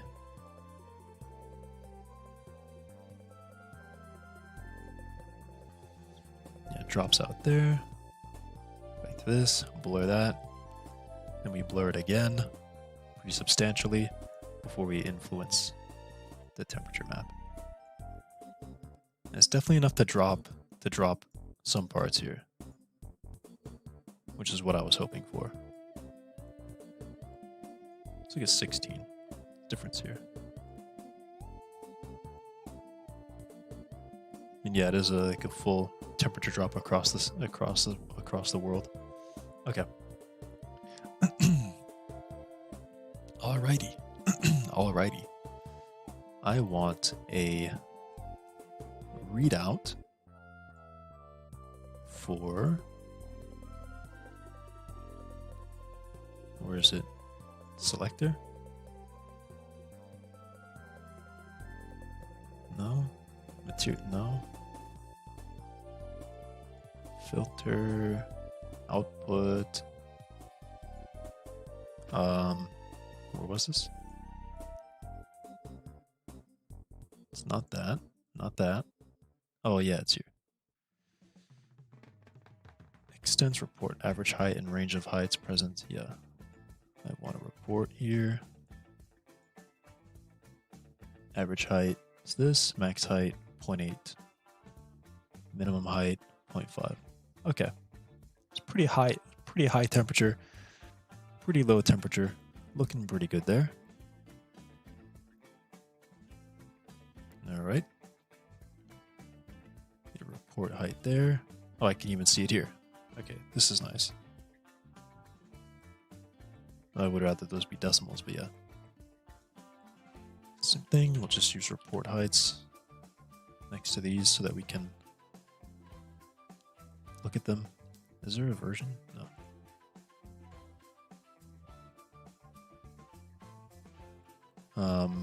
What is this? Humidity? Spooky again.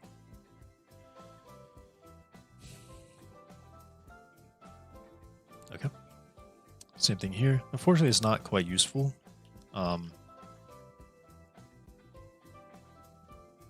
Actually, yeah, it's really not that useful. I just realized something here. So the problem here is that this is grabbing from the whole area, but I really want to grab from here, from where the island is. So there's a mask input.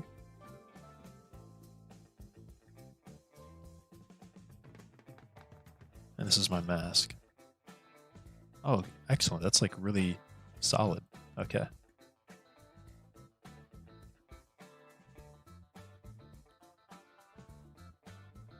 So yeah, let's get good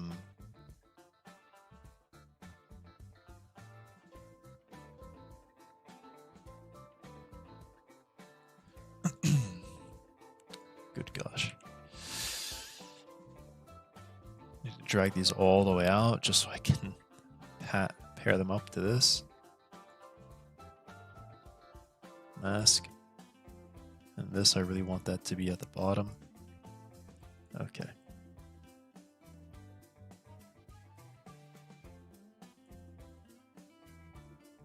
Yeah, okay. So now it's just grabbing it from where that is. Same thing once again. Pair that up.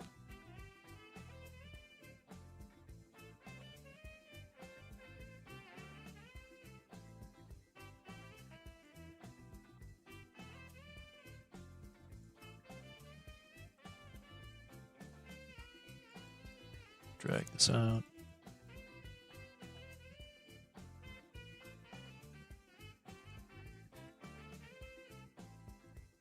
Quite a bunch of wires going all over the place.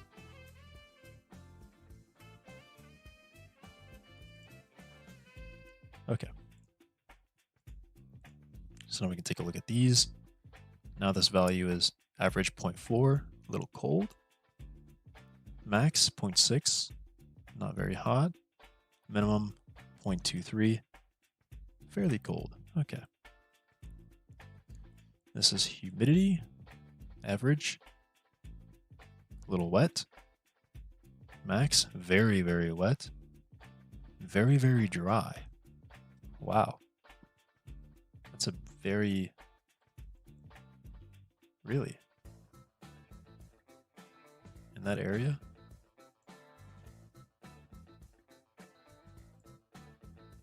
Okay, I mean, I guess so. That's quite substantial.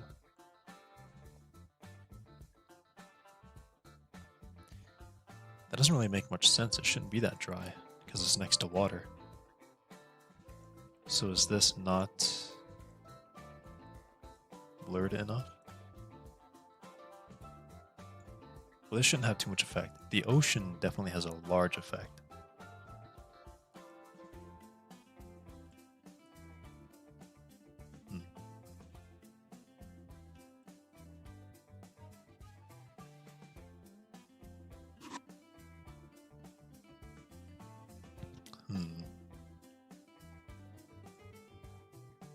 Maybe this is too intense. Wait, what? What just happened? Oh, that's not very much.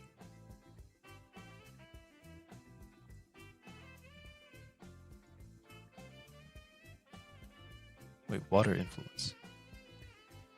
Oh. No, that's right. No, that's right. Yeah. I take this and I only add a little bit to it.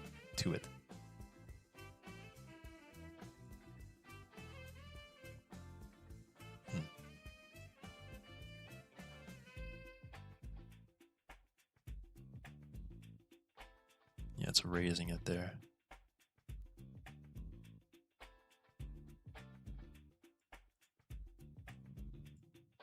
I mean, I think I like that value a bit better.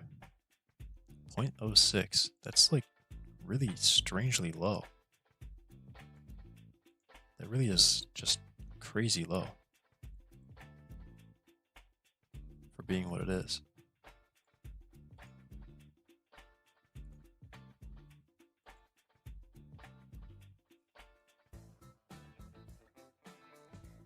I want current one to be the right, the landmass. And I want this to be the left. Yeah, it's like just crazy dry here at the bottom. Absurdly dry.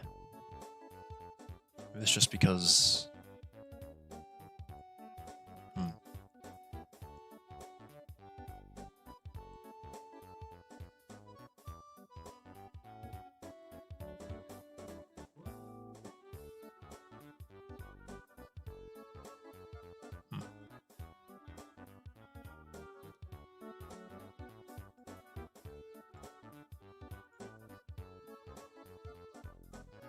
moisture. Oh, what is that?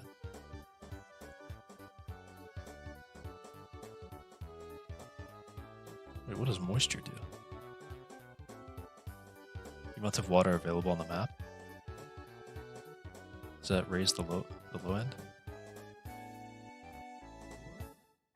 It's like it doesn't affect it at all actually. It's weird. There's lake here, but it's super dry.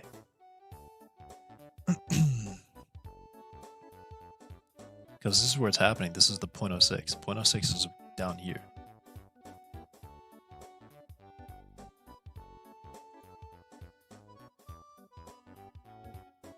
Is there an option to see, like, eyedropper kind of select what I'm looking at? I don't know.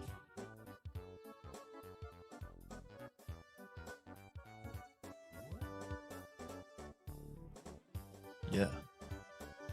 324 times 0.06, 19.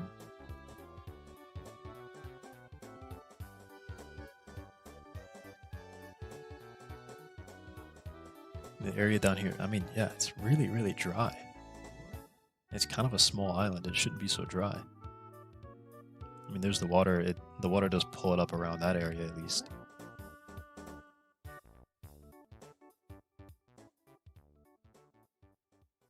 I'll leave that at 1. I don't want to mess with that too much.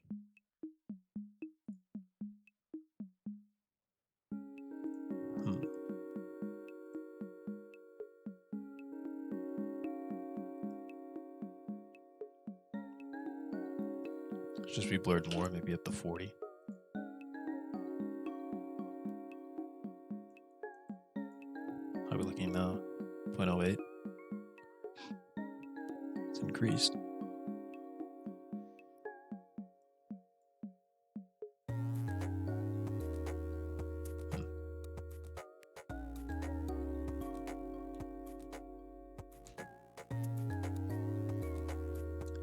I want to connect these to parameters too.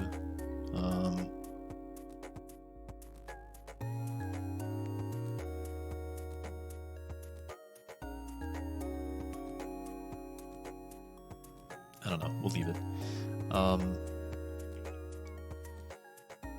Because these kind of are like real world things more than anything. It's not like in some place water is going to have a bigger effect or a smaller effect. So we'll say water, surface water has an impact of maybe 50 meters is definitely too much actually. We'll leave it at 35.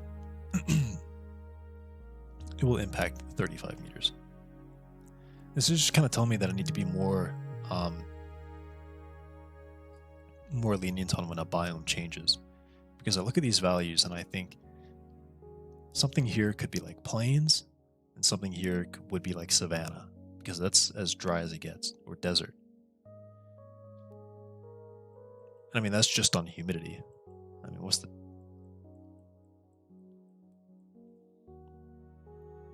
So perhaps I take the output for this and I blur it even further than what I am doing.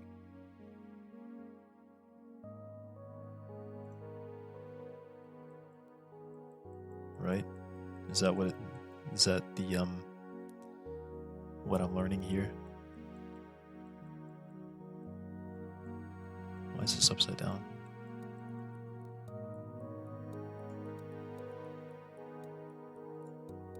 Add. What add? Oh, humidity is up here. Right, okay. I was like, what am I looking at? Okay. So should I perhaps blur it again?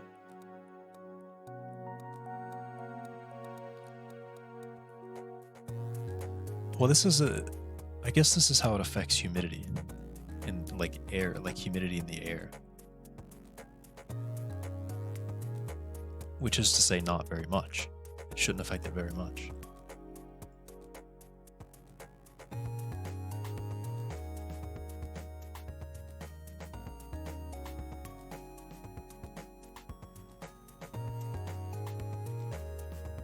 I think it's just perhaps that the humidity thing here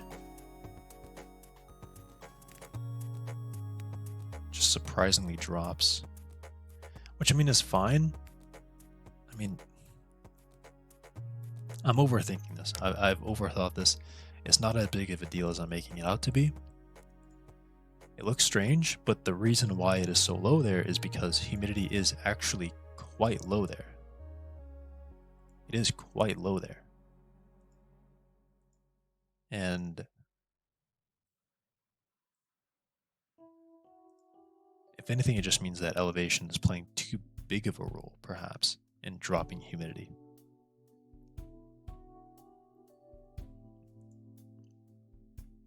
I could also take this and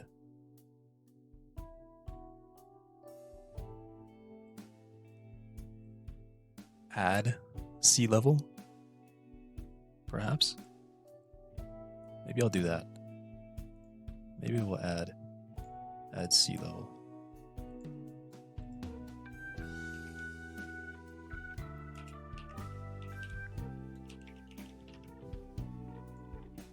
And I will add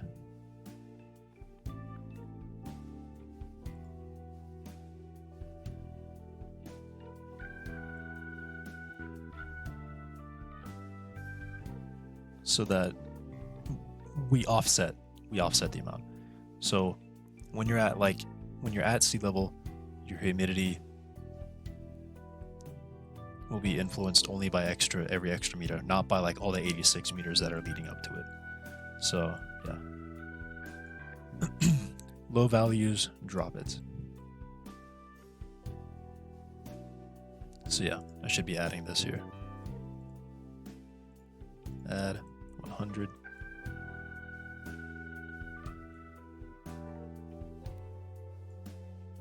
And this will plug into this.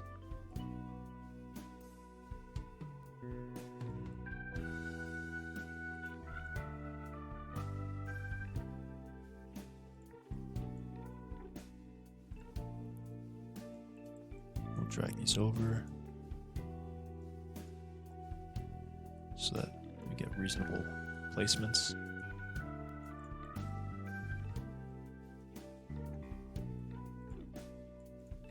Okay.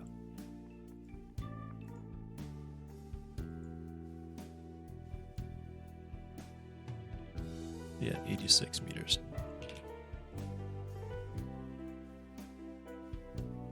So yeah, now elevation is taking a proper influence here, and it's not so dry anymore.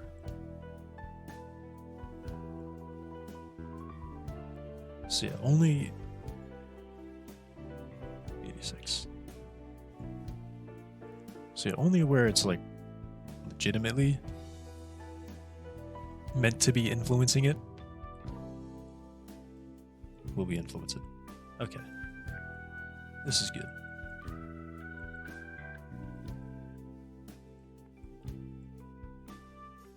So wind noise, or let's turn this off. Let's go to humidity noise. Turn off sea level. Yeah, now it's really kind of not influencing it hardly at all here.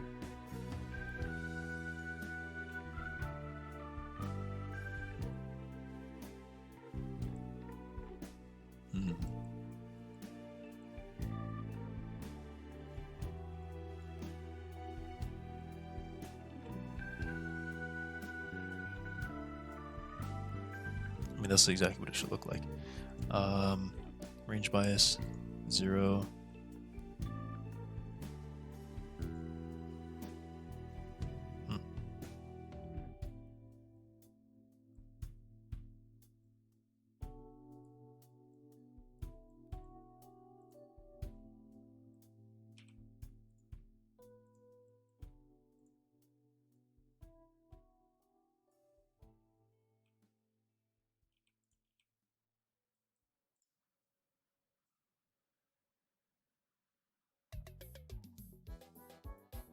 So the area up there gets drier because it goes higher up. Let's leave it at 0.5. Yeah, it is quite substantial. Okay. Cool. Now we're going to look down here.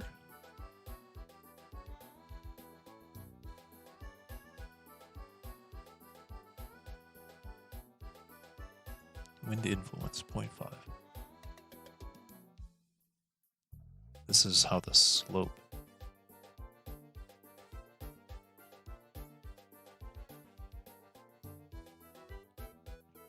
influences terrain. So we're increasing on the flat parts, decreasing on the slopes. I had that at 0.5 before. Vegetation influence. How much moisture influences it? Well, it can really drop it, like almost all the way. This is no influence. This is Yeah, okay, 0.7 perhaps.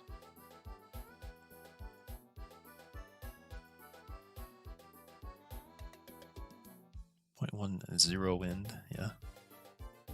Dead wind. Okay. That just looks crazy.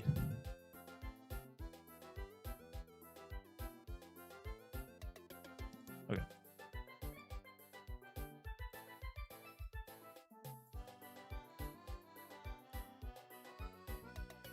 This is pretty funny.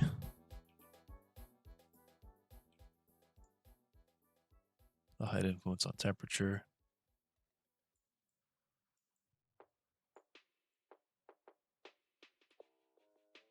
Elevation might be getting blurred too hard. Because there is some local, direct local influence. So I think I'll do that. I think I'll have both. I'll have like a layered blur.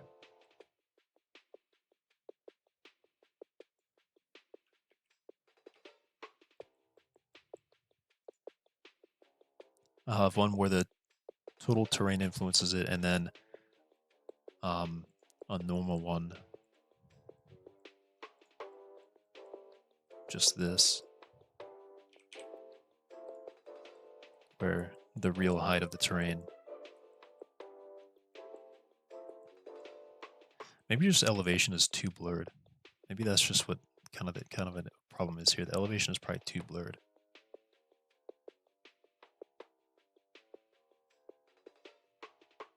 Is it possible?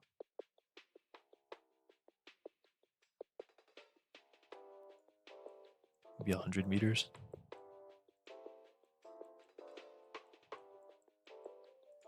It's kind of the issue is that these peaks where it does get really high, we lose a lot of that information.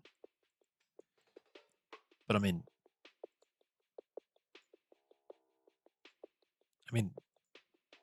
it's all still there actually, so. Okay, I like that. I actually like that. I think this definitely did, the blur did need to be lowered slightly. Maybe 125. Okay.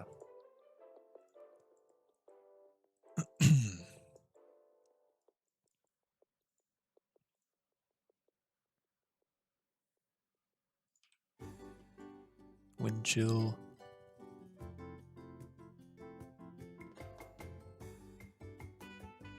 It's like 0.15.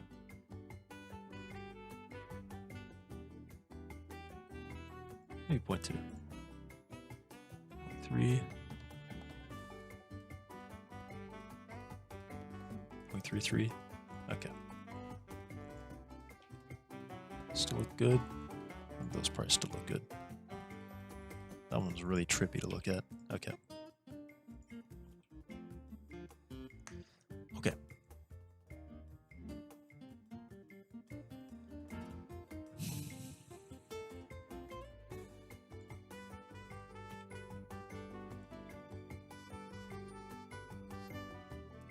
Alrighty. I think we'll leave this here.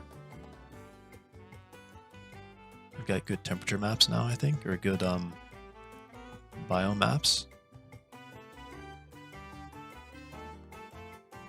Also, I'm realizing these are kind of done in step. We start with humidity. Humidity influences wind. And then wind influences temperature. Which, I mean... Okay. I'm going to drag this over. I'm going to drag it down to this. This will be Y. This will be here.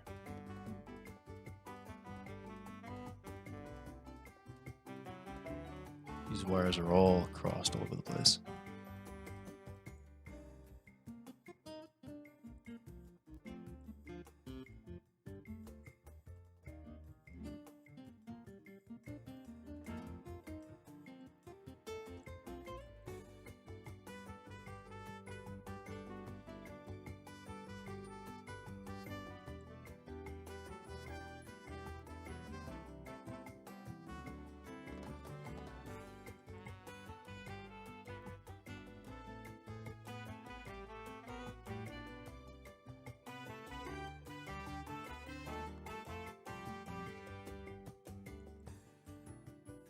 Alrighty.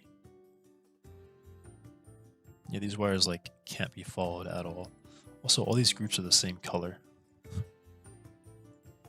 Let's make this blue for humidity. Let's make this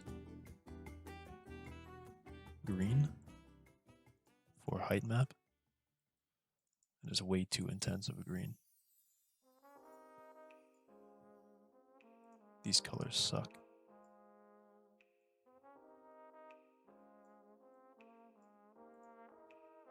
Okay, that's better.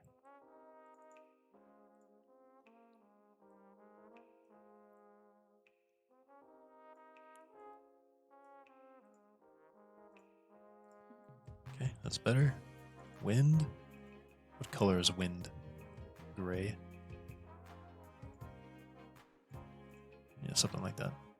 Temperature, definitely red.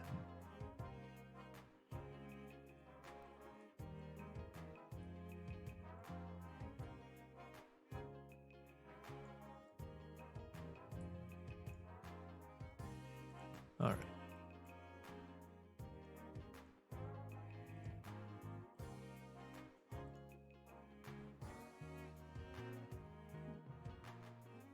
I must be seeing things. Okay.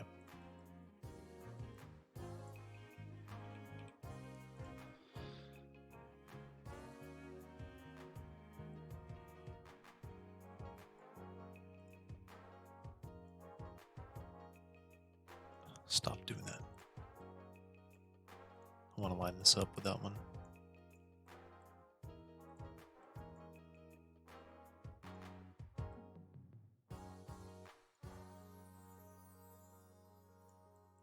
Okay. Very nice. Very nice.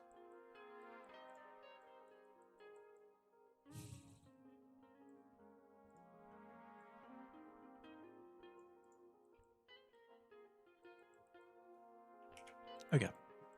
Think we got it all good here.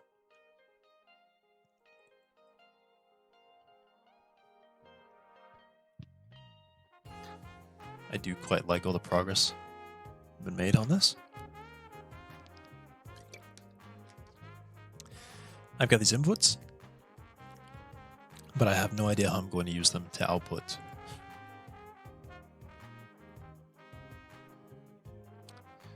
Let's do a build. Not in 4K, in 1K.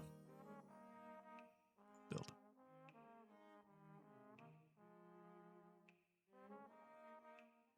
All right. Now, let's take a look at these. They're probably going to be mostly meaningless. Looking at them just raw.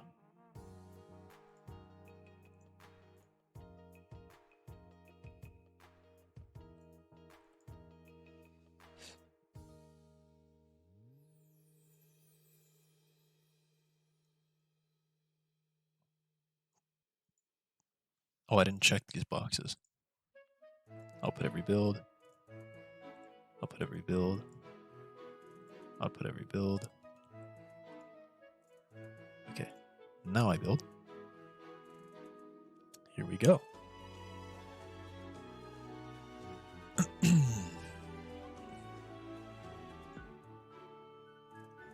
I will delete these images that I will not use. And we can take a look. Take a look. Take a look. Okay. So this is our elevation map. This is our height map. Elevation. Let's still see the shape of it. And this is our humidity. Very humid above the water. But the main thing we're looking at is the bleed. What the? Stop it. The main thing we look for is the bleed over onto the height map, where the water will bleed over into into the surrounding terrain. What is going on? Stop that. We have temperature map. Kind of boring here, but, you know. Wind map. Pretty interesting. No wind down here. No wind over here. High wind over the ocean, apparently. But that doesn't really... Or high wind over the water, that doesn't really influence it, though. Okay, I mean... I got no clue how to use those. Oh gosh, that name is a very horrible color for me to read. All cops, thanks. Just want to make sure I actually could read your name. That was... The color that it's put is almost unreadable. Okay. I have no idea how I'm going to go about using these files now, but they're there. Well, I have an idea. I just don't know exactly. Don't know exactly what to do with them. Okay. I think, you know, it's been 5 hours. I think I'll do some of that less interesting things where I like type in or come up with values for where biomes flip over on my own. And I'll leave this here and go to bed and get some sleep. All right. That's where I'll leave it. Thank you for everyone who joined. Chatters, thank you. And I'll see you guys some other day. Goodbye.